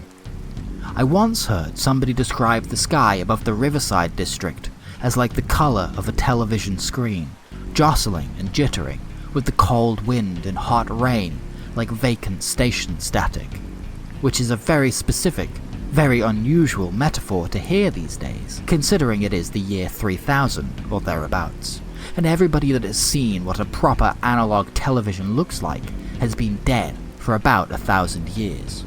Riverside might not have televisions, but that's because it doesn't need them. Plastered to every free space on every building, bridge and bus stop are paper-thin displays which broadcast competing, uninterrupted streams of hypnotic advertisements and procedurally generated video content that can, at times, be mistaken for entertainment, providing that the audience in question has been hit on the back of the head with a hammer. One such screen was jerking on my attention.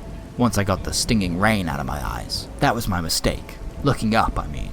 It was affixed to the lip of the mag rail bridge, blasting an endless stream of quote-unquote news at 192 frames a second, all day, every day. Exo-capitalist propaganda from the digital gobs of 3D, computer-generated, artificially intelligent wank jockeys.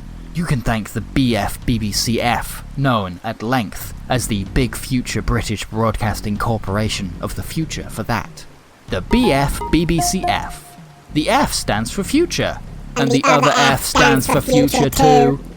Private Detective Frank UTURE stepped out from behind his privacy screen with a bloody mouth and tremors in his steps like they'd installed all his bones upside down and the wrong way around. In this unreported burn storm, Frank had on a pair of partially translucent, leather-look, recycled plastic-looking khakis. Partially translucent in the sense that I could see the end of his cock, but not his thighs, shins, or balls. A white tank-top vest accumulated splatters and stains from the yellow-tinted, chemically altered rainfall, which were similar to, but distinct from, stains that could be attributed to the yellow-tinted, chemically superior to oxygen hue of an 8-pack-a-day cigarette habit, as well as the yellow-tinted, chemically altered to resemble the original flavor spillage of pseudo-mustard from the takeaway dog slop he'd eaten about 15 minutes prior to our introduction. Frank opened his mouth, stuck out his mangled tongue with all the sharp little shards sticking out of it like he'd just sucked on the end of a fiberglass cigarette, and went, "Ah!" to prove he had, in fact, swallowed the whole clock, hands and all. I was then instructed to wail on him with a big metal stick to, quote, ring in the dang old New Year. And by the grace of the machine god, I hit that fucking guy as hard as I could. Let's be real here, I know I'm getting the death penalty so I want to say that I was definitely trying to whack him when I whacked him. But all I managed to do was knock him clean out for a bit. He hit the deck like I'd slurried his spine, but all the incoherent sleep babbling he was doing made it pretty fucking clear that I'd missed my chance. Now, he was just laying there, next to the corpse. Junior Detective Grot Salto. Graduated mega cum laude from Mega City Mega Academy the same year as me, though he was held back for 2 years, cause he mega failed his first set of mega graduation exams. It weren't nothing personal, but he was gonna robo-rat on the wrong robo-cats. Junior Detective is a misnomer. We're just glorified interns, learning the salty ropes of justice implementation, and our only reimbursement is getting to kick a guy in the head every now and again. One way or another, we end up in the pocket of somebody more powerful just to get by. All it is that I happen to be in the pocket of the Riverside tech mob. Grot Salto stuck his fingers where they didn't belong, and started to look like loose change himself. I had to make ends meet, by which I mean the end of my bullets, meeting the end of his brainstem. Chief didn't seem to mind that Frank was bleeding out, just put his fat head in his metal hands and told us to carry on as normal. Sent one of us out around the local area to check out the scene, one of us into one of the mega buildings to ask after the victim, and left me in charge of inspecting the body territory, which was a real stroke of luck for me I counted to him what I saw, leaving out as much as I could since he only saw me as a baby with a badge, and I didn't want to out myself as fully grown. He was wearing his uniform still, made it easier for me to identify him, since our cop codes are hard copied onto the sleeves. No sign of foul play, I told him, besides the 13 bullet holes where his face used to be. No contraband or money in his pockets, since I'd already grabbed all of that. Shouldn't I be wearing gloves? I asked him. So they don't suspect me of joining him. Chief shook his head. Don't need evidence when Frank Uture's around, lad. You're just ticking off paperwork here. Once he's back up and at 'em, the day'll be over. I noticed, then, as I was jabbing my fingers into Grot Salto's ribs, that he'd been wearing an eye wire the whole time. It was a recording device for snitches. They sell them at the mega Tesco's. It doesn't just capture what you hear, but what you see, which meant that I'd been caught on camera blowing my lead nose into his meat tissue. I had only this one chance to get rid of it, but I had to get all eyes off of me first. I continued to prod around and, carefully, withdrew a packet of fiberglass cigarettes from my pocket. "Hey," I said, taking one for myself and then tossing the rest of the packet to the chief. "Looky what I found." I chucked it right past him, and he took the bait. As he scrabbled for the pack, I poked my way into Grot Salto's button-up, peeled the wire off his skin, wrapping its length around my fist like I was removing an electronic tapeworm, then discreetly pocketing it by playing that I was looking for my lighter. I lit my cigarette and enjoyed the cool menthol and the sharp fibers embedding themselves into my lungs. Once I was done, I tossed the butt onto the ground, and yet another thing caught my eye. I really never was meant to be a cop. It didn't matter, of course. I mean, the chief had already said that you don't need evidence when Frank Uture's around. I just didn't know what he meant. It was a bullet casing. Specifically, it was one of my bullet casings. I thought I'd picked them all up, but I must have miscounted. Killing a guy in cold blood is pretty stressful like. Anyway, I made eye contact with the chief and deduced that he had not yet seen it. Bashful, I walked over to the cigarette butt and picked it up, palming the casing as I did. "Sorry," I said. "Lit a bug." Wilder, you fucking moron! It's the future! You can't litter in the future! We all live on a big floating pile of shit in the middle of the ocean. We've killed the entire world, and all that's left is to squish the shit into a comfy little pillow and sleep in the big shit bed that we've made in our hubris. "You're right, Chief," I said.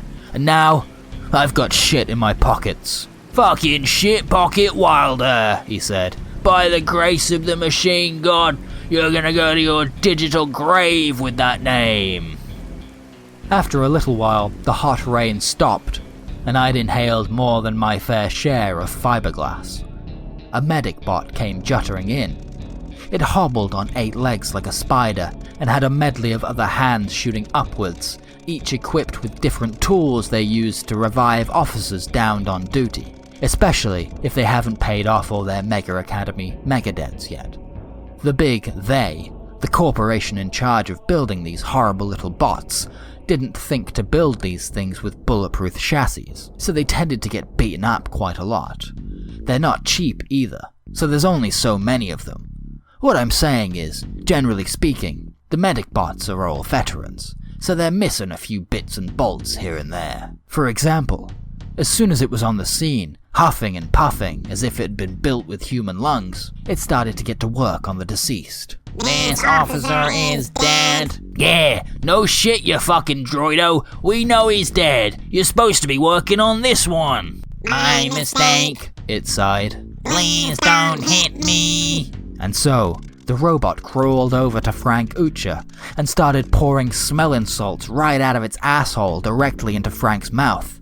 And by gum, he shot up like a Frankenstein, declared his undying love for the medic bot, announced their engagement and a date for them to be wed, and then fell right back to sleep in a puddle of the hot rain.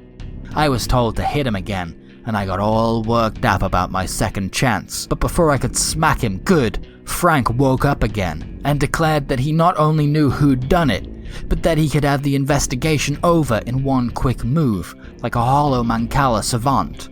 He pointed his big robot finger up to the sky, and with the rage and fury of the machine god, he stated with confidence that the killer is with us right now.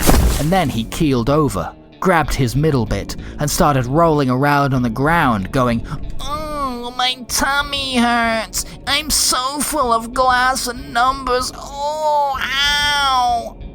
I started to run, right then and there.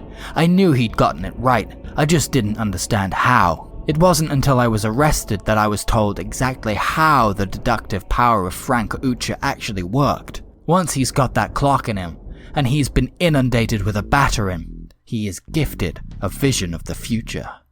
And in that vision, Frank saw me standing here in this 2x4 cell, telling this dumbass fucking droido my story in these exact words. He saw me go to trial through the fog of pain and bloody shits. Saw me judged guilty by a jury of my peers during the time that he would inevitably be getting surgery to remove all the glass and numbers from his tummy. And he saw me put to electronic death by the time he was somewhere else in the megacity, working up a new appetite for time and justice. And since it cuts down on faffing around with any of that in the real world, and all it costs the city is one surgery to replace a man's throat, stomach, intestines, and asshole, I was thrown into this cell and told to tell you my tale. This episode of the Bone Zone Half Hour is sponsored by the following message. Coming this Oscar season to home entertainment. From the director of 19 episodes of Malcolm in the Middle. Years after the fugitive orangutan Dunston was adopted by Kyle Grant and relocated to Bali, the two have cemented themselves as the world's greatest hoteliers. Now, for one last time, Kyle's life is changing. Oh, Dunston, don't leave me. I've started a GoFundMe for your treatment. 20th Century Fox Home Entertainment presents the story of a boy and a monkey who started off as friends but ended up as family. Command performance from Eric Lloyd as Kyle Grant, and, in the role of a lifetime, Sam the orangutan. Dunston checks out.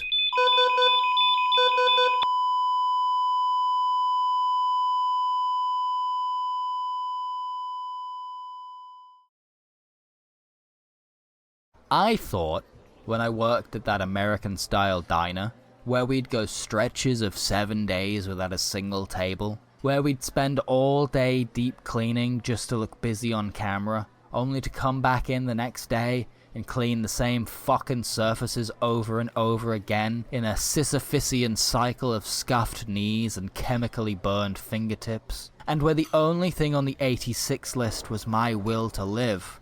That it was the worst job I'd ever had, that it literally could not get worse, and that I would, eventually, be fossilized by boredom, fall backwards, and smack myself into pebbles. But actually, it turns out that doing lots and lots of work is a whole ton worse than doing no work whatso-fucking-ever. I'm working front of house at a luxury farm-to-table, pet nat wine, big air quotes, English cuisine kind of place. The sort of place where you can get a teeny tiny beef Wellington as a starter, but the pork pie is a main. I've got the kind of table I dread most on my docket tonight. A birthday pre-order. This means that half of my section is a 20-top, built out of segments of 2 for 19 covers, reserved only a week ago under the name Gregory SPAFF, the gentleman whose birthday it is. He has been sitting at the head of the table, by choice. We purposely do not sit them on the end because it is inconvenient to the servers to wriggle past a rogue chair, for 15 minutes now. Reservation time isn't for another 35 minutes, but he came in a soaking wet Macintosh. It is not raining outside, and the second his rot-eaten boots hit the carpet, he put on a conical paper party hat. Happy birthday, Gregory SPAFF. I leave him be for a bit. There's water on the table, both in a bottle from the fridge, and in the form of droplets off his sleeves. I went to water the plants round the back, meaning I went for a cigarette, and I'm telling you, it's bone dry out there. There hasn't been a lick of rain since last Tuesday. When I come back, I drop in on him. "How you doing over here?" I ask him. "Can I get you anything?" Gregory SPAFF asks what beers we've got in. He didn't even pick up the menu. It's not like they're hard to find, you don't even have to open it. Front page, I just point at them. A row of 5 piss lagers, one IPA that used to be cool but got bought out by one of the 4 companies that own all of the breweries, and an 86th cider that we've never actually had in because, by all accounts, it doesn't exist. SPAFF, intrigued, goes for the cider, and I have to explain that it was gonna be a house blend of forest fruits and Hereford ice cider, but it only got as far as the planning stages because the supplier never actually pitched the idea to the Pommiers. Oh, says Gregory SPAFF. And you don't have it then? I shake my head. That's a shame. He shakes his head too, and I think he's mimicking me. Somehow, as if he gives off a miasma of disappointment. I feel as if I've ruined his birthday celebration before it's even begun. So, what beers do you have then? Gregory SPAFF is not my only table, so I bring him a beer and move myself around the restaurant as he waits for his 18 guests. There is a couple on table 39 sharing a plate of whitebait. One eats the batter, and the other the fish. They have been here for an hour and a half now. There is a man on the foretop table 44 who ordered a side salad with his main, picked out all the red onion, ate all that, then asked for it to be taken off the bill. I bus off table 47 and find that the uneaten Cornish pasty has in fact been eaten. At least all the beefy filling has been eaten. The pasty has been left whole, stuffed with Kleenexes and napkins, all damp, and because we split the rubbish into food and other, I've got to pick 'em out by hand, else the KP will hit me on the back of the head with a hammer. My time is filled, and before I know it, those spare 35 minutes have been and gone, and Gregory SPAFF is still waiting for his cohorts. The kitchen is furious at me because this is my fault, of course. I should have checked the email used for the reservation. I should have hacked into it and sent a personal and threatening message to his guests to ensure their prompt arrival. I should have run my way through the long dead yellow pages and left a message on the extinct answering machines of every SPAFF in the area from Arnold SPAFF to Zelda Johnson, nay SPAFF, just so that they could get the starters off the pass. I dip over to his table, drop a shoulder, and ask if he has an ETA. No, he tells me flatly. They should already be here.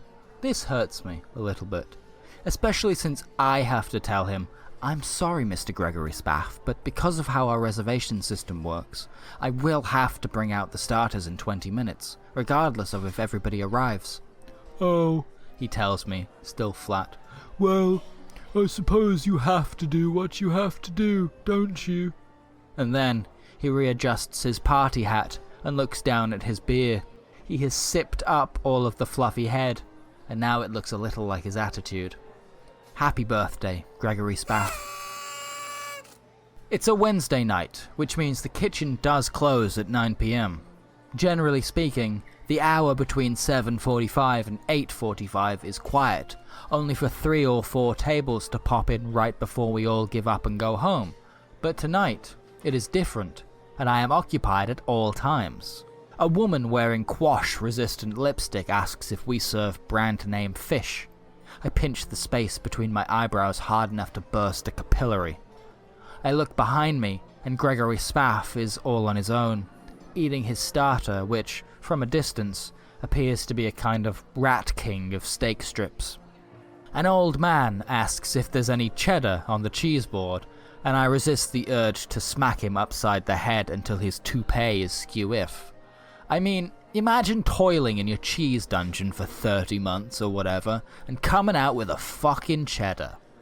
Over my shoulder, Gregory SPAFF is helping himself to his mother's salmon cups. I walk myself into the kitchen and the chef yells at me to ask if SPAFF's table is mains away or not. I tell him that they've still not arrived, and he tells me to go fuck myself.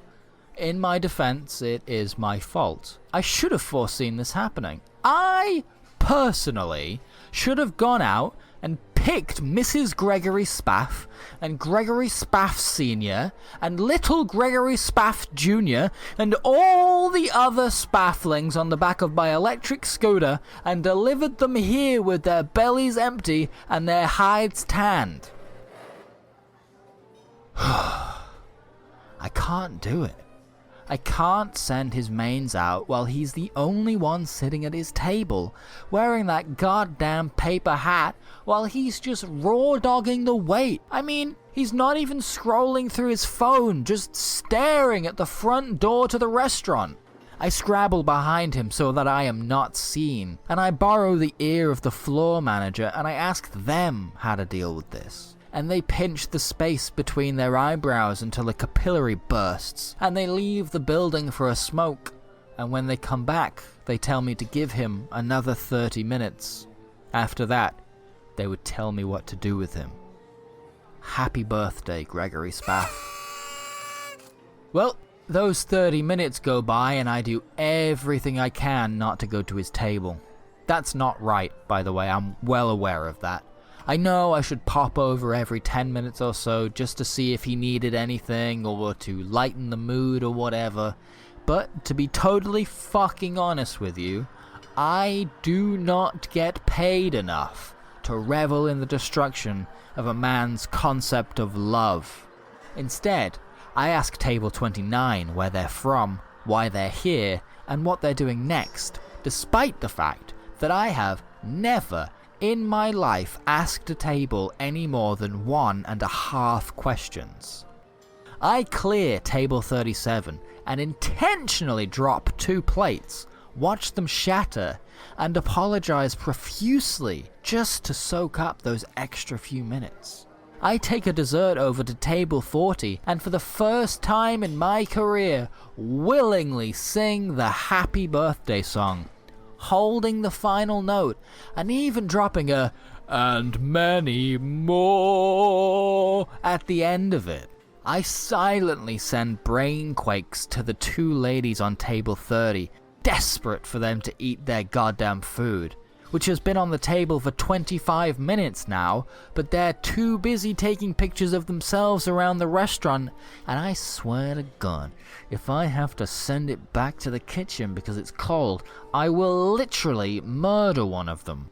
And, before I know it, the internal egg timer rings out and Gregory Spaff's time is up.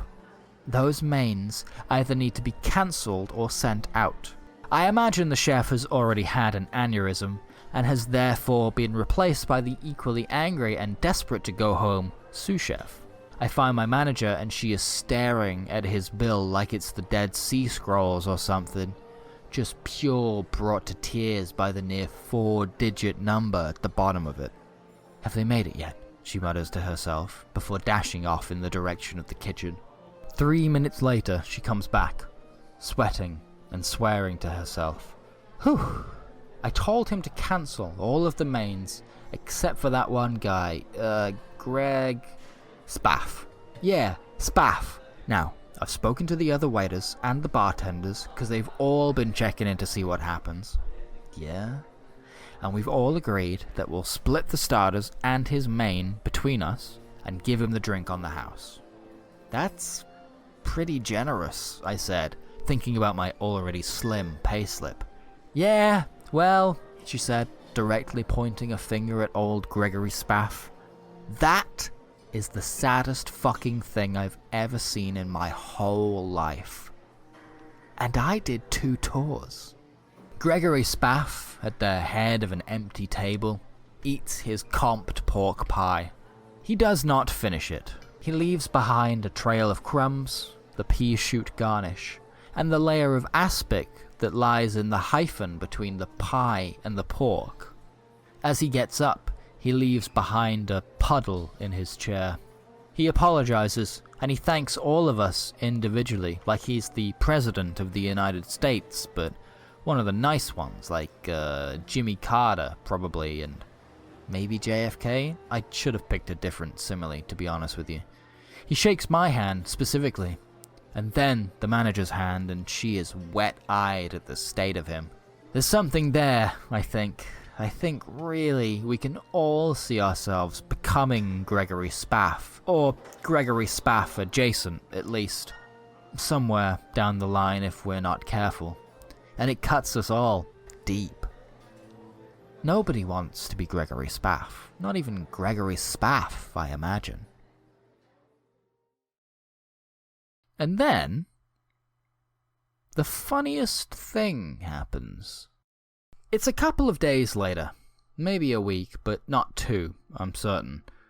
I take a week off every 6 weeks because those paid holiday days don't carry over, and also, I'm pretty sure people fought and died for my right to do that, and it would be a disservice to them if I didn't do exactly what I want with my time. What I'm trying to say is that my choice to take some time off is unrelated to the SPAFF incident. It really didn't affect me that much in the grand scheme of things. In retrospect, becoming Gregory SPAFF actually seemed pretty difficult.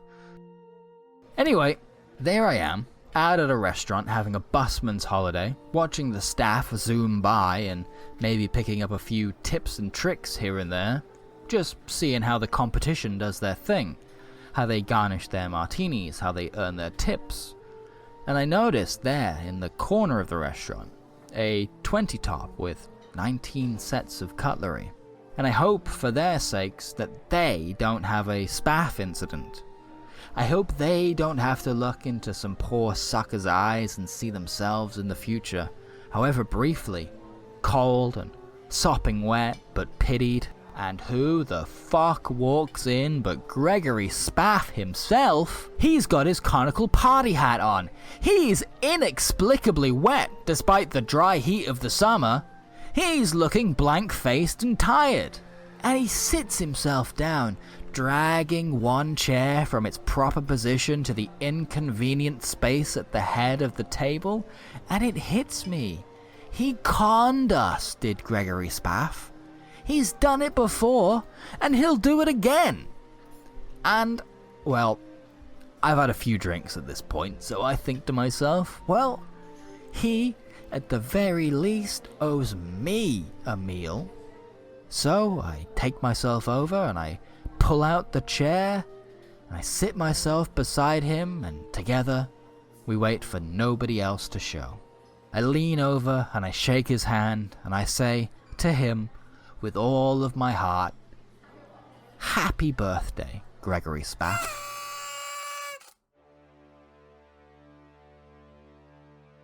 This has been the Sleepy Bones Detective Agency, non-profit, not out of kindness, but out of spite. You have been listening to the Bone Zone Half Hour, the only half hour that really knows that the early bird gets the worm, but what does the early worm get? Eaten? How's that for rise and grind? And you think you're the bird in this economy?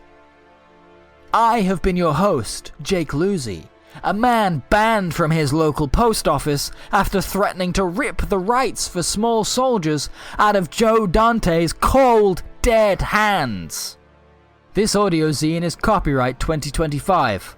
All resemblance to actual persons living or dead is purely coincidental. Even Gregory SPAFF, who I know in real life, and if I ever see you at the big Tesco's again, mate, it'll be the last Yazoo you ever fucking drink. If you enjoyed this show, get your Moomin wallet out and slip your bank card between my digital cheeks at patreon.com/SBDA. We can also be found on Spotify, a cold and empty wasteland if you're that way inclined. Or you can just go to carefulthere'sbones.com and feed my ego. Until next time, remember to have a good night, be nice or die, and eat small amounts of poison every morning to build up your tolerance. Disclaimer, don't do this. Stay safe, or don't! This is the Sleepy Bones Detective Agency. Listener beware, you're in for a spare. My name is Jake Lucy, and if there's one thing that I know, it's that you've gotta live every day like it's your first. Always falling over, lots of crying and shitting, head too big for your tiny legs. You are listening to the Bone Zone Half Hour, featuring special guests, the constant construction going on in Birmingham City. Somehow, despite the £3.35 billion debt, there's still enough money left in the budget for the annual digging up of all the roads. I'm paying for that. I pay my council tax, and I'm paying for that. Today, you'll get one story, and you'll bloody well like it. Let me introduce you to the succinctly named, Cradled in the Big Hands of Our Vengeful God.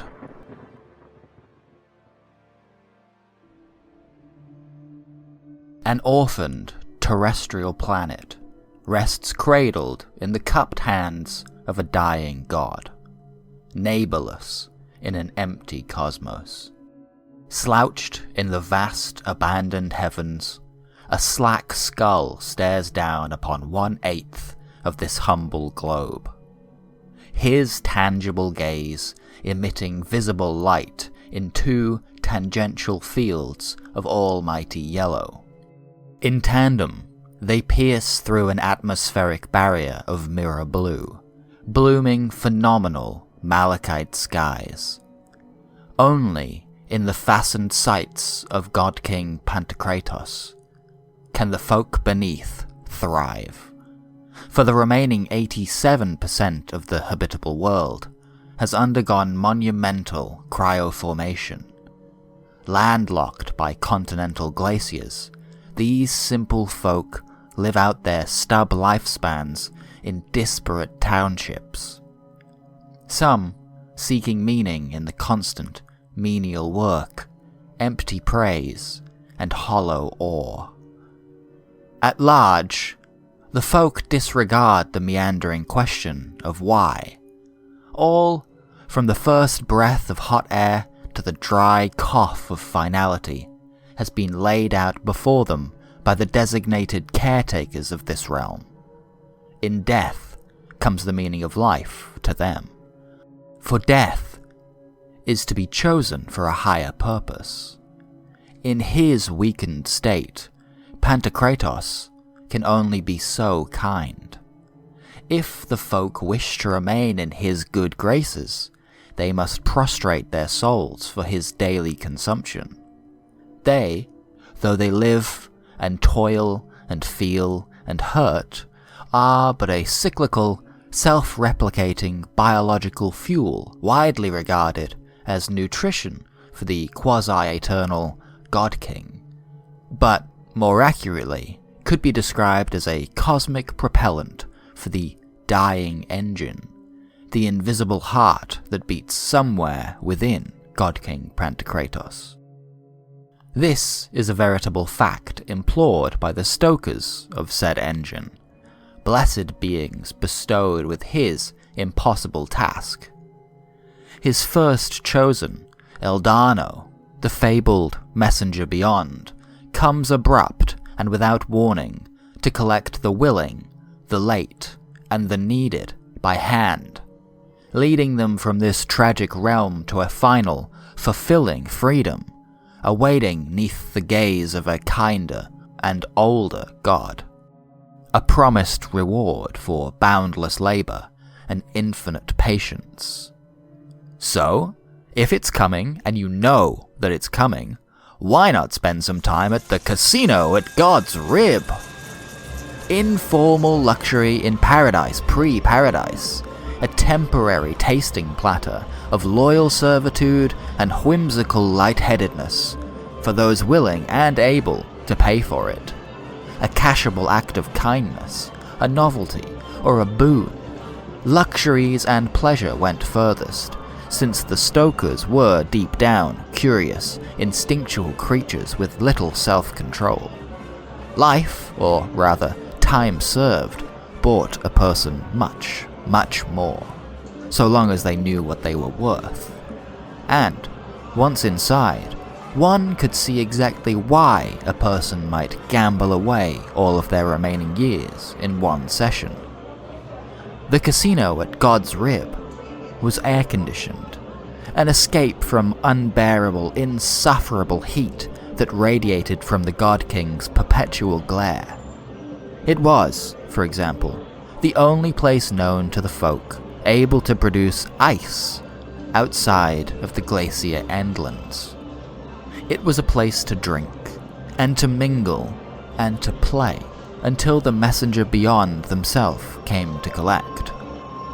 It was all pointless horseplay, and, to be frank, currying favour with those who kept the world running only did so much for those already in and amongst them. For example, anybody who just so happened to work for the casino at God's Rib. After all, somebody had to. Actually, many people had to, for the casino itself consumed an equal landmass to the township of Mercy from which it had been built. In this particular case, somebody was a woman named Mona. She, like all the folk beneath that lived under the endless glare of the God King, had skin of a chestnut brown, deepened beneath her eyes, across her shoulders, and down her forearms from the scorch sores of prolonged exposure. Her dry, red eyes throbbed in their sockets, exhausted from the perpetual blindness. God King Pantocrator did not sleep, thus his brilliance never grew dark, or even dim. Construction of the casino at God's Rib took this into account, filtering the light through a roof made of glass and reorienting it in all directions via quartz crystals, ensuring the light was inescapable in all quarters. Host was Mona's official designation, though she was not a grateful one. On this particular day, she was rotated on to reign over one of the 7 card tables, directing a game designed by the folk beneath named Grave. A game of lowest hands played with a pair of 54 card decks cut together. Shuffle first, then deal out 5 cards per player face down. Clockwise, each player takes a turn to either fold, turn over a card and keep it, or trade it for a draw. After 5 turns, the round is called, and the player with the lowest hand is declared the victor. Unlike most of the event draws on the play floor, Grave was not a roll-centric game. After a full count of 7 rounds, Mona had the freedom to rotate her position, offering each player the divine role of dealer, as well as giving herself a chance to gamble in her on time. This flexibility gave Grave away as a mortal invention. Perhaps, though, this was why the table was never entirely untended by customers, but was unpopular with staff members. It was not attractive to the stokers, who deigned not to share their heavenly charge. She'd get 1, maybe 2 at most, per month. More often than not, whilst it was physical and mental toil being so chipper for 14 hours a day, tending the Grave table meant she usually did not have to associate with anybody with an attitude problem. On this particular day, this was not the case. At the end of the 7-round clash, the stoker Ellery doffed and sat themselves down between 2 rather unlucky folk who had spent several hours racking up a time debt that near baffled Mona. Most could not help but call the stokers beautiful, for they had been blessed by the God King in both spirit and form. Each held proportions similar to the folk, albeit around 2 foot taller than their own average height. Ellery, in particular, was heavy set in the middle, and yet stood nearly 2.5 heads above Mona. They, as a group, were impossible to read in the most literal sense. Their faces were featureless from certain angles, because stoker skin absorbed almost all of the light that graced it, leaving but a void in the shape of a man. Amidst this darkness fluttered sparks and flashes, fantastic patterns as if their form were 1,000,000 miles deep and hiding all sorts of secrets. To some, this was beautiful. To Mona, it induced a kind of primal fear. It made her own skin crawl. It made her heart beat like limped running. A viciousness hid beneath the fine, smooth surface, like you would sink forever if you fell into it. Nature abhors a vacuum, and their expansion into nothingness was not unlike the perpetuity of Mona's existence. Furthermore to the point, Ellery was a piece of shit. Didn't understand the game. They were just there for the assured adoration. A round passes and there is no winner but the obvious. Nobody leaves, but nobody draws either. As a collective, the players opposing Ellery flip their cards one by one and cross their fingers that luck leave their side for the time being, or fold within 2 turns. Ellery wins just by default, despite having 2 king cards and a 9. Nobody, not even Mona, was safe from the draw of the demigods, and that made her sick in her core. If she had herself correct, Mona was built to live in a shack somewhere far, far away from all the vivacious chatter and the ringing of jackpot bells. Every social interaction was a learned behavior drilled into her smooth brain during her time here at the casino at God's Rib. And being alive required constant, conscious decision-making and very literal navigation. On top of the game, having to remember every single face and name, having to serve without faltering, having to praise the ground they walked on, it was all very difficult. It was hard enough just to get out of bed in the morning, but to face it, continually, forever and ever, over and over until Eldano eventually just decided by divine whim that it was her turn for salvation? God King above! Surely, she thought, if it was meant to be, then that part of her would be built into her spirit naturally, wouldn't it? Innate, immovable. There wouldn't be any resistance to it. You have to live somewhere, so you have to work somewhere. For the drones at the casino at God's Rib, this went hand in hand. For the entire West Wing served a residential purpose. Mona wasn't born into a trade, so it was either work the casino or delve deep into the clay earth, mining for the few precious materials that the generation on generations before her had somehow allowed to slip through their fingers. You had to live somewhere, for he looked down on an intentional death. The messenger beyond does not come for you if you take matters into your own hands. Not that, in the grand scheme of things, that sounded too awful. It sounded quiet. Plus, you can't get slapped across the face when you don't exist. An open palm carved itself across her face. It stung and it burned, as if the God King had focused both eyes on just her cheek for a moment. Mona had missed her cue, distracted by the haunted echoes in the back of her mind. Another round had come to a close and Ellery had won again. It was a small accrual, several years at most, and it was inconsequential compared to the act of vile aggression that had launched Mona to her feet. Her card table followed her up, overturned by the force. Rarely do the folk beneath see the true fury of the Stokers, for it changes them visibly. It is unbecoming of the holy.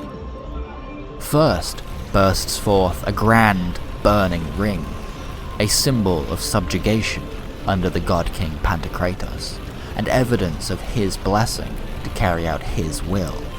Like a trick of the eye, this halo that crowns them always appears to be behind their head, regardless of one's position.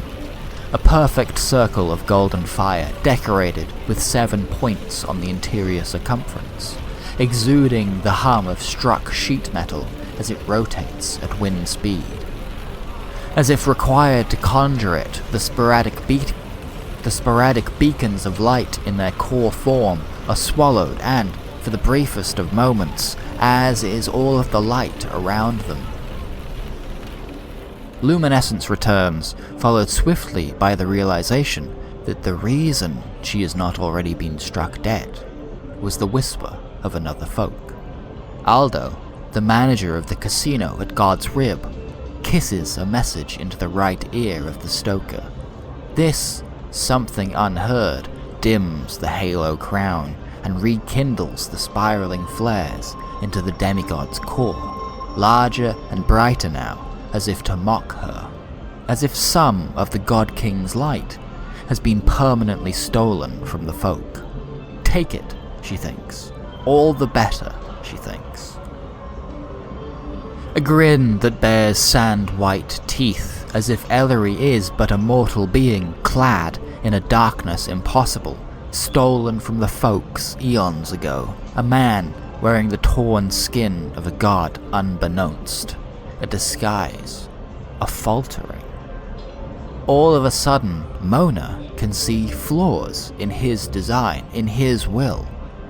A seam has opened up in the corner of the world, and she wishes, with all her remaining might and motivation, to stick her finger inside and claw it larger until it is wide enough to fit through, and she can exit from this farce.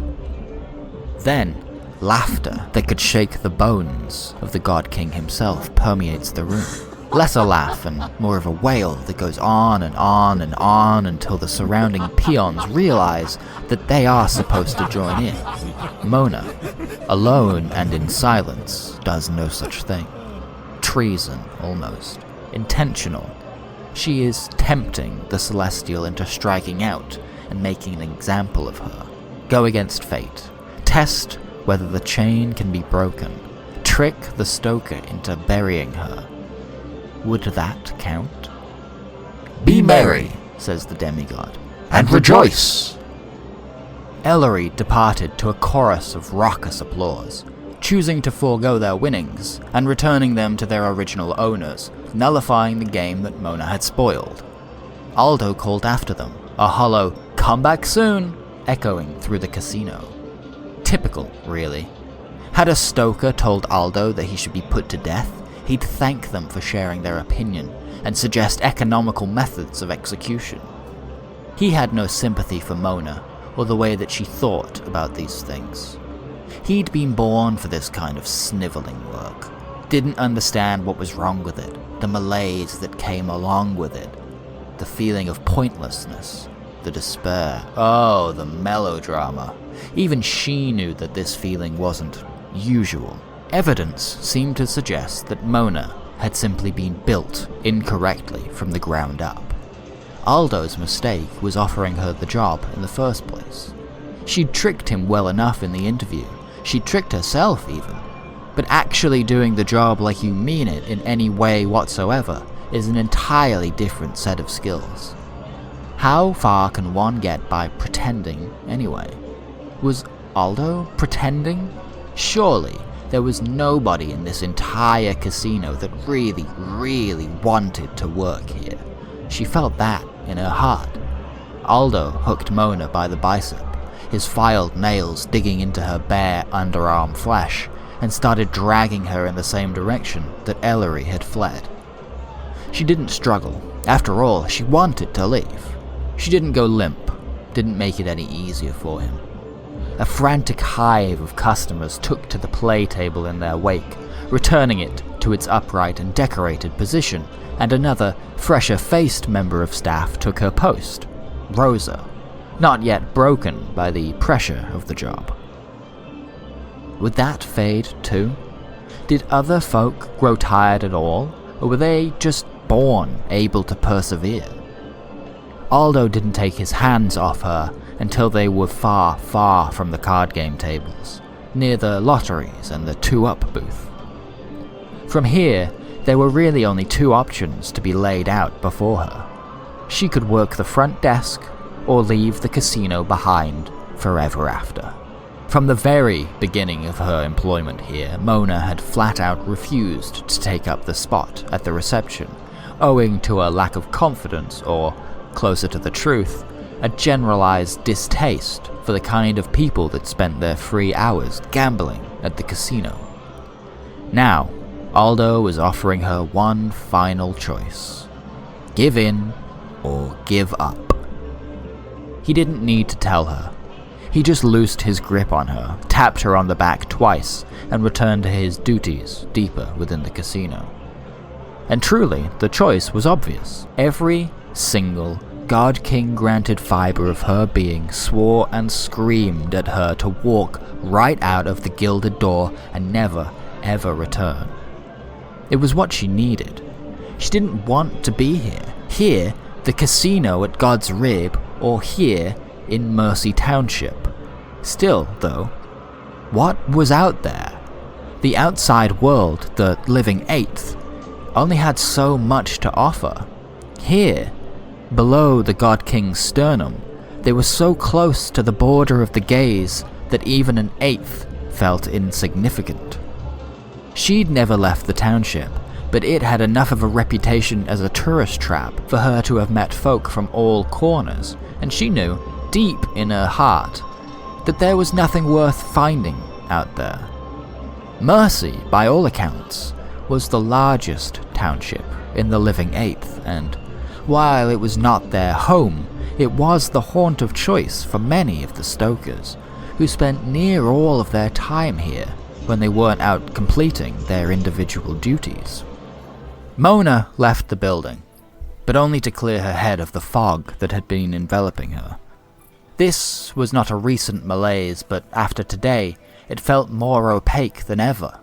It was heavier, and it could not be wafted away with a simple flick of the wrist. A distraction, that is what she needed. Mona took stock of all that was around her. What did she like? What was worth staying for here? In the air hung the smell of fresh ground coffee, which was a new development in Mercy Township. It had been discovered in a jungle adjacent to the second closest settlement, Carve, which, in the early days, provided the lumber and labor required to build Mercy in the first place, but now, since all construction had been halted in favor of stasis, had little else to do but forage and starve. And, well, that was about it, really. A smell. That was the one single addendum to the harrowing atmosphere that she really cared for.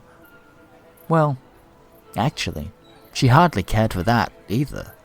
For what good was a beverage with a waking effect in such a timeless place? She'd felt nothing but inexhaustible wake, naturally. It was a tiredness that could not be quelled, an oxymoron carried through her body, in her blood. Mona found herself a spot in the shade of the casino and lit herself a hand-rolled cigarette from her pocket. She'd gotten them from a foreign trader who'd anteed them up in a game of grave and lost. She'd pocketed a couple of them herself before turning the rest in, since the leaf itself couldn't be grown in Mercy, and the Stokers had developed a taste for the smoke. So had she, it turned out. Now, there were only two left, and no sign of that trader on the horizon. It didn't matter where you stood outside of the casino. God King Pantocrator was omnipresent. Direct observation of his looming omnipotence was both ill-advised and frowned upon. Stokers told that, were one to look directly into his almighty gaze, they would go mad before they went blind. And an example of this very phenomenon was occurring right before her own eyes. 3 of the folk beneath were scaling the God King's immobile frame. A strange thought occurred in the barrel of her mind. They too had skeletons. Few had been observed in any particular detail. The messenger beyond left no remains behind. Only victims of homicide or suicide were viable, and, even then, most citizens of Mercy believed madness to be contagious. Morbid curiosity overcame her, and Mona took up and moved to a spot in the light where she could watch the upward struggle. A crowd had gathered to the right of the casino, headed by a pair of Stokers, Ellery and Elsa, another demigod familiar to Mona for being to whom the casino at God's Rib had initially been dedicated. Her illuminated flickers fell downwards like sand in an hourglass figure, falling between an occasional lone strobe, which appeared to be dancing between the shadows of their infinite form. As Mona approached the crowd, she noticed that Elsa was speaking to Ellery in a language that she could neither understand nor mimic. A mystery sealed with a laugh and a handshake. The up-travellers were but specks. They must have scaled the casino to begin with, which is nestled between the two ribs, the bottom of which touches land many, many miles apart, outside of the city, likely somewhere amongst the glacier endlands. But that would only get them to the second rib up. They had, through sheer manic determination, now made it to the third rib, before exhaustion demanded they stop and rest. It must be cold up there. The God King's rays only just abrade his almighty visage, and it is primarily the emanating heat which keeps the surface of his bones from freezing over, at least from what could be seen from the ground. From her perspective, Mona could not fathom how one of her own kind could reach any further up. Ignoring the atmospheric demands, the void between the third and fourth rib was too far flung from mortal reach, and the distance only magnified with each following bone, and were they to follow it around, hoping to climb the God King's spine itself, they would freeze to death before they even began their ascent. Around 20 minutes of rest and indecision passed, and one of the travelers had a moment of clarity and lucidity. He threw himself from the rib into the ground, out of the sight of his brothers and sisters, and again, and then again, until there were no more atop his mountain.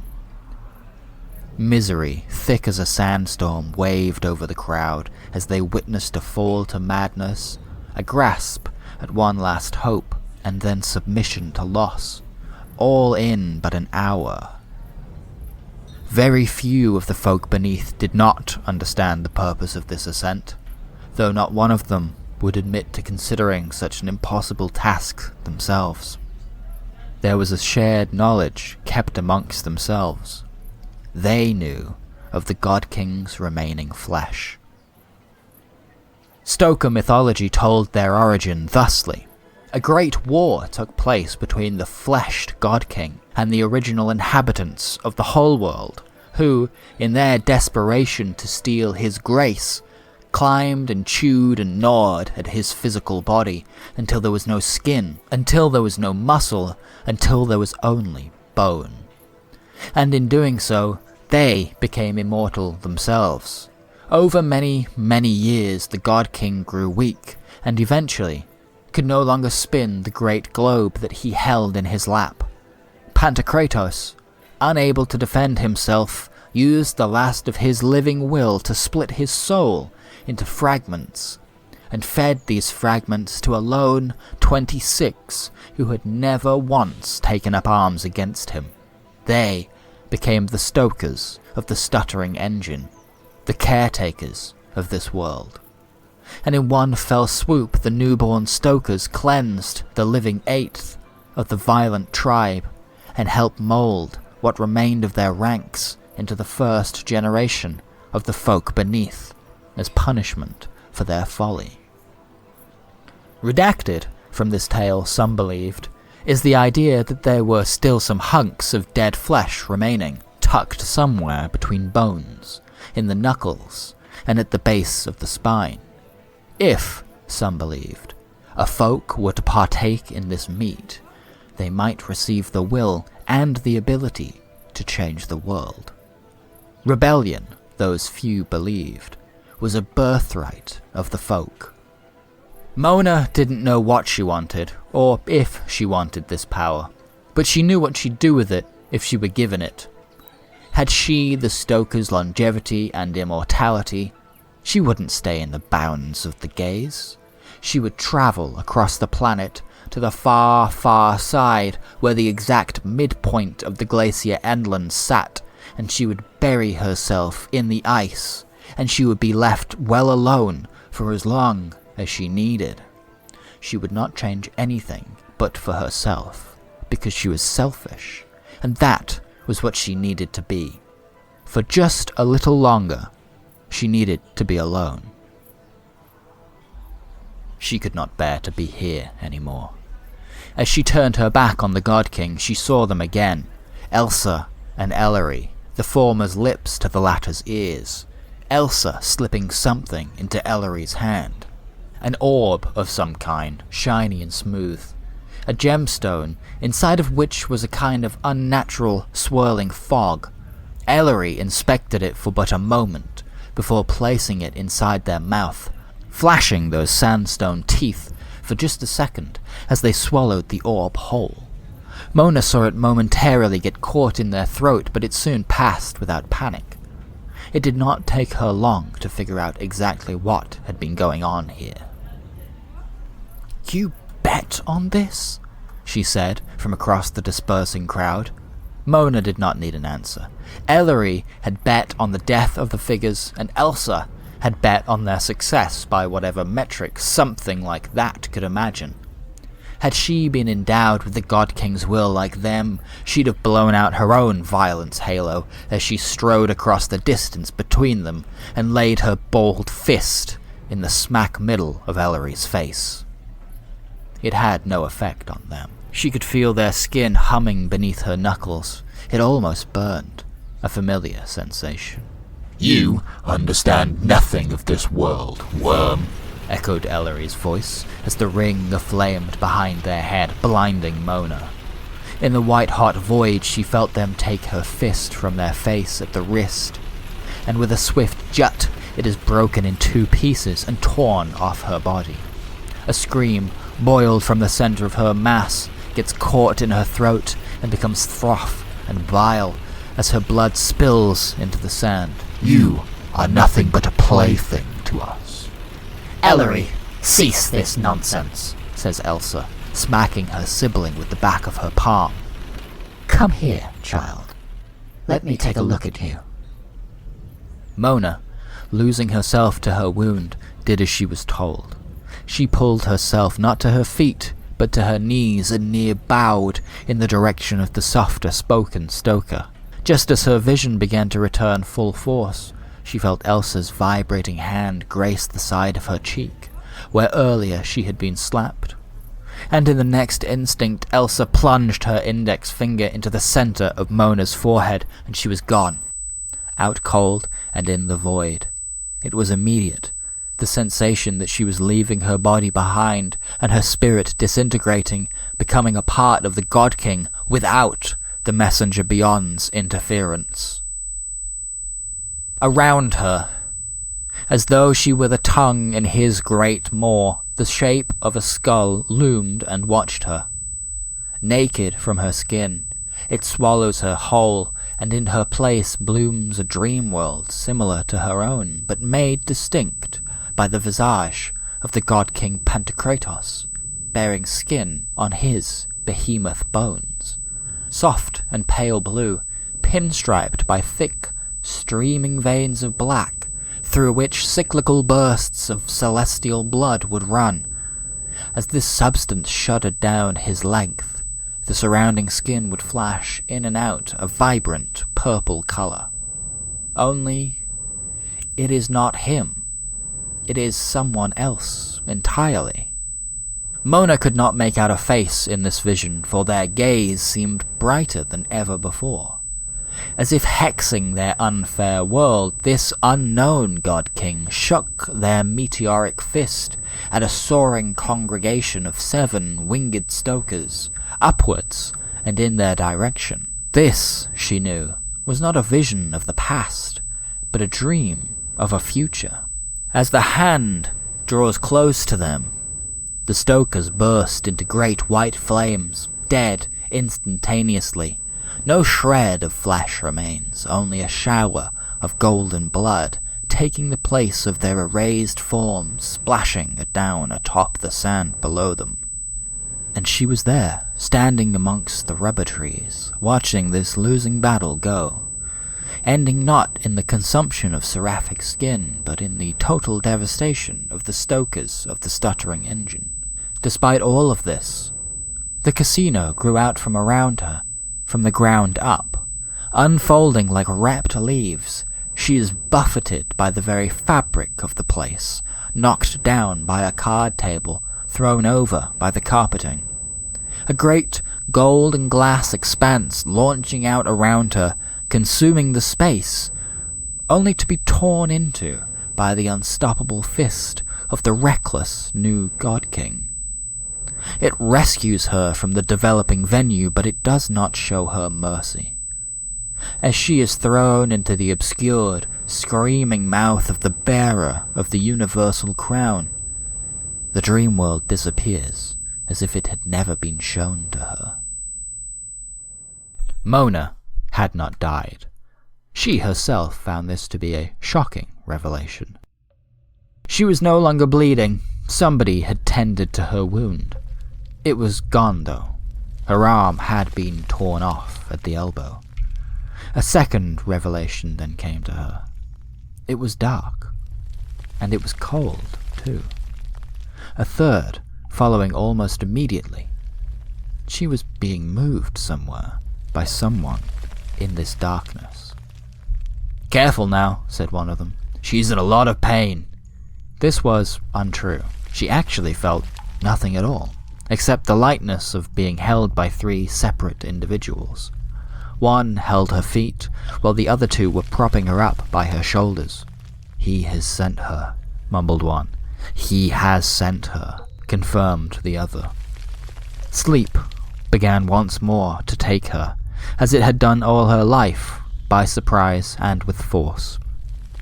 An echo followed her back into the dream world.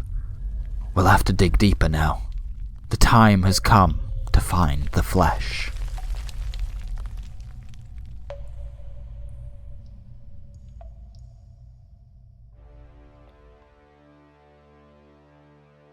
This has been the Sleepy Bones Detective Agency. We're farm to table over here. I milk these stories from the story cow, and boy, does he love being milked. You have been listening to the Bone Zone Half Hour. If you liked that, why? I'm really phoning it in. You know I've got a whole ass full-time job outside of this, right? I have been your host, Jake Lucy, and when I was walking home from my previously mentioned full-time job the other day, I saw a half-eaten corn on the cob fall out of a man's trouser pocket right in front of me, and he said to me, and I shit you not, "My wife is going to be very mad about this." This audio-zine is copyright 2025. All resemblance to actual persons, living or dead, is purely coincidental, despite the fact that if you go outside right now and squint up into the sky, you'll see God King Pantocrator looming in the above world.